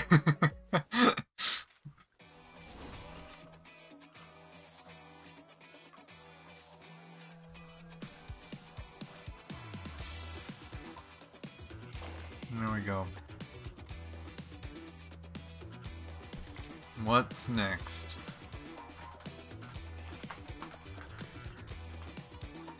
Delicious biscuit adorned with snow-like sugar. This half's for you, the other is for me. My friend, I miss you so much. Is this gonna be...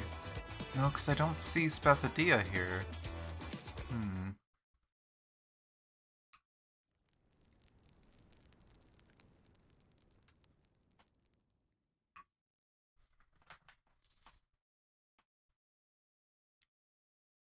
Yes, we must conquer paperwork.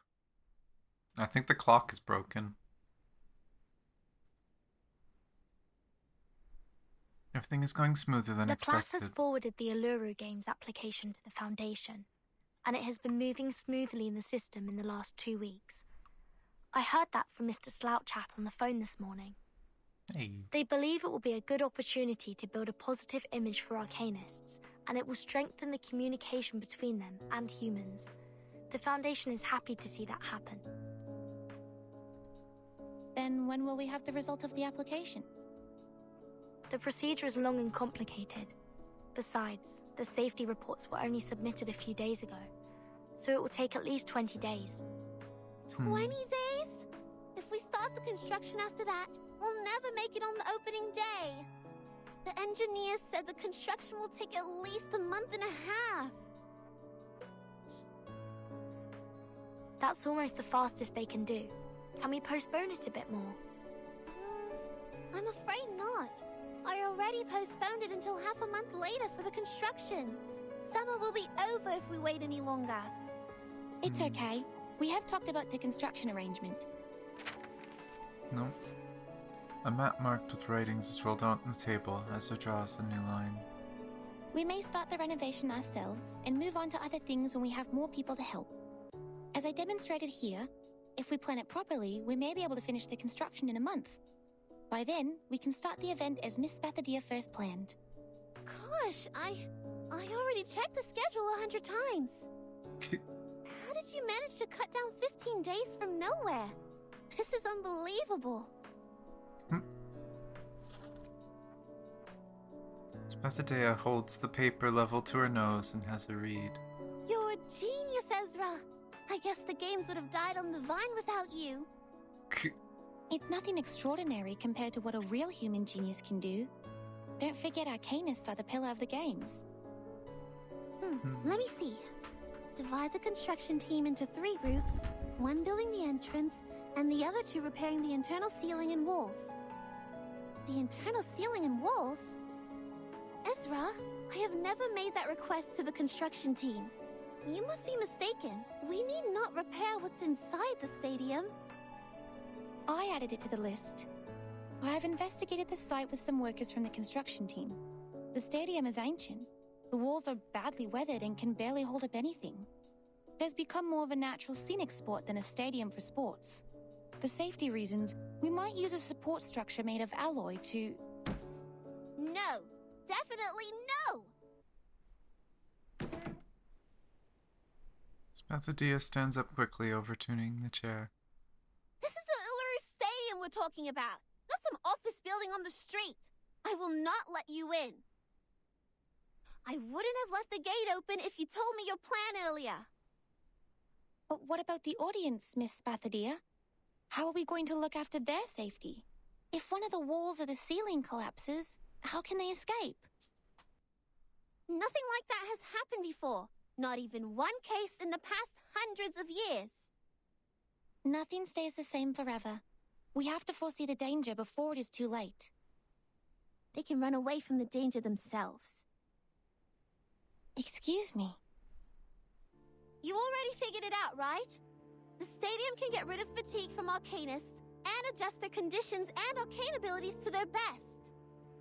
Even if accidents really happened, they can protect themselves. The prophets and diviners will also warn the others.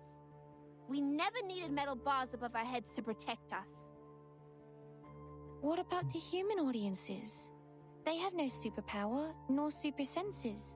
They can't fly a broom or teleport themselves. They can't even get themselves out of a packed room. In your plan, how are you going to ensure their safety? Humans? What are they doing in the stadium? There has never been a single human in the Uluru Games. None of them have managed to find the entrance, not to mention enter it. But I am human, Miss Spathodea. You invited me to the games. It's also you who told me that humans, like myself, can enter the Uluru Stadium if it shows itself. Up in his hands, falls to the table. I thought you were different.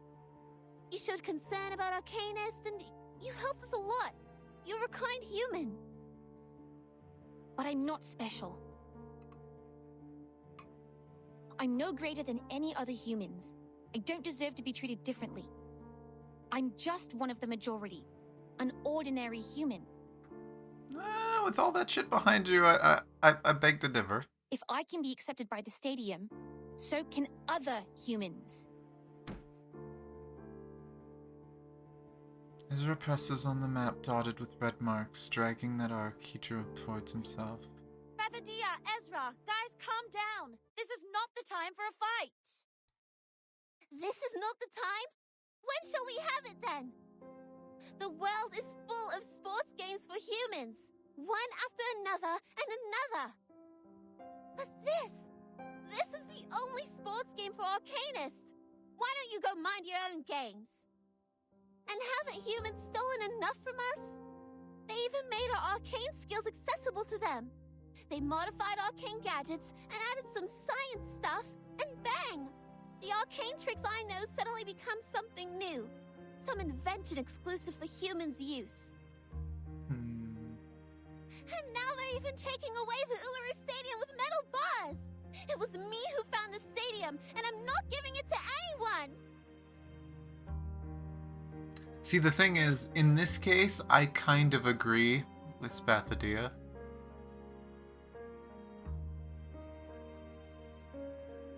That, like, this is their culture, and they're trying to be barred and having their culture controlled. Not to be outdone, the girl pulls the map to her side. Taking away? No, I have never thought of taking anything away from you, Miss Spathodea. I was just trying to help. Like most of the Laplace researchers. We spend most of our time in the lab. We read, we study day and night. We weren't doing it to make humans noble, not for arcanists. Those products and achievements, they are the fruit of the combination of arcanum and science. They were made to make everyone's life better.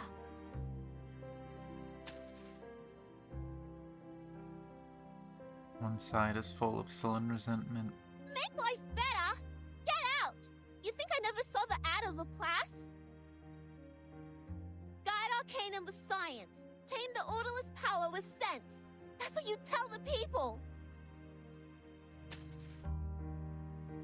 The other side seems unwilling and filled with grievance. She is overreacting on this bit, but Spathodea cranes out to Ezra, her face flush with anger. Sense will guide sentiments, so as to prevent the latter from destroying itself in the flames.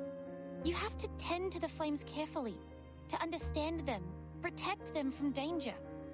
This is what I've been taught, and this is also the principle I've always acted upon. And this very suitcase that we are staying in is also placed at the entrance made by humans. You shouldn't think so ill of them when you're standing on it.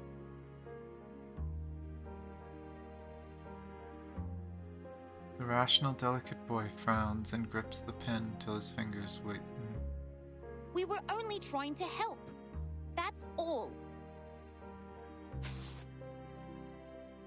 The drawing is torn to two pieces, underneath which the table in between seems like the King's Canyon. I'm out! It's pointless arguing with a rude human who has no respect for arcanists!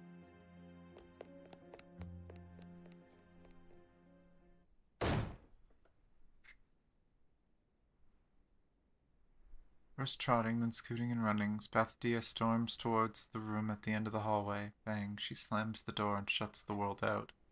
I mean, it's not that she's trying to shove everyone else out. I think it's more, this is like... You have to remember she's a reincarnation, right? As far as we know from 1,000 years ago. This is a culture that she is very closely connected to, a cultural landmark. And assuming this isn't the first reincarnation, assuming she has memories of many, many, many lifetimes of going to this stadium, the idea of, oh, these people want to come here and they want to modify the stadium that we've always had the games at, I can kind of get it. It's a touchy subject. It's always a touchy subject.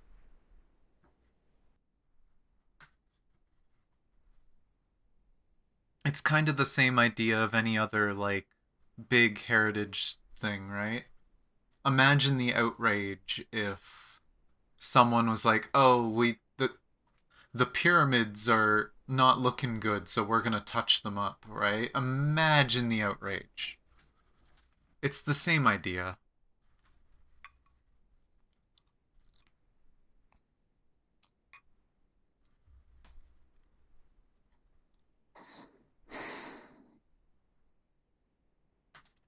Though a little more personal in this case. Sorry. I will go back to my room now. Head lowered and murmuring, Ezra runs away from the table as if chased.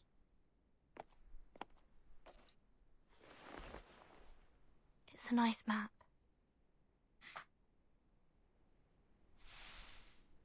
Puts the two pieces together, but the crack on the paper still can't be ignored. It shouldn't be left in halves. What do you think? I don't like the idea of giving up. And I have never messed up a job once I took it.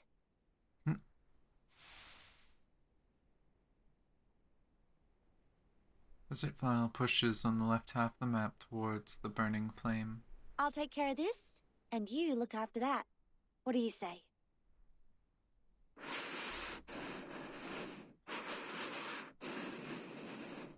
Ulu, are you alright?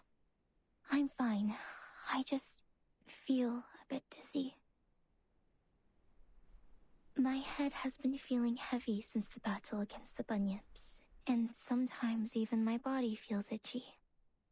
I think I'll be fine after I fully recover. Ulu shakes her head and picks up the broken map. Leave this half to me. I'll talk to her. Thanks, Ulu. I'll request another raise of your accelerants from Laplace. Desert Flannel, you take care of Ezra. I'll follow the progress of the Foundation's examination. Let's move, friends.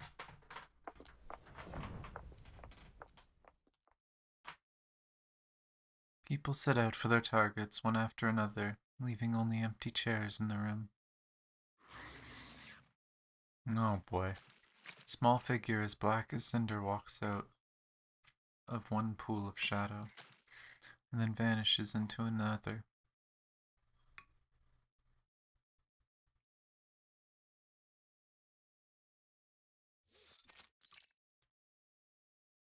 Oh boy, I don't want to deal with it. What do you mean, no other progress? Progress of the Uluru Stadium renovation? Who the heck will buy our newspaper for this piece of shit? His mustache quivers with every angered breath. Sorry, sir. We haven't been able to find anything new about the revival squad for a long time. They didn't even step out of that suitcase in the last 2 weeks after we got their names in the papers. Neither did we hear anything from the source.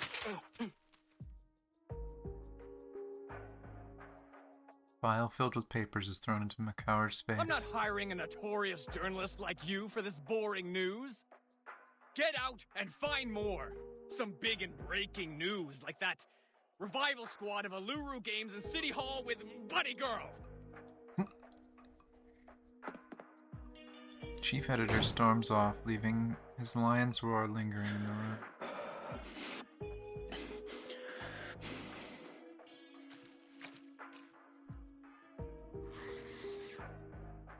It's you.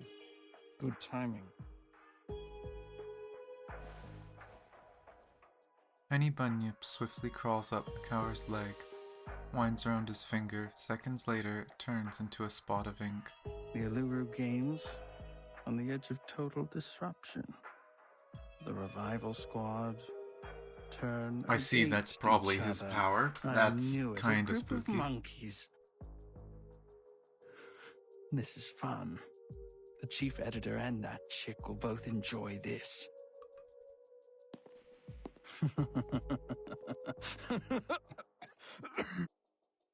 His body keeps trembling, trembling and trembling until he can't help but let out uncontrollable laughter. Can we throw him off a cliff? Please?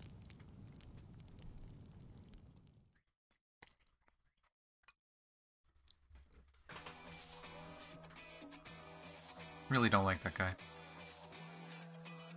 Well, we got more stuff to do.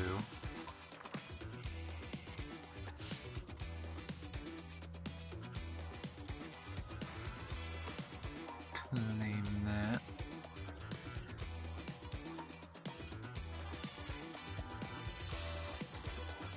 There was something up here, but I'm assuming that's optional. Got this. Chance encounter between Plappy and a bunyip in the suitcase. Oh.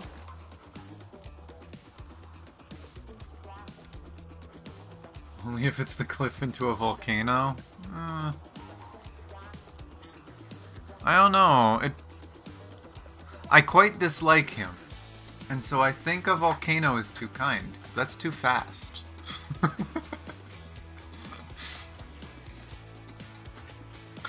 Oh my god, I am not doing the silly sounds.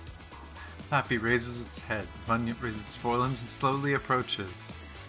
Plappy takes a step back and stops and observes. The Bunyip rolls sideways. Let it swing, with its front paws.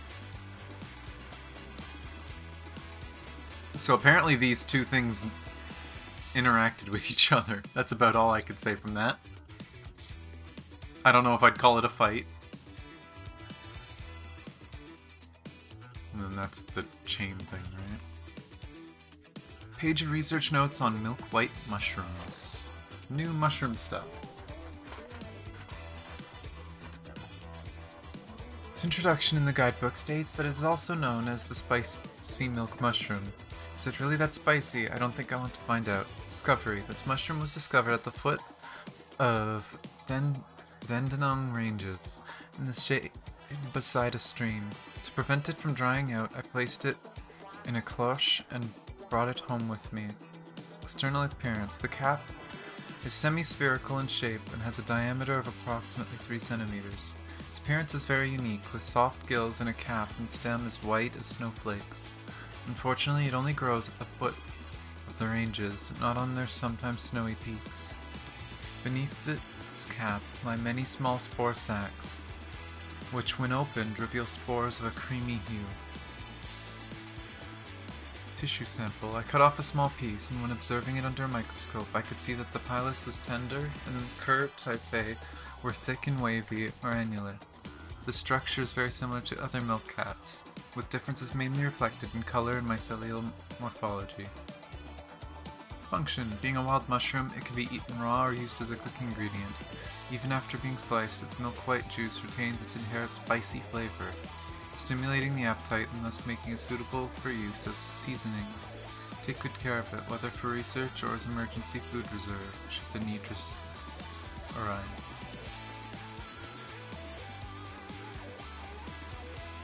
Oh my gosh, Neko. So find an arcanist with time powers. Milk white mushroom extract boasts anti-inflammatory and antioxidant pharmacological properties. Its polysaccharides and peptide components are used in anti-inflammatory drugs, and their inhibitory effects on tumor cells are also used in adjuvant therapy for malignant tumors. White milk mushrooms can enhance the body's immune system and enhance athletic performance. Does this mean arcanists can use it as a nutritional supplement? Make note of this. I need to gather more data. It's always interesting seeing this lore, because clearly this has to come up soon, right? In the story. Environmental indication. The white milk mushroom is highly sensitive to its growing environment, thus its grown status can provide a preliminary reflection of a forest's ecological health. This has caused it to become one of the ecological indicators for environmental assessment. Humidity, nitrogen, and pH level are all indicators that correspond to the growth status of white milk mushroom. This was an oversight on my part. I only recorded the growth location but forgot to test the environmental indicators. Treat this as a lesson and be more careful in the future. Okay.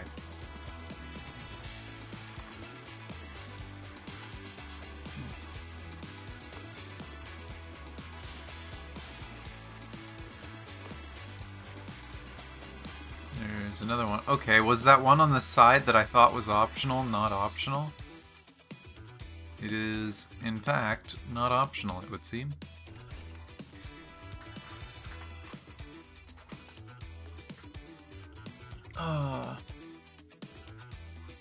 Research report from Biology Journal.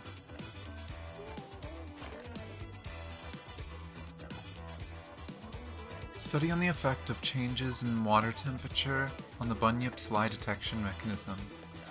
12 adult bunyips numbered Yip 1 to Yip 12, each approximately 10 feet long, divided into two groups, A and B, with 6 in each group, and with a balanced gender ratio. 3 human volunteers numbered V1, V2, and V3. 2 large enclosed aquariums capable of accommodating a total of 12 bunyips. 3 color picture cards placed in a sealed unlit box depicting apples, bananas, and pears respectively. Method. Place the 12 bunyips from groups A and B into their corresponding aquariums while ensuring fresh water quality and oxygen quantity are consistent. Ensure that group A's water temperature is set to 14 degrees and that B's is set to 32 degrees. Direct Volunteer 1 to enter the room and select one of the picture cards from the sealed box at random without showing it to the 2 groups of bunyips.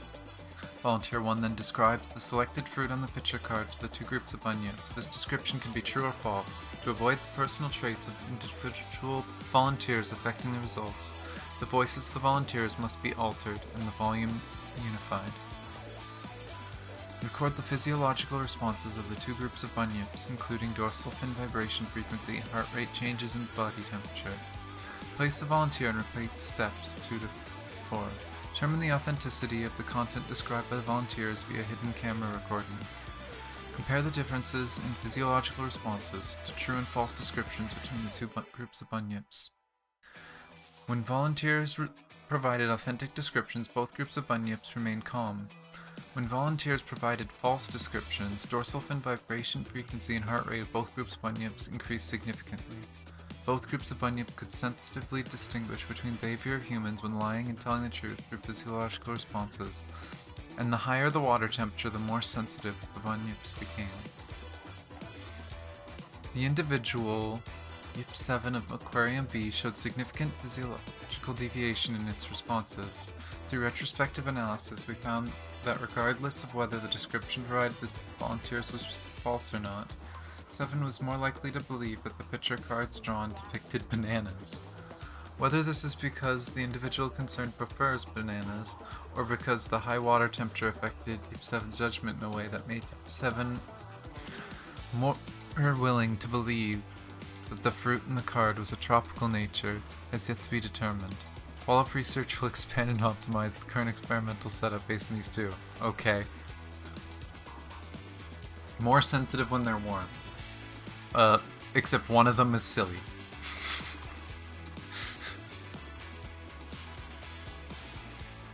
I guess I could turn on one of the things.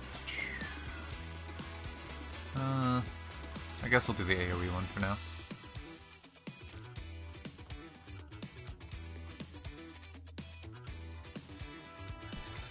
Glass slippers. I feel like that is not what the stadium looks like, but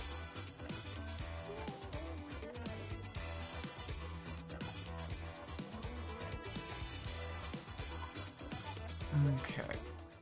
Let's see.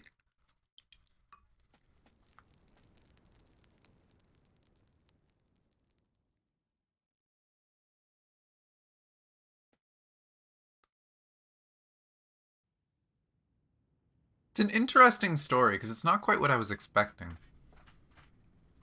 I was right on the villain, though I mean, that man's got a villain's face. I don't think he's ever going to get away from that. Door's closed. Hi, it's Vertin.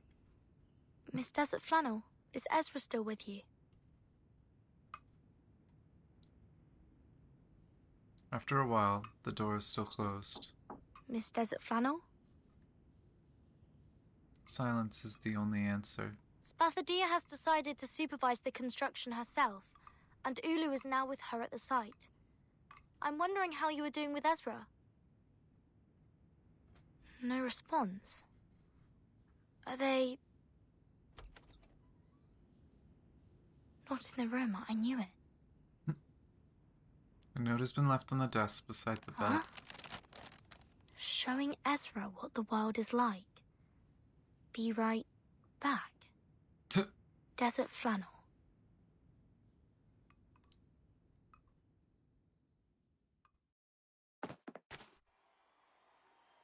Watch your feet and your head.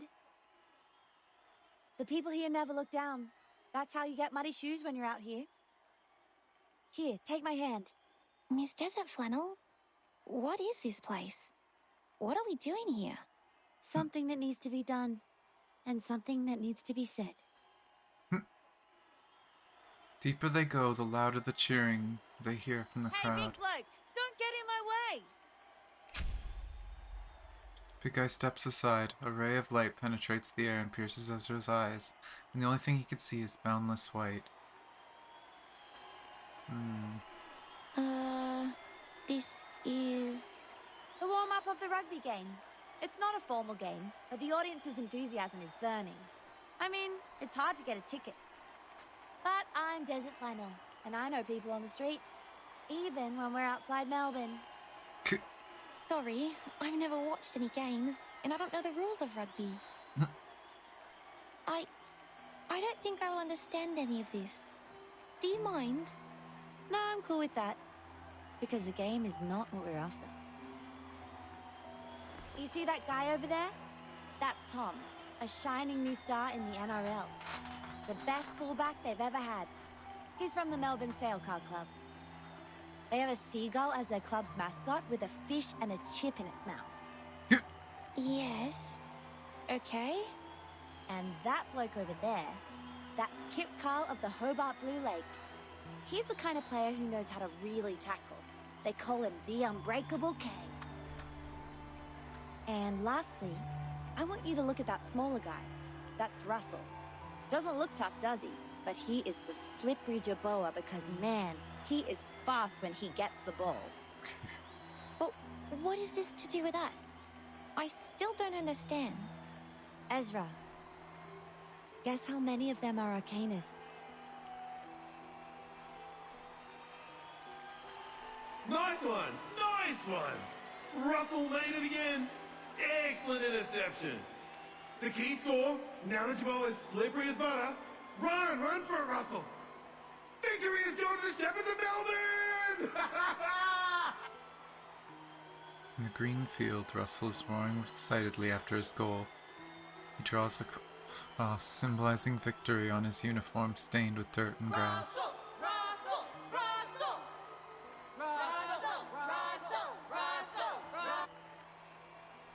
Wave after wave, the cheer of the audience swells through the field.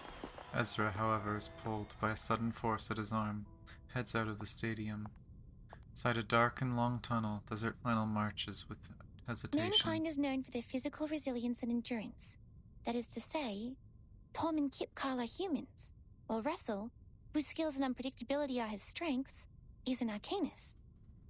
A reasonable deduction. Physical resilience and varied skills are indeed the respective features of mankind and arcanists. However, things are not as simple as they appear. She stops at the door, turns the doorknob and pushes it open.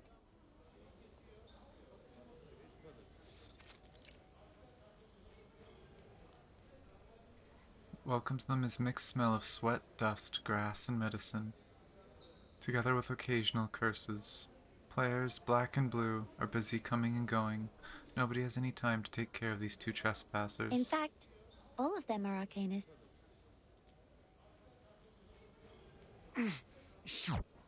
Give me that thing. Here. Be careful. Don't overdose. Painkillers are addictive, you know. And the newspaper's gonna interview you, champions, so don't get high in front of the camera. Hey, listen. Sporting is great fun, but it can also be dangerous, especially for sports like rugby, MMA, or boxing, which involve a lot of intense physical contact. And the arcanists who are good at healing will naturally become the best athletes of all. 15 minutes. That's all they take. Most of the arcane treatments take only 15 minutes to heal the patient. And before that happens, the athletes would just take painkillers to help themselves get through the game. And after the 15 minutes, they are refreshed and healthy, like those athlete dolls you find in the souvenir store. They can slide, impact like a maniac, and don't have to worry about missing any important sporting sessions if injured. This is an advantage? That's right. An unbelievable advantage. But are they really as good as they look? Their glory comes with a price. Ligament damage and the irreversible tears keep recurring. But there is still an elephant in the room. It paces around, making noises which are unfit for the place. Like this conversation we're having in the locker room. But on the sports field, where blood boils, power and strength are the only things that matter. Nobody has the time to stop and ask what we're doing here, just like they don't have the time to notice the elephant. 10 years ago, Margaret of Broken Hill was invincible on the court. In August last year, she died on the last day of winter. Did she die of recurrent injuries? It's very likely that arcanist athletes who repeatedly get injured and heal themselves would get hurt on the same body part in the future. Their body will become fragile. They might even twist their ankle from walking. Sometimes even break a bone or two. No. She died from an overdose. She needed a horrific amount of painkillers to ease her pain. So much that her body was overwhelmed. This is cruel. We have to report this to the Foundation and solve it once and for all. The athletes could have played in a safer way if given help. It's rare to see the boy being so unsure and nervous. An astonished look takes over his pretty girlish face. Desert Flannel ponders and looks at him. But what if I tell you the arcanists also don't have a choice? For humans who have the talent for sports, they can win medals with their physical strength. So, arcanists have to make the most of their advantages to keep abreast with their competitors? She silently nods. I had no idea. I'm sorry. Truly. Desert Flannel once again puts her hand on his shoulder and pulls the boy into her arms in a sisterly embrace. I didn't mean to make you feel guilty. Nor did I deliberately put you in pain. But Ezra, I was once one of them. I used to live on the prize money. I'm only telling the truth. It is happening every day, every moment, and every second. Drug addiction, premature senility, and irreversible physical damage. This is almost a destined end for every arcanist athlete. And nobody is held accountable for this. Not the clubs or the hosts of the games. Drug abuse is a personal behavior. That's it. Those people who are passionate about sports and don't want to lead a life without them. I have no idea how they would make a living or handle a quiet life. So I know they don't have much of a choice. The sport industry of humans is generous. They offer equal chances to human and arcanist athletes. But it's also cruel. And the athletes are like the girls in Cinderella's story, who wish their feet would fit the glass slippers. They have no choice but to cut off part of their heels to earn the glory. The real story.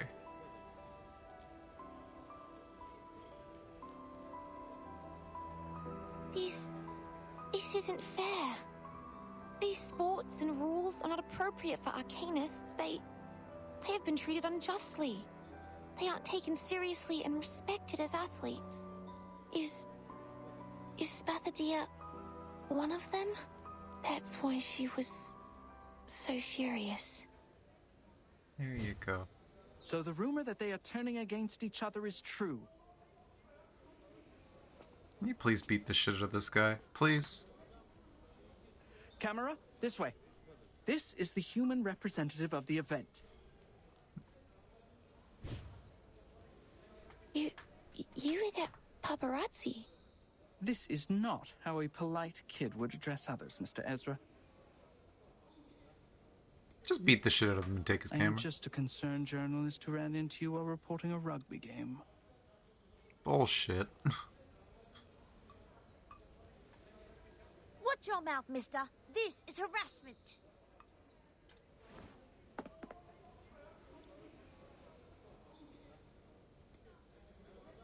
Covers Ezra and rapidly moves backwards. Behind them is still clicking cameras. We are cornered. Then we will break his camera and let him know the price of being a long-tongued liar. Time to kick his ass.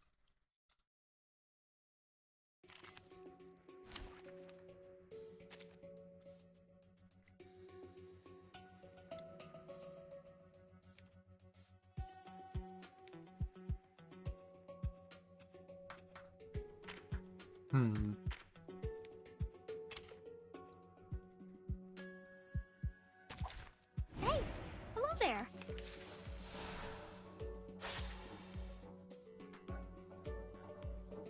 I mean, I hear something.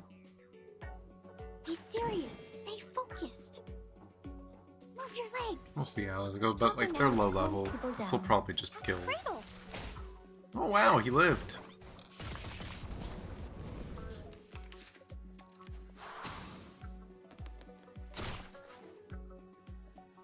Taking pictures? That's rude. Who's that? Be serious. Stay focused. Whose heart is beating so loud? It seems to be mixed up. Interesting Everything's design fine, for right? units. Makes sense for this story though.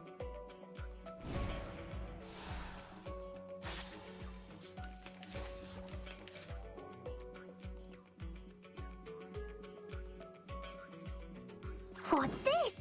Move your legs. Be serious. See if that works. It seems to be mixed up. It should Why be is the fine, bodyguard right? in the back? Oh, not the best bodyguard. Poison kill? Bodyguard. Poison kill? Where are the bodyguards? So close. Well, I hate to tell you, last standing journalist, but Just like in the train. Whose heart you're is gonna beating so regret loud? being the last standing journalist. Oh, don't worry. Because you're about to get hit by a hammer. I have prepared it all. Ah. Victory secured. I should excuse myself. See, it's funny when you think about the story the way it is, because it's true for real life as well, right? Except replace arcanist with people that aren't gifted, basically, right? Some people are just genetically lucky, and the people that aren't have to push themselves to the absolute limit, break their body in order to compete in something they enjoy doing. But like if this was the real world with arcanists, it's exactly what would happen. It's really fucking dark and messed up. They've never really steered away from that stuff.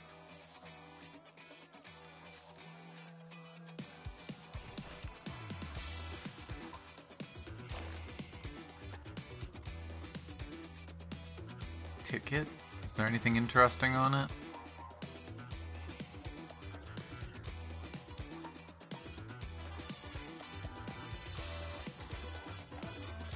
Not really. Still, they're censoring the date. We haven't gotten an exact date. It's just most likely in the 90s. Local sports magazine, oh boy. Running tracks, ball courts, and lawns. These places are where key memories of in an individual's journey of growth are born. Every moment, every second throughout history, people have been competing, running, striking, and jumping somewhere in this land.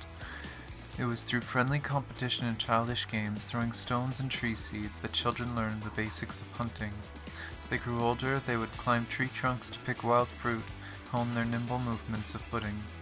The youth walked upon redwood branches, placing stones on their knees, and then sought to catch the most dazzling sparks from the fire. Tree seeds, trunks, and branches. It is from the top of a eucalyptus tree that our lives can be seen. This is the old saying that accompanies the tradition of arcanists. Arcanists journeyed through dense forests and rivers, hiking to reach the belly of the earth, Uluru.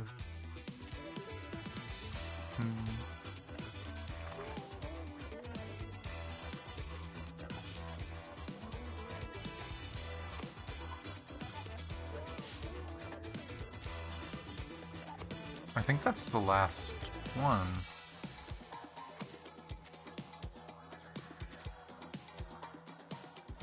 Yeah, this one will be the last one. Let's see.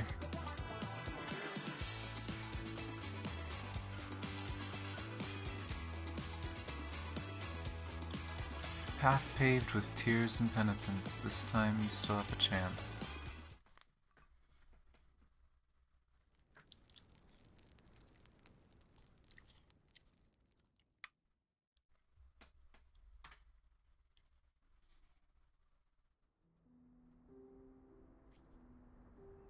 Spathodea, it's not all your fault.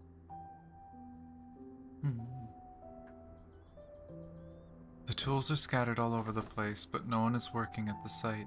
The young girl sits on the ground, leaning against the timber and burying her head in her palms. No, you don't have to be nice. I'm not capable of the job. I should have known when I couldn't even fill in some forms correctly. I don't know how to supervise the construction team. They all left and my schedule's in a mess now. I'm hasty and careless. I actually lost my temper with the people who tried to help me. And I also did that to Ezra.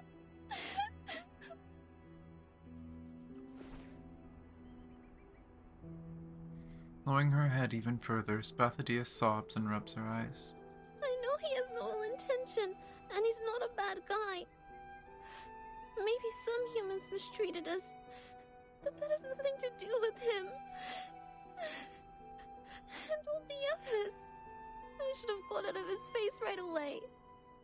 I screwed up the Uluru Games. What I did was not out of friendship or sportsmanship at all. I'm just a nuisance and not qualified for the priestess. Flammy, listen. Come here and listen to me. The flame flies near her and wipes the tears and snot off her face. Everyone makes mistakes. That's what your mom told you when I was still asleep, remember?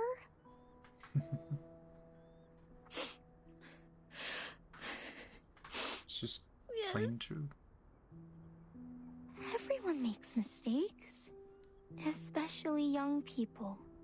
We were of the same age in the past. It feels awkward to talk like an elder to you. But now, I have to address you as child. You are 14 now. Remember what I was like at your age? I appeared out of the campfire, so young and naive. My flame was beautiful, yet lethal as well. I couldn't control myself, not to mention understand others. But my situation is different. I said something really bad, and I already... It's impossible that you make no mistake or do everything perfectly. You just need to face them and learn from them. You stepped into the muddy river, that's fine. Just keep going towards the clean stream. I mean, let's face it though, we've all been kids like this, right? You make mistakes, you feel guilty about it, you feel embarrassed about it, and you want to pretend it never happened. Even though that's probably the worst thing you could do. The point is, you must know your mistake and apologize to the friends you've hurt. You still have room for improvement and the opportunity to avoid the lasting regret. Lasting regret? What's worse than what I'm dealing with? I can't think of anything. Ooh, I'm screwed. Maybe Flammy is a better choice for you than Spathodea. My name has changed, and I can no longer be your best partner. Neither can I be Verdon's good partner, nor Ezra's, nor Desert Flannel's. Little girl asks her question, with uncontainable tears running down her cheeks. This is my second life, but I still feel like an idiot. What was I like in the previous life? Did I grow up? Did I hurt my friend? Did I have fights with you? You know you had a fight with Uluru. Remember our fight, Flammy? Yes. We were arguing who contributed the most to the first games. What a trifle. That's right. We had a huge fight over this trifle. We never meant to win the fight. All we wanted was recognition and love. But in the end, we didn't talk anymore. This lasted for several days. Then I tried to find you to make it up. Make it up? I don't remember that at all. And that's probably Ulu's regret. Because I didn't make it. You were in the distance when I found you. The next second, you were attacked by a toxic red snake ambushing from the bush. Its venom made you pass out within seconds. The witch doctor stayed by your bed for 3 days before they sent you to the grave. I didn't even have the chance to apologize. Damn. The dim flame keeps flickering. Large tears roll down Ulu's face and drop into the fire, evaporating into steam sizzling. You never grew up, my friend. I'm already an old flame after such a long time, while you are still a teenage girl. So, I'm really happy to see you again, and really sorry that we once grew apart.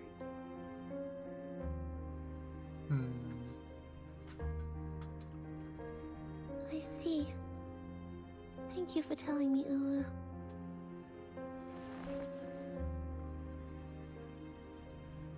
Spathodea opens her arms and wraps her friend. She feels tears dripping on her chest, but soon they get warm inside the heat of the flame. You were in my heart, dear friend. We once burned together as a whole. No one knows my heartbeat better than you do. I will grow up as you wish. I will find Ezra and make it up to him. Isn't that convenient? Here we are. Hair messed up, the owner of the voice supports herself with hands on her knees, panting. Desert Flannel, Ezra, what's the hurry?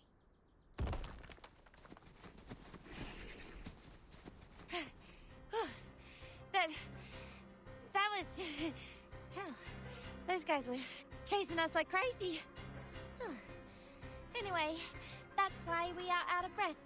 A paparazzi was following us, and as we were running in the desert, we ran into a bunch of thorny devils. I see. We'll deal with this problem before we talk. Give me 5 minutes. They will no longer be a problem for us.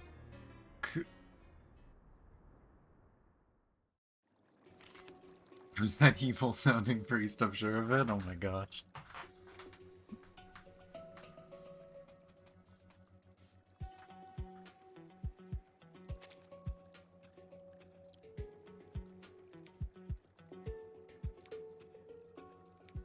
Journalist and 2 bunyips. I thought they said there was thorny devils. This is easy to deal with. Some interesting work.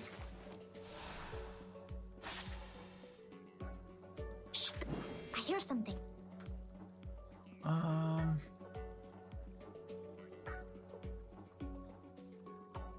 Hey Siri, move your legs. Oh? That's Cradle. Bye.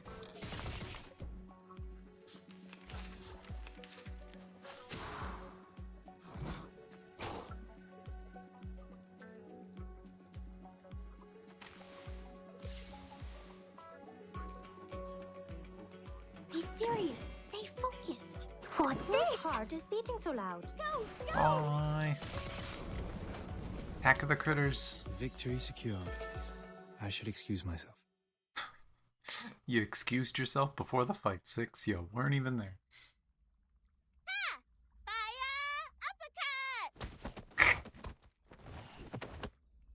Ah, they dealt with the lizard. The counterattack finally stops the thorny devils. Hissing and moaning, the monsters turn tail and hide in the darkness. Yes! Finally drove them away. 2 weeks ago, you were in the column Whose Heart is Hurt by Fire Kangaroos and Housing Stress. Yet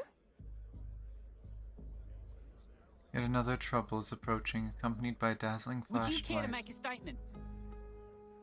That was just an accident, not a misconduct. The fire goes out of control very easily. as it's fire after all.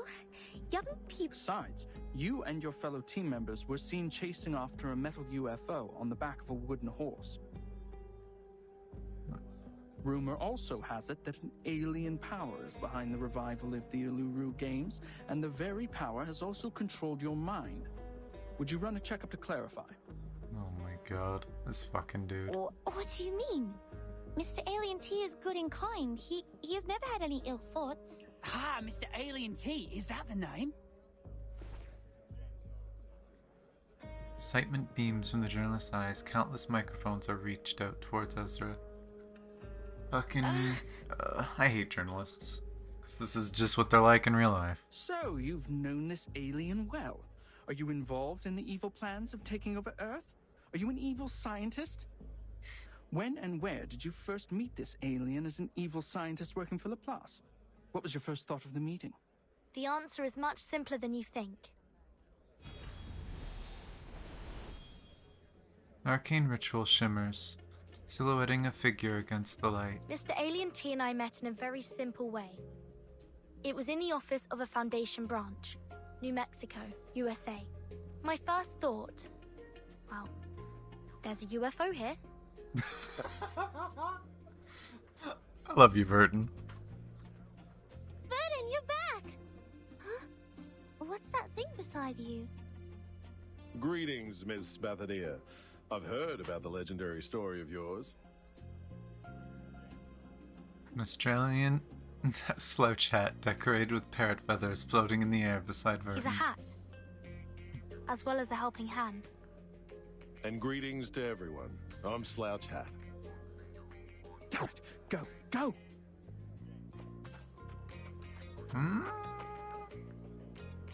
Unlike them, I'm sure most of you in the media industry know, or at least have heard of me.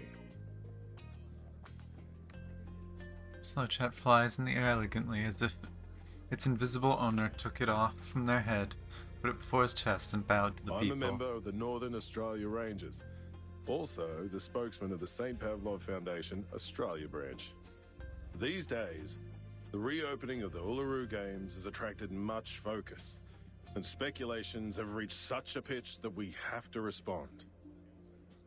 Here, I will answer your questions about the Uluru Games.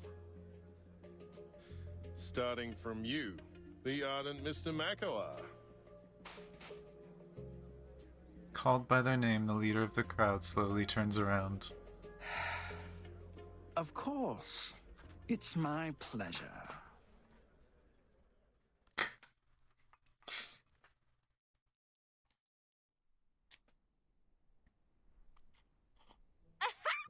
Did you see Mako's face? Imagine being afraid of a hat. I feel happy, contented, overjoyed. I kind of love that. Now that we have the Foundation's people on our side, he can rough for good. I still love that they're censoring Bugger. They let so many things by, but nah, they gotta censor Bugger off. Oh, I love it. You know him well. He's our enemy, Vernon. He's your enemy? Mind what you're saying. We are not enemies. I don't even know him. You don't even know him?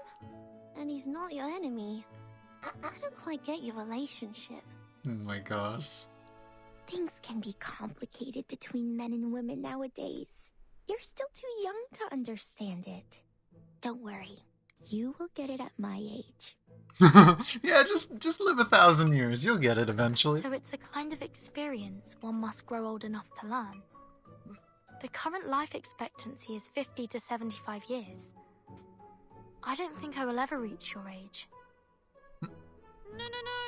Don't put it like that. You're confusing the kids. Desert Flannel bounces up from the sofa, waving her arms between Ulu and Ezra to separate them. All right. Now I, as one of the parties involved in this story, will explain it to you very clearly. Oh, wait.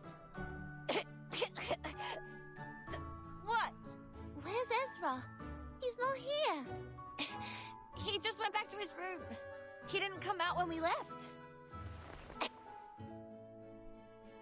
Bring your neck to clear your throat. Desert Flannel nods in the direction of Ezra's room. Are you going to talk to him first, or will you stay for my little anecdote?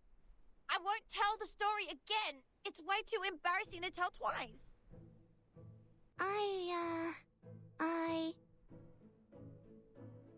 Girl hesitates. But kids can never say no to a story. I'll listen to your story first, and then I'll go talk to him right away.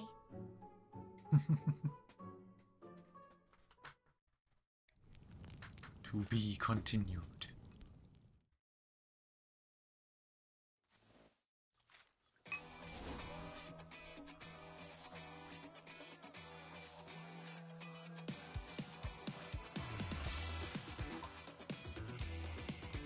Message left on a photo album's first page. Photograph of Samantha Green in the 500-meter water beast steeplechase, 1921, artificially colorized. The world champion of the 500-meter water beast steeplechase defended her title for 3 consecutive events. Water beast yielded at her feet like a timid little kitten. But is it really possible for anyone to get along with water beast this effortlessly? Does water beast blood in fact run through her veins? All very good questions, but I'll tell you now, it's very likely. Note well, I'll be telling Mia the truth behind the secret next week. Photograph of Sophie Rogers in the Incantation Duel, 1922. Well preserved. Although there was some controversy over the refereeing in her retirement competition, it did not impede Sophie Rogers' smooth induction to the Hall of Fame. She pioneered the strategy of using levitation techniques and telekinesis incantations to launch defensive counterattacks, coming an idol to the young generation at the time. It's fun to read these, because this is the stuff that's in her book, right? This is... We saw that she kept this photo journal, like, under her pillow.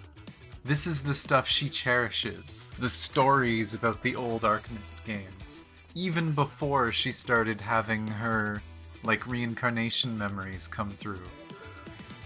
She still was obsessed with this stuff. Photograph of Benjamin Stone in team dressage competition, 1918, slightly damaged. The Ocean Circus, led by Benjamin Stone, became dark horse in this year's team dressage event. In the semi-finals, they toppled the dominant position in local frontrunners, the Kangaroo Mountain Rangers. Who would have thought that they could reach such a seamless degree of understanding with their seahorses? Oh my gosh. It's just fun. I love having lore like this. And that should be the last eucalyptus pod.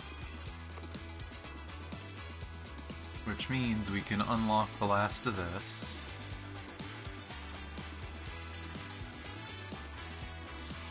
I see. My problem with these is they're never going off. If they do, they'll go off against a boss, but for now, they're not going off.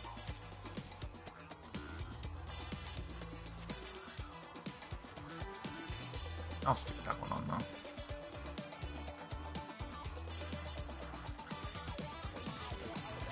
We have obtained rock. Yay, rock. But, oh, and there is another one. It's not required, but it's here. Plea of innocence from extraterrestrial beings. Oh my gosh. Oh, it's one of these things. God damn it. I am curious to see the alien thing, though. My dear friends, have you read the latest issue of the Nagger? Of course, I'm always keen to see what lies those Liliths will come up with next. Yes, that's right. Lies. It's all lies. Look, just look at me. Just like a frisbee. My floating do-do-do belboo. Can you imagine this being an outfit of an alien spy?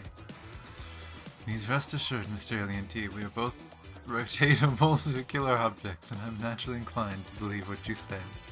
Actually, can't say it's not suspicious at all. Huh?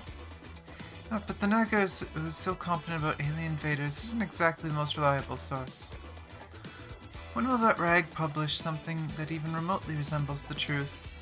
They also call me a prime example of young people today being crushed by the pressures of housing crisis.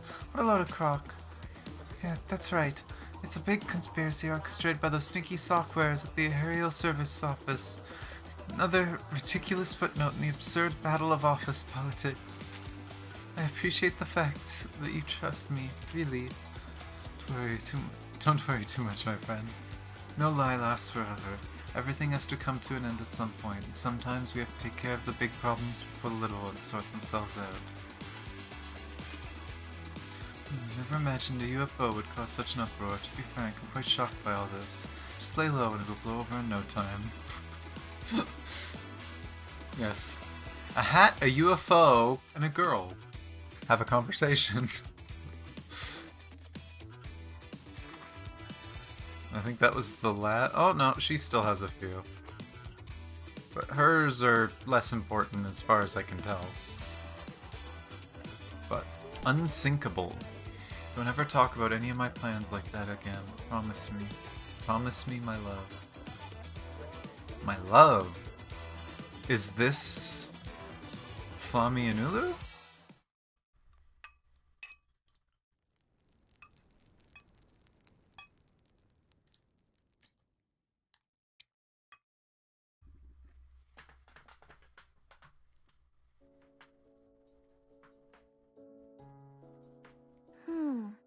Lights? Checked. Well, they definitely made the place look fancier. Jesus. Even got like buildings around it and stuff. Width of the entrance? Checked. Support structure for the ceiling? Checked. Camera parrot for broadcasting the games? Very fluffy, so checked. Very fluffy. That's the important part about the camera parrot. Camera parrot must be fluffy.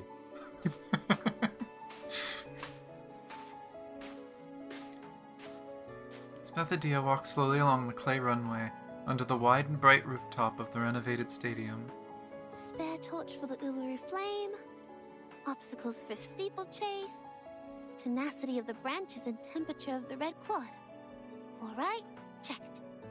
Only one more item to go before the flame lighting ceremony this midnight. Uh-oh. What's up The with Uluru? Uluru flame. Huh? Ulu? You alright? What's with the tears?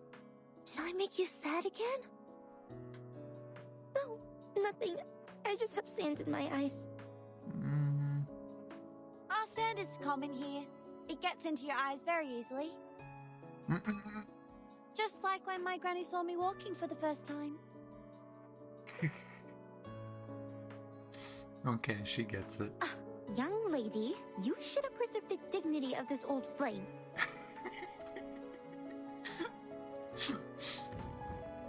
You burned me! You did piss off a fire. Burning hot and energetic. Checked.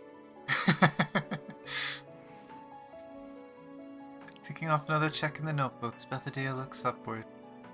Safety factor of the field? Checked. Laplace really did us a huge favor. Shame I haven't had the time to talk to Ezra since we had that fight. We were both busy, and when we met, it was...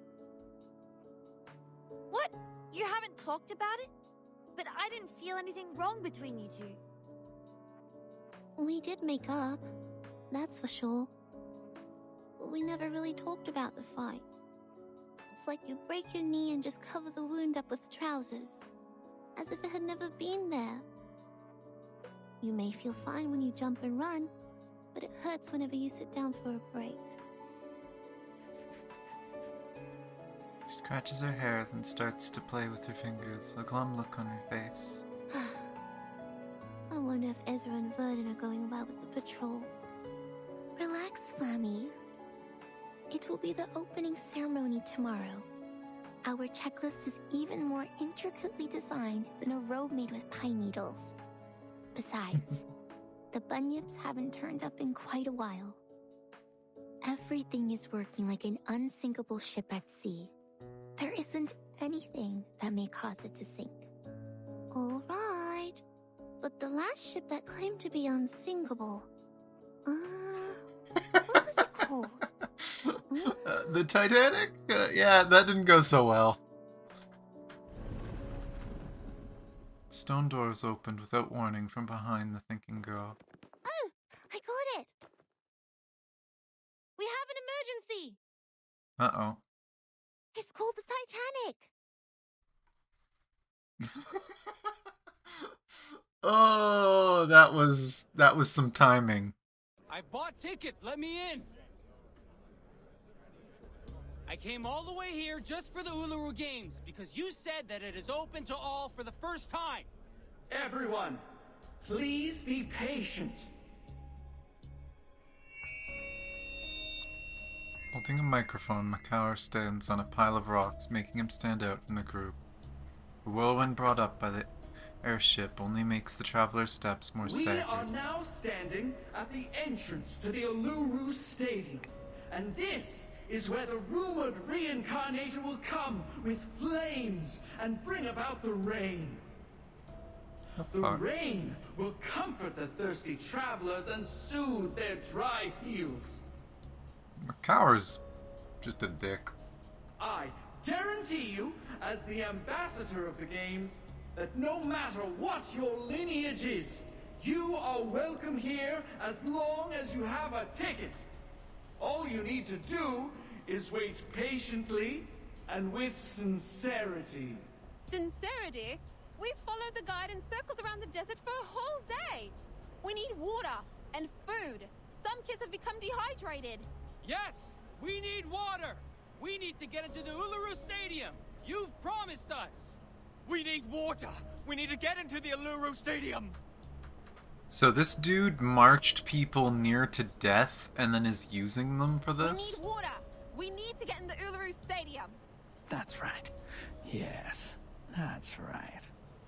Revival Squad, I'm sure you will enjoy this gift from me. We need water! We need to get to the Uluru Stadium! We need water! Getting louder and louder, the rumble shakes the whole desert and echoes above the giant rock. Gosh, it's him, that guy. How shameless. We never sold a single ticket or invited so many outsiders to the game. How can they tell such a lie? He's whipping up public opinion, just his greatest strength. I took a glance at the crowd. There were at least 3,500 of them out there. Not a number Macaur can incite alone. Some of them must be his accomplices.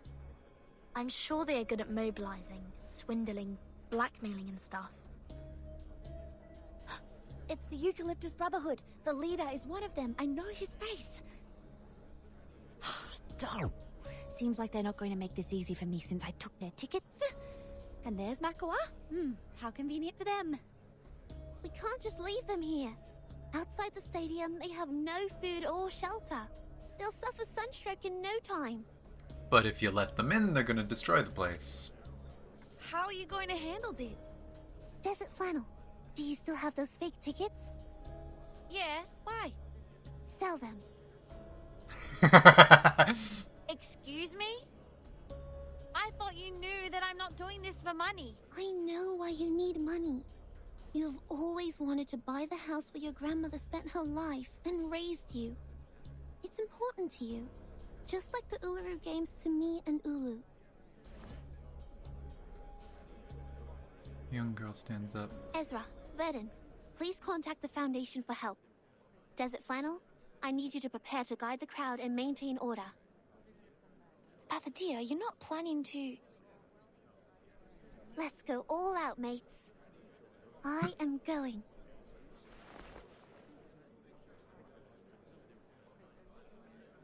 Holding the Ulu soaked in tears in her arms, Spathodea shakes off Desert Flannel's sweaty hands. A dry breeze follows after her, kicking up dust and forming the shadowy gate.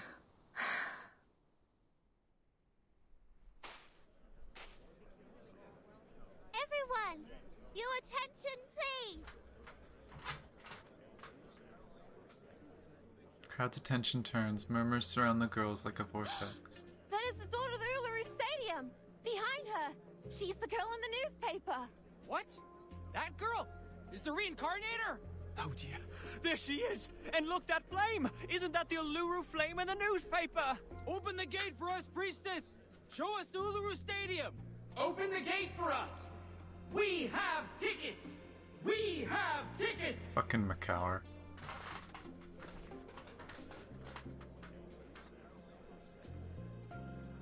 Open the gate for us! We have tickets! We have Like a summoning, a tumultuous clamor goes up from the crowd, punctuated by Macaur's Look questioning. at those girls, my friends. That is Miss Spathodea and Miss Uluru. The newspapers have been praising them for facilitating the union of mankind and the arcanists, bringing back the true spirit of sporting events and calling them the pioneer peace. In the name of the Uluru Flame, I swear it's not a lie. Of course, of course. You are not lying. No lies have been spoken. A junior student from God damn Melbourne. it. I don't an like old listening to this guy soul, talk. A reincarnator. What's her attitude and what will she do? Please, find out with me. Oh, hey, that was in the trailer. Please tell me he's the boss. Please, for the love of God, tell me he's the boss. I want to beat the shit out of him 1,000,000 times. The microphone in his hand points up at the sky, reflecting the airship spotlight glaring down at Spathodea. Oh. This is Verton's theme. Though, I mean, this is also kind of the theme they play whenever something, like, epic is about to happen. Scattering audio photos from the sky. Humans? What are they doing in the stadium? People hear Spathodea's voice crystal clear. The world is full of sports games for humans. One after another and another. Guide Arcanum with science. Tame the Orderless power with sense. And now they're even taking away the Uluru Stadium with metal bars. That's... How ridiculous. She said she stands for peace. Yet she has never considered mankind's safety, technology, assistance, or rights. Arcanist, Arcanist. That's all she's talking about. It's the voice of the priestess. How could she say that? Nonsense. It is the first Uluru Games with the help of Laplace human technology. They've been talking about equality, peace, and love all the time. Damn you! How could you be so despicable? All the constructions are built by Laplace. These are all human contributions. I'm out of here. It's not the Uluru Games. Not the one I heard from my grandma at all. We should believe that. She's an honest girl. She would never have lied. Miss Spathodea, did you really say that? How'd she handle it? Macaur passed the microphone to Spathodea with a celebratory flair. A bunyip appears out of his coat, its body starting swelling as it devours the air. In the turmoil of lies and distrust, it gains additional power. Flammy, confront it. Light it up, conquer it, and make it burn. Lulu's like, I'ma burn that fucking thing. I will. I know what my duty is. Boss fight. Him and his stupid pet. Come on. Hey, it's balanced mode. Hell yeah. I'm kind of sad I don't have her as a character, because I would love to use her in this.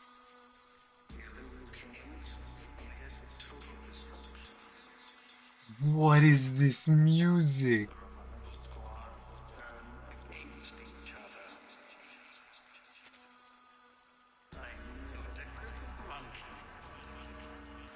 Tail of rumors, claws of confusion, tongue of deception.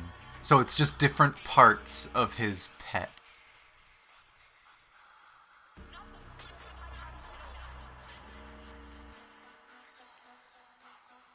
And entering battle, gain 50 stacks of misleading rumors. When misleading rumors status, damage taken reduction plus 70%. At the end of the round, for every burn stack held by all parts, lose 1 stack of misleading rumors. Oh, for fuck's sakes, it requires burn. When all stacks are lost, enters exposed status for 2 rounds. After exposed status ends, gains 50 stacks of misleading rumors. Damage taken reduction plus 70% for Tongue of Deception. Yeah, burn. We already know what that is. When other parts take lethal damage, recovers 66% of their max HP. If they are not in obfuscation status, grant obfuscation to them and 20 stacks of burn to self. The obfuscation status lasts 3 rounds. When taking lethal damage, destroy all other parts. Cannot act. Damage taken reduction plus 90%. When in exposed status, clears all Moxie and attack bonus, cannot attack for 3 rounds.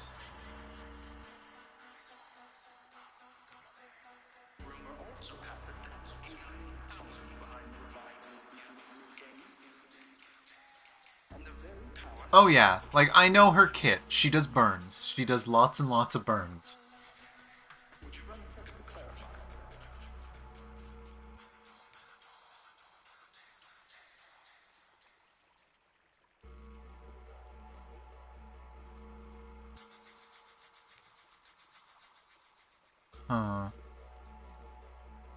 Gain 2 Moxie at the end of the round. If that 5 Moxie consumes... mass attack that paralyzes, which... Okay, 2 stacks is daze. And this is the part that's mostly doing attacks. Inflicts pollution.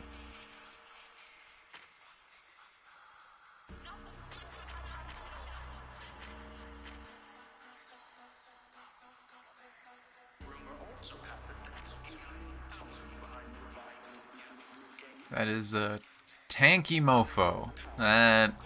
Huh. Tempted to try doing some pulls. You know what? I'm gonna try doing some pulls and see if I get her. Because if I can get her and do that with her, that'd be amazing. I don't expect it, but it'd be cool. Because this is the final boss, and it'd be cool. Let's see, we got... Is that 4? 3 or 4? See what happens.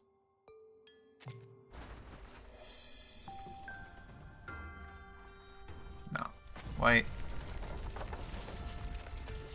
We'll see what happens with this. No, don't talk in numbers. I don't want to hear your numbers. Whoa! It just happened instantly. What the hell? That never happens. It usually takes spinning forever. Onion. Congratulations. You are about to unveil. And yes, it's 4. Whoa. Why did it pop instantly? I think my computer's lagging and that's what's happening, but I don't know. I've seen it happen to someone else, so maybe it's just a bug right now. Bet. Okay. 1 pull. It's not likely to happen, but you can pray. Nah, it's purple. Sad. Good day. My name is Nick. And nothing else to do there. Oh well. 2, 3, 4, 7, 11. Just being hopeful. But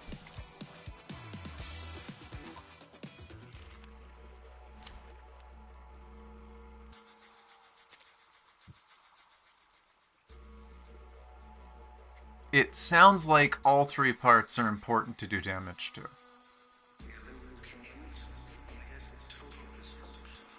So it might be a good idea to make them just do AoE. Oh, that's cool that it has an effect when you switch to all the same.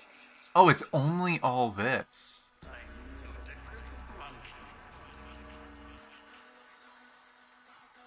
Well, let's switch to all yellow.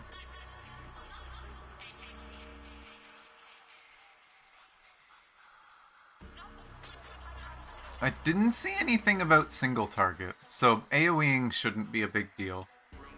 This is, like, my strongest team, so should be fine. Let's see how this goes.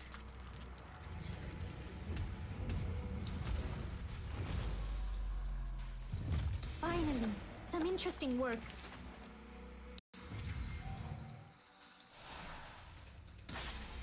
Don't you worry. Keep your Priestess of the control. Uluru Games, and my friend, the Uluru Flame. Both of us stand right here. God, I wish I had her for this fight. We will not tell a lie or evade any questions. That's right. We stand right here. It's time we put an end to all these slanders, Mr. Makawa.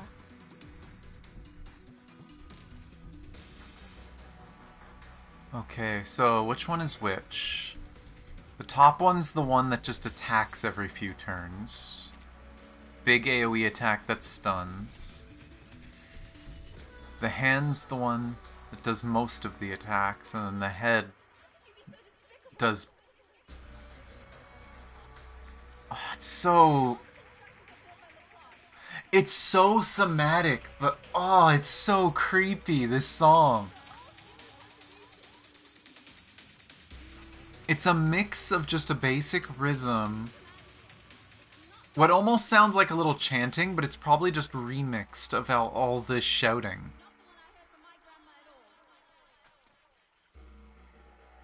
But, oh, it's so good. All you hear is me? Is the music too quiet? Here, I will turn it up, but you might have to turn it up too.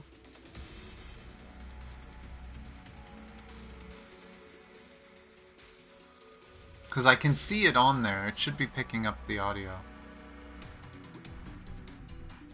I don't think I can turn it up any higher than this, though. But it's very quiet. It has, like, echoey... just echoey versions of some of the shouting from the audience. Whose heart is beating so loud?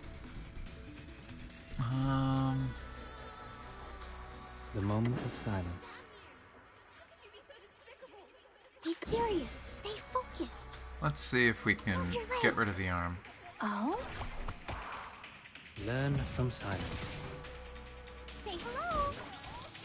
The arm seems like the most dangerous part because it inflicts all the debuffs. Ah, that wasn't enough. There's some debuffs. And anyone with a debuff takes more damage.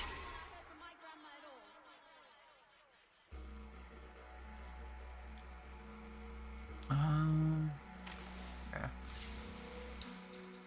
Ooh, big stomp. I don't think I need that. The moment of Be utterance. serious. Stay focused.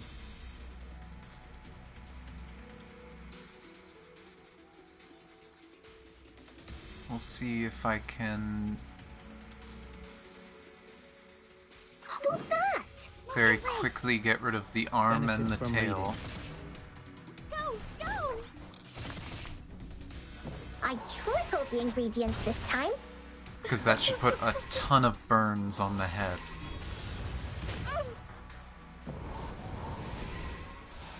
Yeah.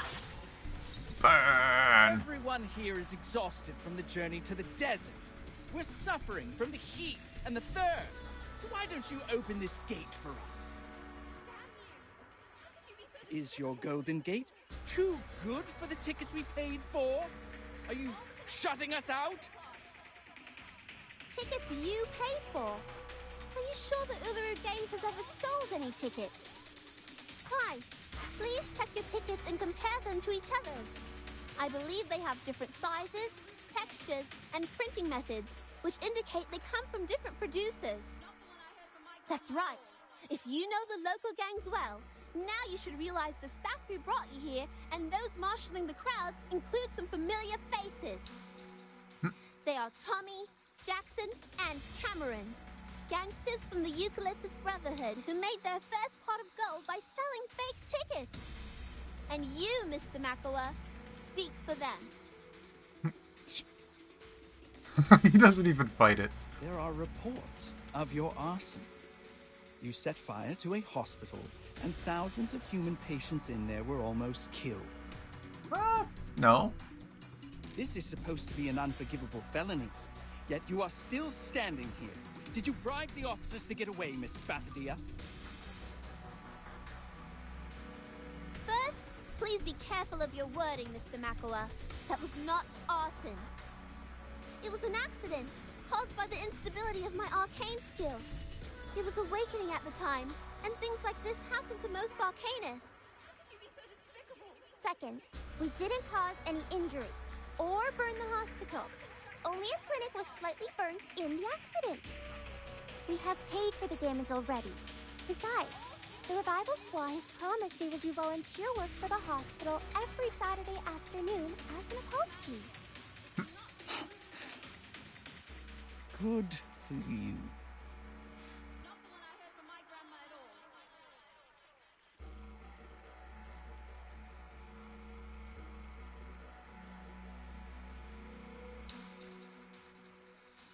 Okay, let me...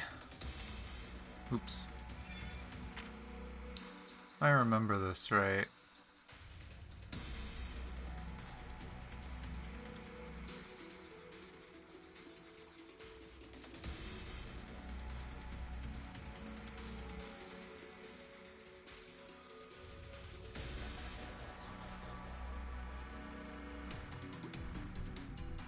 So these two are out of commission for 3 turns? Well, 2 and 3 probably? Oh no, they did go down on the same turn.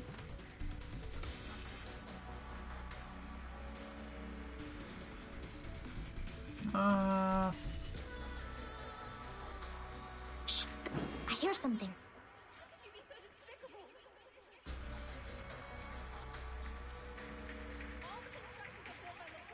What's this? Be serious. Move your Let's just try to do damage to it. Don't be so furious.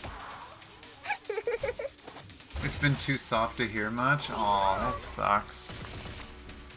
That was lightning.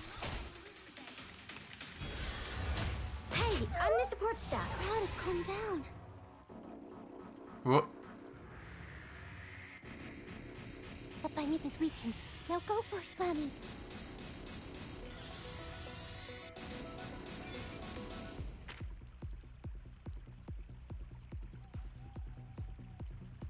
What was it that caused it?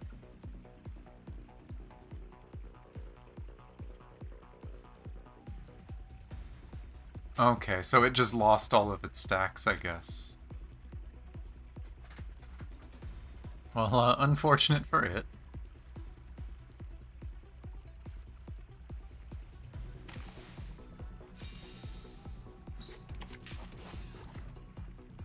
It already has the main debuffs. Let's The moment of silence. buff. The moment of utter Just like in the train. Move your Stop. legs.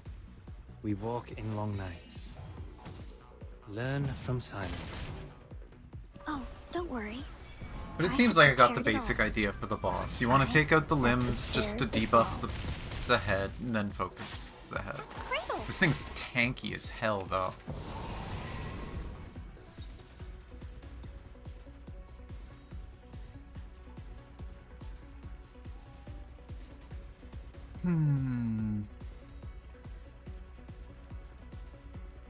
Kinda want to refresh this hand.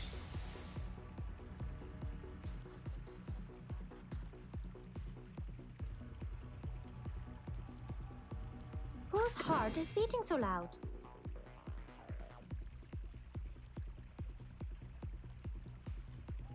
You know what? He's inflicted enough debuffs for now. Oh, actually. Yeah, no, that needs to be upgraded before I use it again. Preferably. Who's that? Be serious. Move your legs. See how much damage I can do. Talking out calms people down.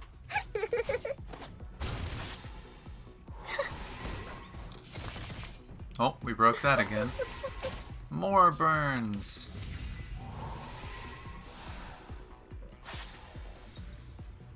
Are we gonna get the creepy voices again?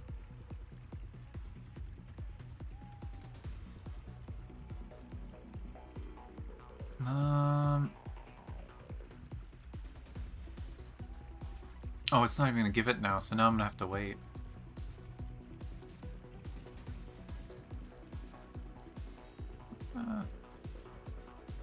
The moment of silence. What's this? Oh, I don't have any. Give me more Jessica stuff. The moment of utterance. What's that? Be serious. Stay focused. Hopefully I don't have to use it on this, but... Benefit from reading. I I'll tripled do the it just in ingredients case. this time. Nah, I didn't have to. It's a waste. Oh well. Not lightning.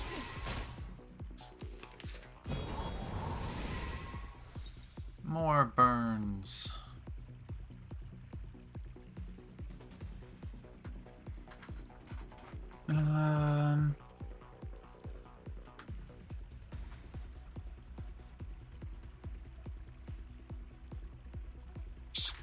I hear something. Buff. Does this need 5 or 6? 6 or more Eureka. It's not gonna do as much damage as it could, but oh well.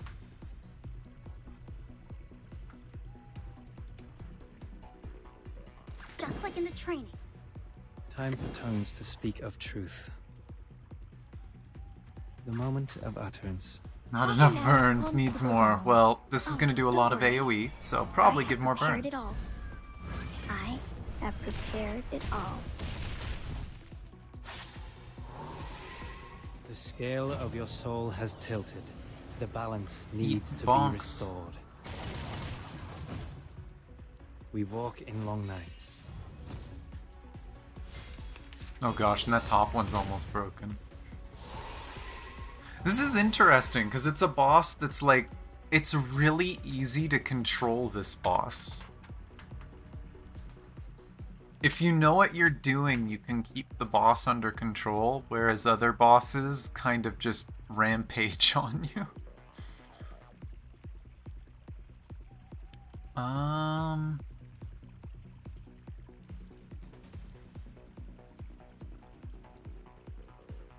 The moment of silence.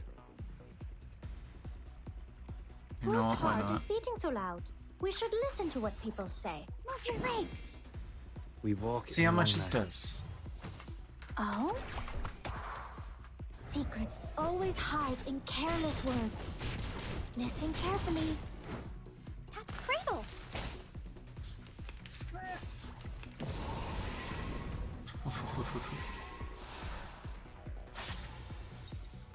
Oh, it's still down.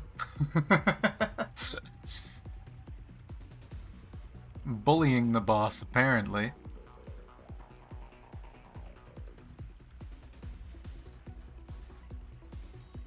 Yeah. Give me...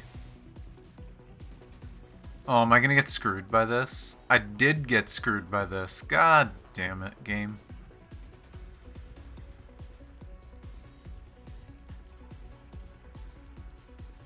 What's this? Debuff, debuff. Whose heart AoE, is beating so AoE. loud? I lost my single target attack. It seems to be mixed up. We'll see if it does enough. It might do enough. Fine, right? It still has burns and poisons too. Well, okay, yeah, this should do enough. Hey! Burned away. No way. Darn it. Well, yeah, you got a silver tongue. Your words are indeed clear, logical, and reasonable. But how are you going to deny what you said in the photos? You wanted no humans in the stadium, and you held a grudge and a prejudice against them.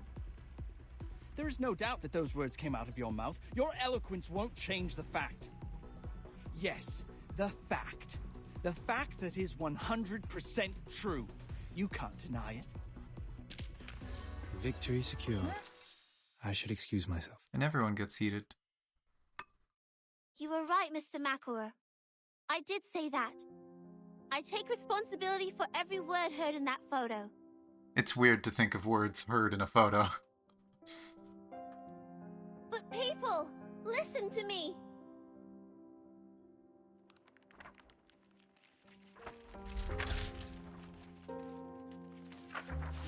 Those words are wrong. So am I.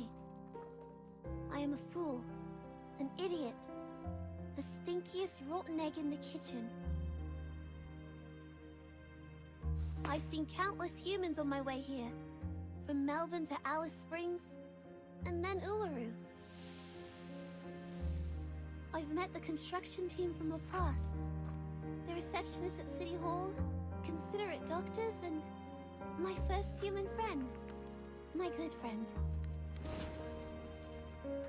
In the past, I saw humans as the other kind. I thought they were unreasonable, cruel people who deceive others with bureaucratic jargon. But now, when I think of humans, I am reminded of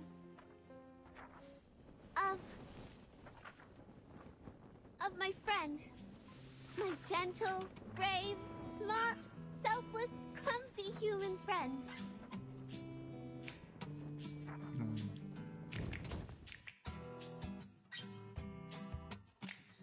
What are you going to...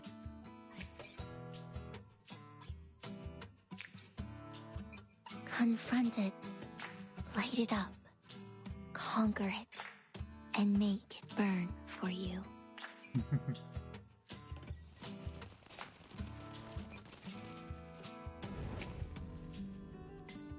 Flame lit by Ulu burns all the way to the crawling bunyip.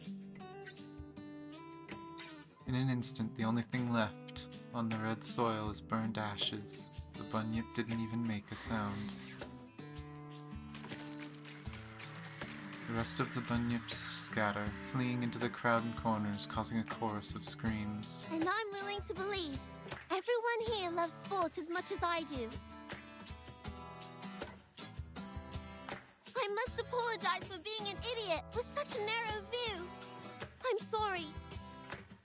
Now, I hope everyone can enjoy pure sports and have fun sweating. Those of you who have tickets, please enter the stadium in order. Hello, Bun. Those of you with no tickets, you can buy one from Miss Desert Flannel for just $1. I hereby declare the opening of the Uluru Games. The gate is already open. Lammy puts her arms in the air as the crowd cheers. Everyone is welcome. Damn it! How come? The source has confirmed the rift between them. Run. If I'm fast enough, there's still a chance. Good luck running away from an invisible hat man. Grabbing the camera tightly, Makua and his team hurry out of the crowd in a panic. Or maybe you don't deserve that chance at all. Wall of people stand at the exit. We've got a helping hand. More than one hand. Hey, look, it's the human friend. Aha! This is what we call the Hammer of Justice. Take that, you little long-tongued pig! I will pull your tongue out through one of your eye sockets. You should have known better than to mess with me. Oh, I love the music.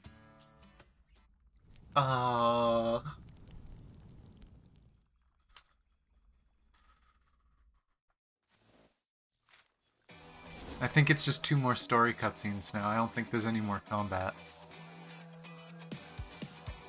And gone too soon, yeah. Well, I mean, this song is good too.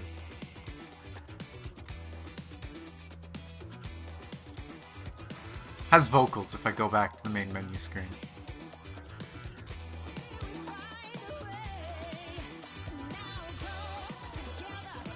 So good.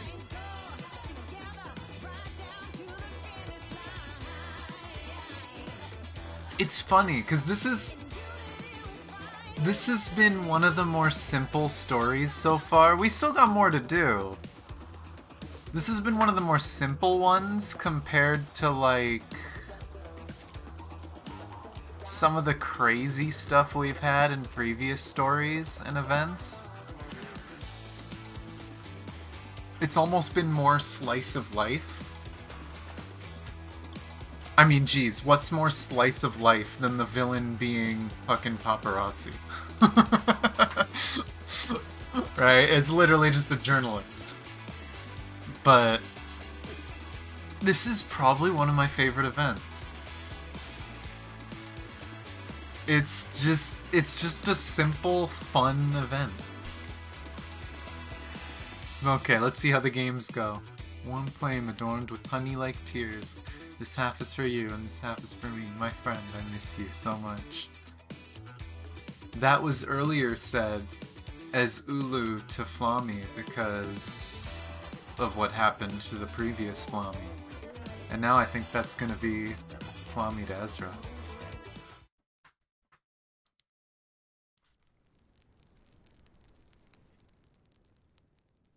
I really hope they show more characters, but I don't know if they will. The audience are all seated.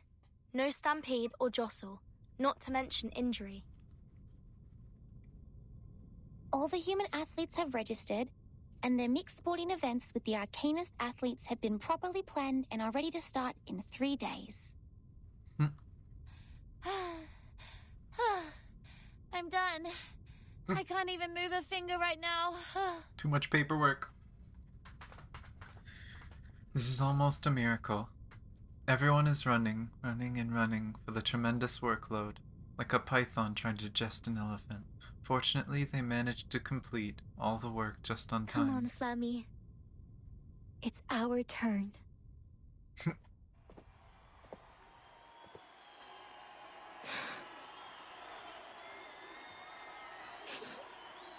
Again, we walk on this glorious path together, Ulu.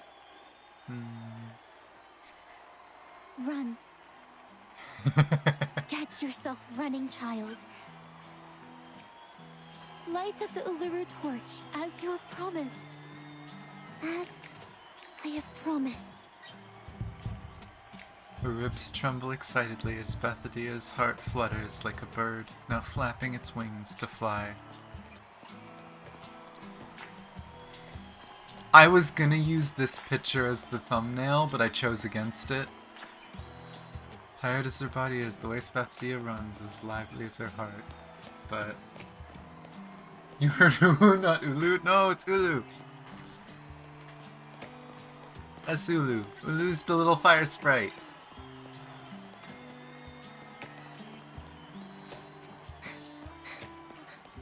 I am running.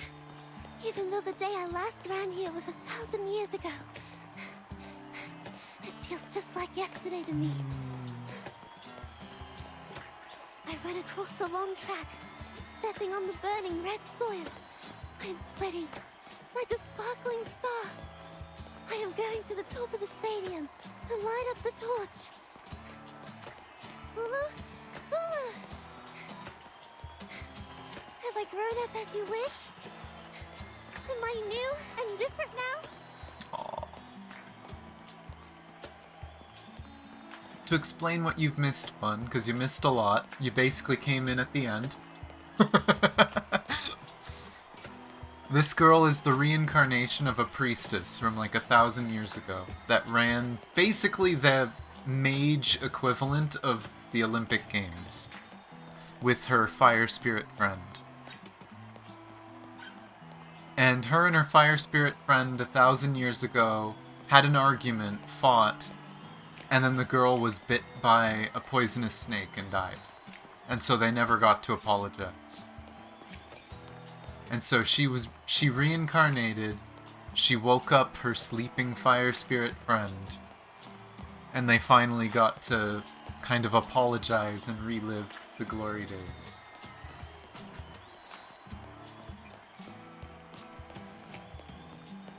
She runs as fast as she can, calling out. This is just a moment of my life, but I know you've waited 1,000,000 days and nights for it. I want you to be proud. I want you to be happy. My friend, my dear friend. You are already my Flammy, but you are actually more than that. You are also my Spathodea, my little girl. You have grown up as I have dreamt of countless times. The snakes here didn't lay a single tooth on you. Both your body and mind are intact. Hey, what's that? The Uluru flame is dropping water. Is she crying? Stop crying, you silly fire spirit.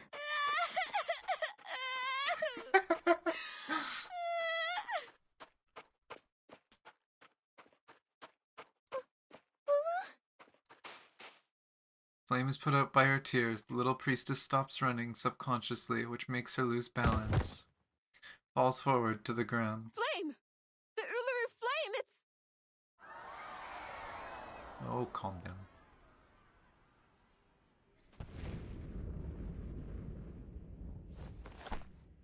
It's the kid of Laplace!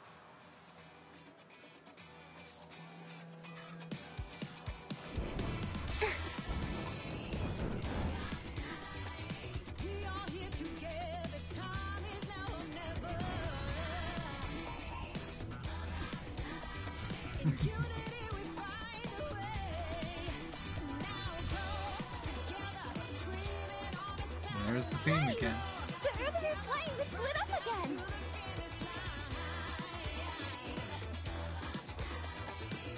But yeah, unfortunately, Neko. I don't know when exactly you stepped away, but did beat the fight. Gave Makor a bit of a talking to and yelling at. Don't know what happened to him. Hopefully thrown somewhere.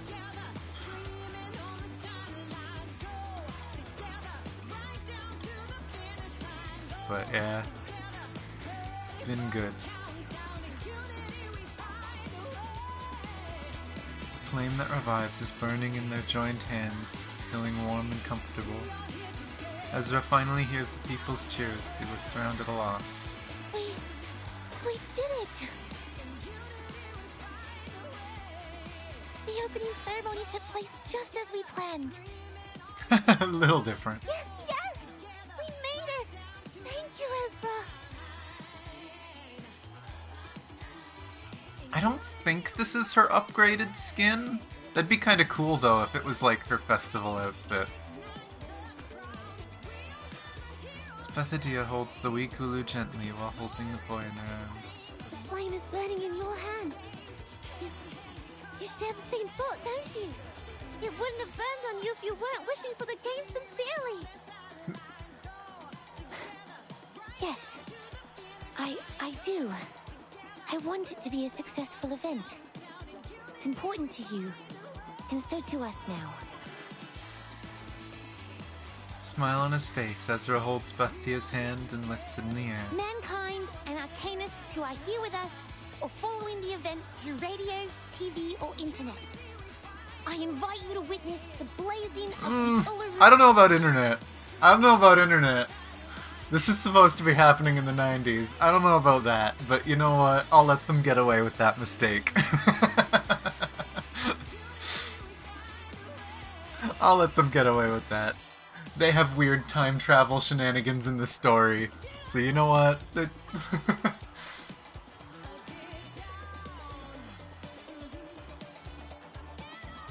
She is Ulu, the noble spirit of peace, hard work, and competition. In the past thousands of years, the holy fire has been to the highest mountain and touched the rocks in the deepest sea, taking the peace and all of the noble qualities to every corner of this world. It was also brought out of this world, into space by rockets, and traveled among the stars.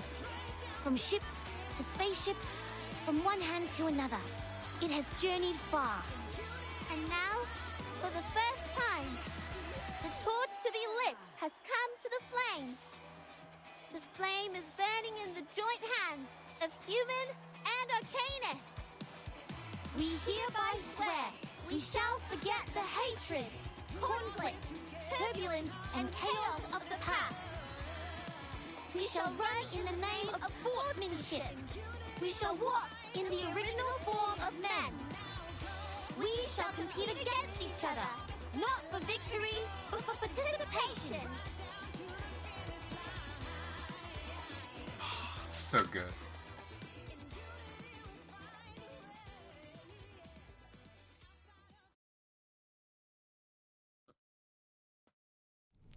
But to explain the end of that fight, Neko, basically I bullied the fuck out of that thing. After breaking the hands and tail once, I was able to continuously break both the, like, alternate between the hands and tail, and it was just permanently stunned. I just bullied that boss.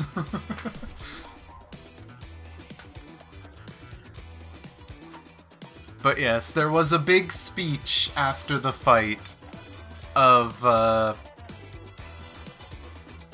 basically Spathodea admitting that, yes, she did say all the horrible things before, but that was before she got to know her best friend who's a human and whatever else.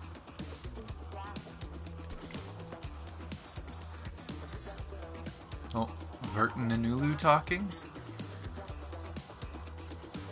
A doctor, a writer, a newsstand owner, a taxi driver, a high school math teacher, and a smelter.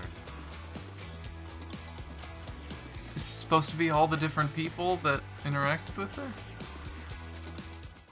Okay, here's the end. As far as I know, it ends at 15. The Uluru Guardians. I think this is the first time I've done a full chapter of Reverse in one day. So, did Miss Desert First in a Funnel long go to the time, hospital anyway. to visit Mr. McAway?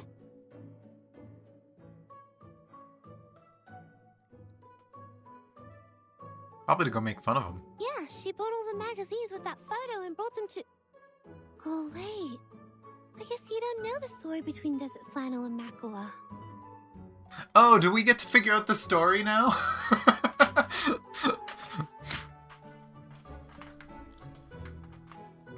But yeah, they told everyone the story, and Ezra was in the room. We didn't get to hear it because it happened off screen.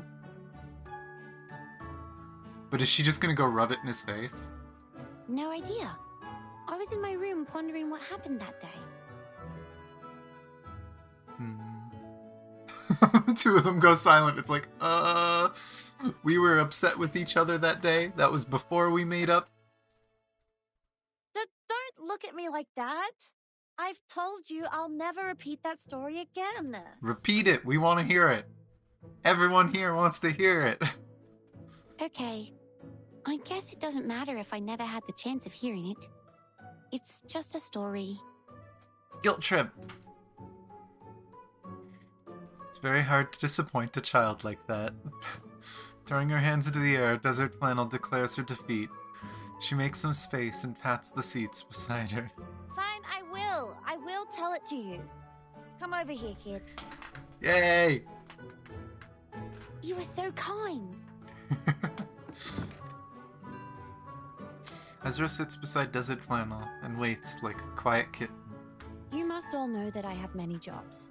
These part-time jobs eat away most of my time, but the clients who gave me these jobs never let me go home empty-handed. If you were me, you'd know that if you are willing enough to take as many jobs as possible, you'd meet some strange clients. Like going to a school day pretending to be someone's mum, or braiding the hair of a punk hound in 302 pigtails for a blind man. Or waiting for a rare bird at midnight, carrying a camera which was expensive enough to pay for my apartment. Oh boy. I know. Sometimes my colleagues in the class would also hire others to help collect information they need. But if we have the time, most of us would prefer to take a walk in the forest and try our luck. Yes, that's exactly what my client said. He paid me well for the job. So generous that I stared at the dark and waited for that pink torch hummingbird to show up, despite my bloodshot eyes. Oh no. 1 day, 2 days, and 3 days passed. She breaks the camera. Didn't even seem anything like it. But I saw a wonder beast just as extraordinary as the hummingbird. Pausing for a second, Desert Flannel takes a deep breath. Ah, pink glittering platypus. Pink glittering platypus? It's pink and it's glittering. And who knows whether Pink Torch Hummingbird is a strange nickname for that platypus. Of course I have to take a picture of it. But you know, a bird lover won't need a picture of a platypus. So I sold it to Kidding Fun, a children's magazine. What happened next should be very evident to you, if you read enough bad novels. Is that... Yes, that's right.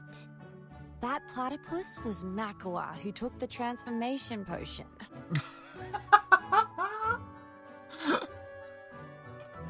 I see. But why would he do that?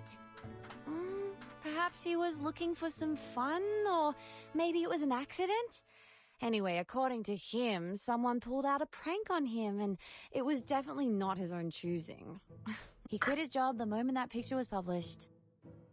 He left his friends and family and became a revenger, striving to put me into a miserable situation just like what he has gone through. I mean, no one would know it was him if he didn't say anything. So this time, after I made this fortune, I bought the apartment and every copy of that issue of the magazine. Were you planning to sell them all to Mr. Makua? No, of course not. Who do you think I am? I picked him up at the hospital, took him somewhere quiet, and burnt all the magazines in front of him. He was, oh my gosh, crying so loud. That was pleasant to hear. On the other side of the curtain, a young female voice interrupts the conversation. Miss Desert Flannel, Miss Spathodea, and Mr. Ezra, the interview is ready to start. Please follow me to the stage. Oh. Ah, yes. In a minute. The story was much simpler than I expected. Kids move before Desert Flannel does. Spathodea gets closer to Ezra and asks a question quietly. Did you get the ending of the story? No, not really. So there is something neither arcanists nor humans can understand. Perhaps we can ask Vertin later. She's a bit older than us, but she's not here today. I think she went to the stadium with Miss Ulu. Oh. What are they gonna say?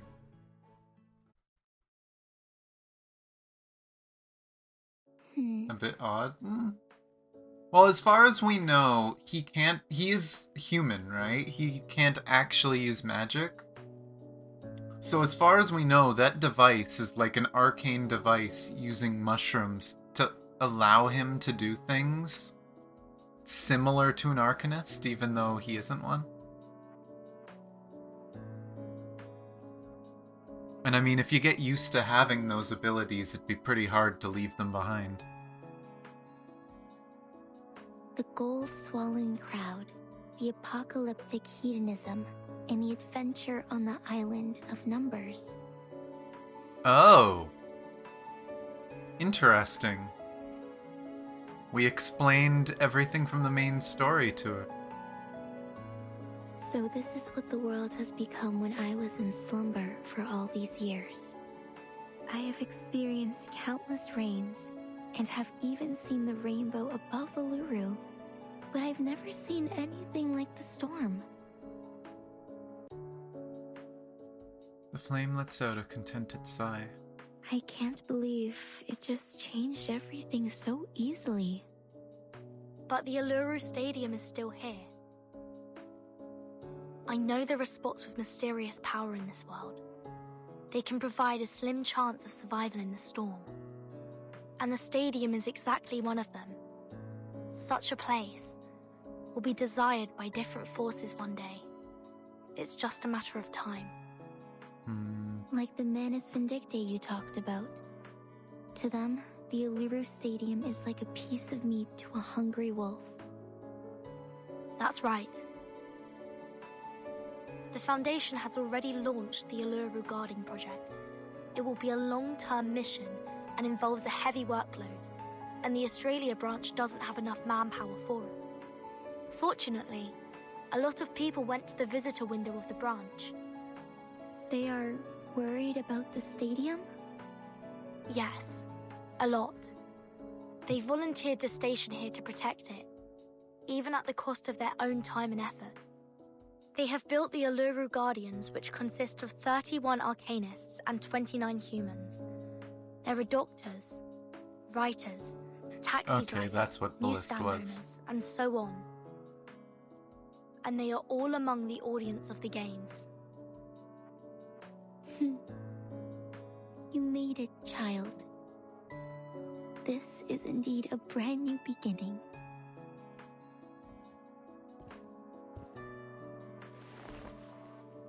That's why I want to keep it here.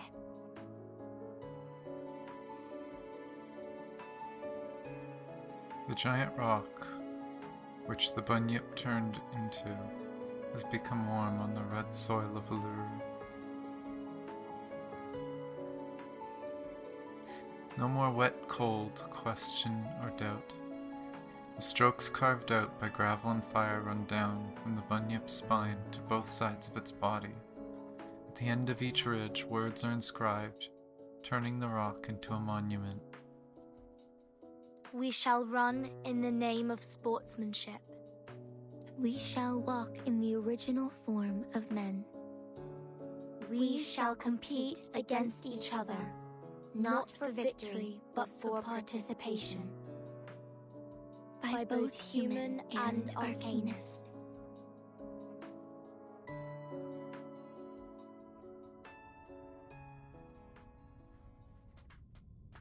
It's nice after seeing a lot of the No matter dark... how many times the storm reshapes the world from top to bottom, no matter how Jump the scare. times or the lifestyle change, no matter how ignorant people become, whenever they open the gate to the Uluru Stadium again, they will remember the spirit and faith it has been conveying. Things will change in the unstoppable river of time, yet the Uluru Stadium shall remain forever.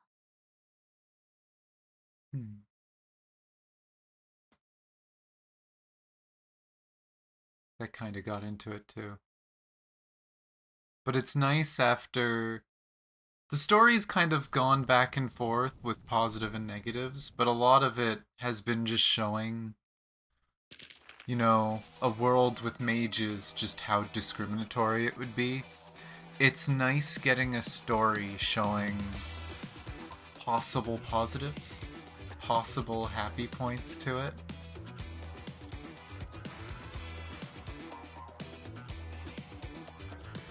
Huh. But yeah. That was really good. I really liked that event. Lots to do still. What all do I have? Ooh, I can get 2 poles.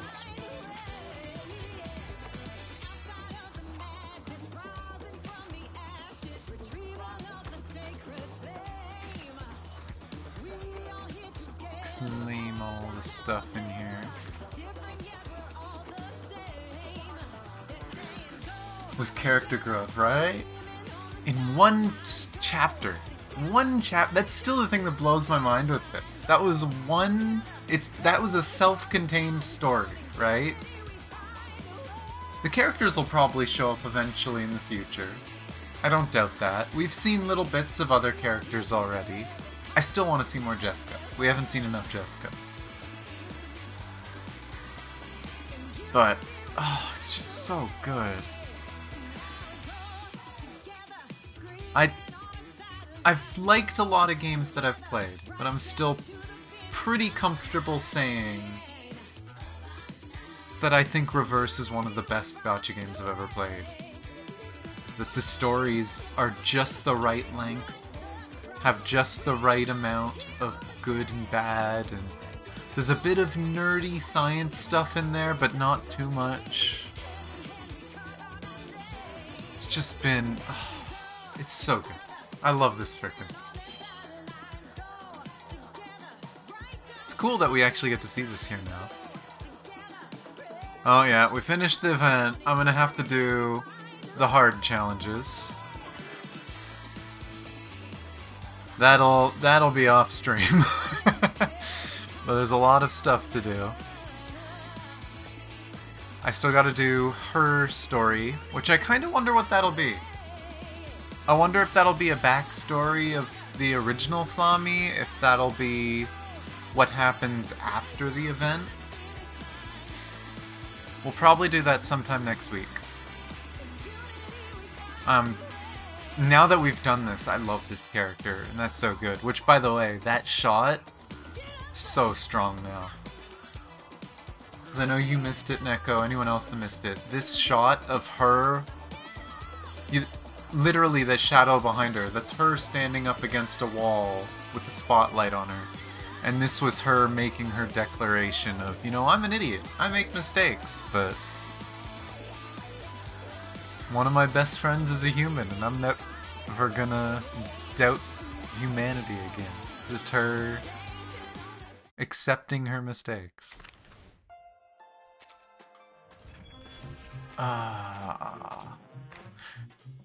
It's a simple story, it's a cornier story, but it was kids, right? Like, still good. But I'm a little short on crystals for that, but I got 2 tickets.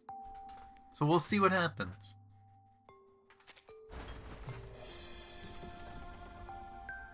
No, that's the white one. Unless it baits me. I've had it bait me before.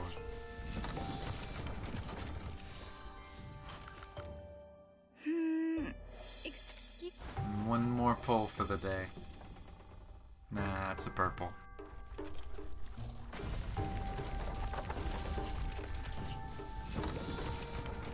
Oh yeah, I'm gonna try to keep pulling, see if I can get her. And build her. Ah, rabies.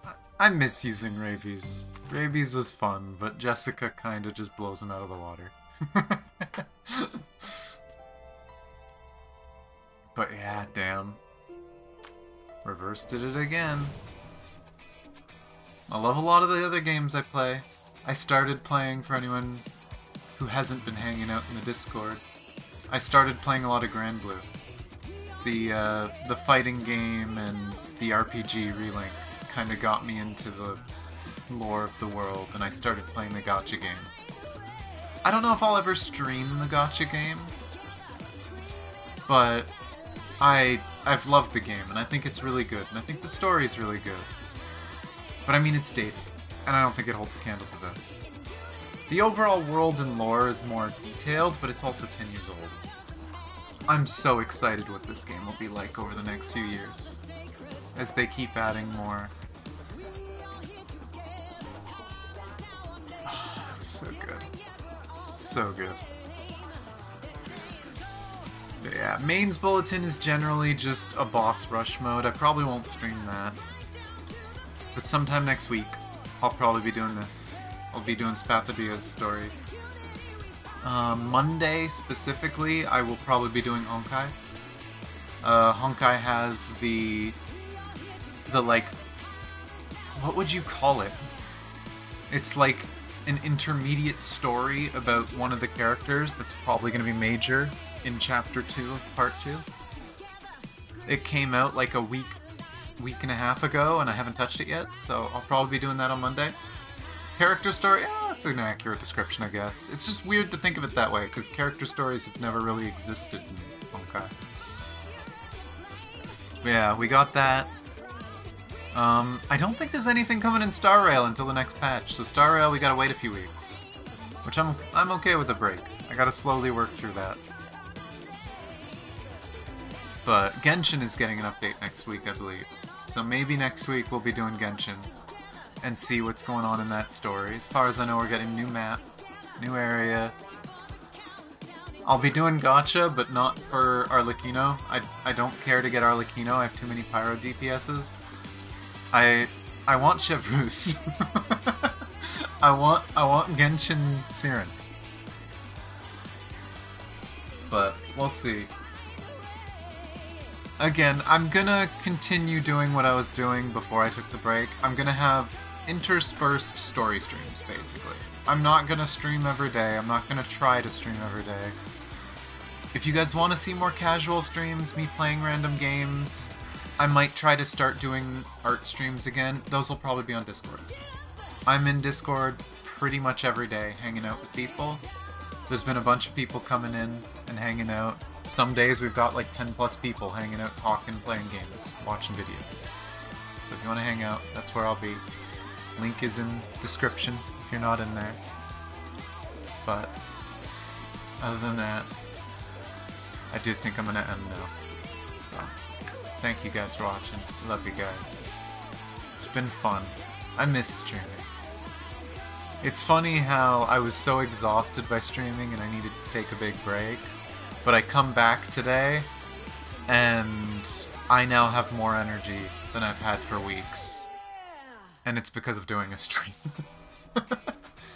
Sometimes you need a break, sometimes you just need to jump in. But again, thank you guys so much. Love you guys. I'll see you guys next time. Or in Discord. Ah.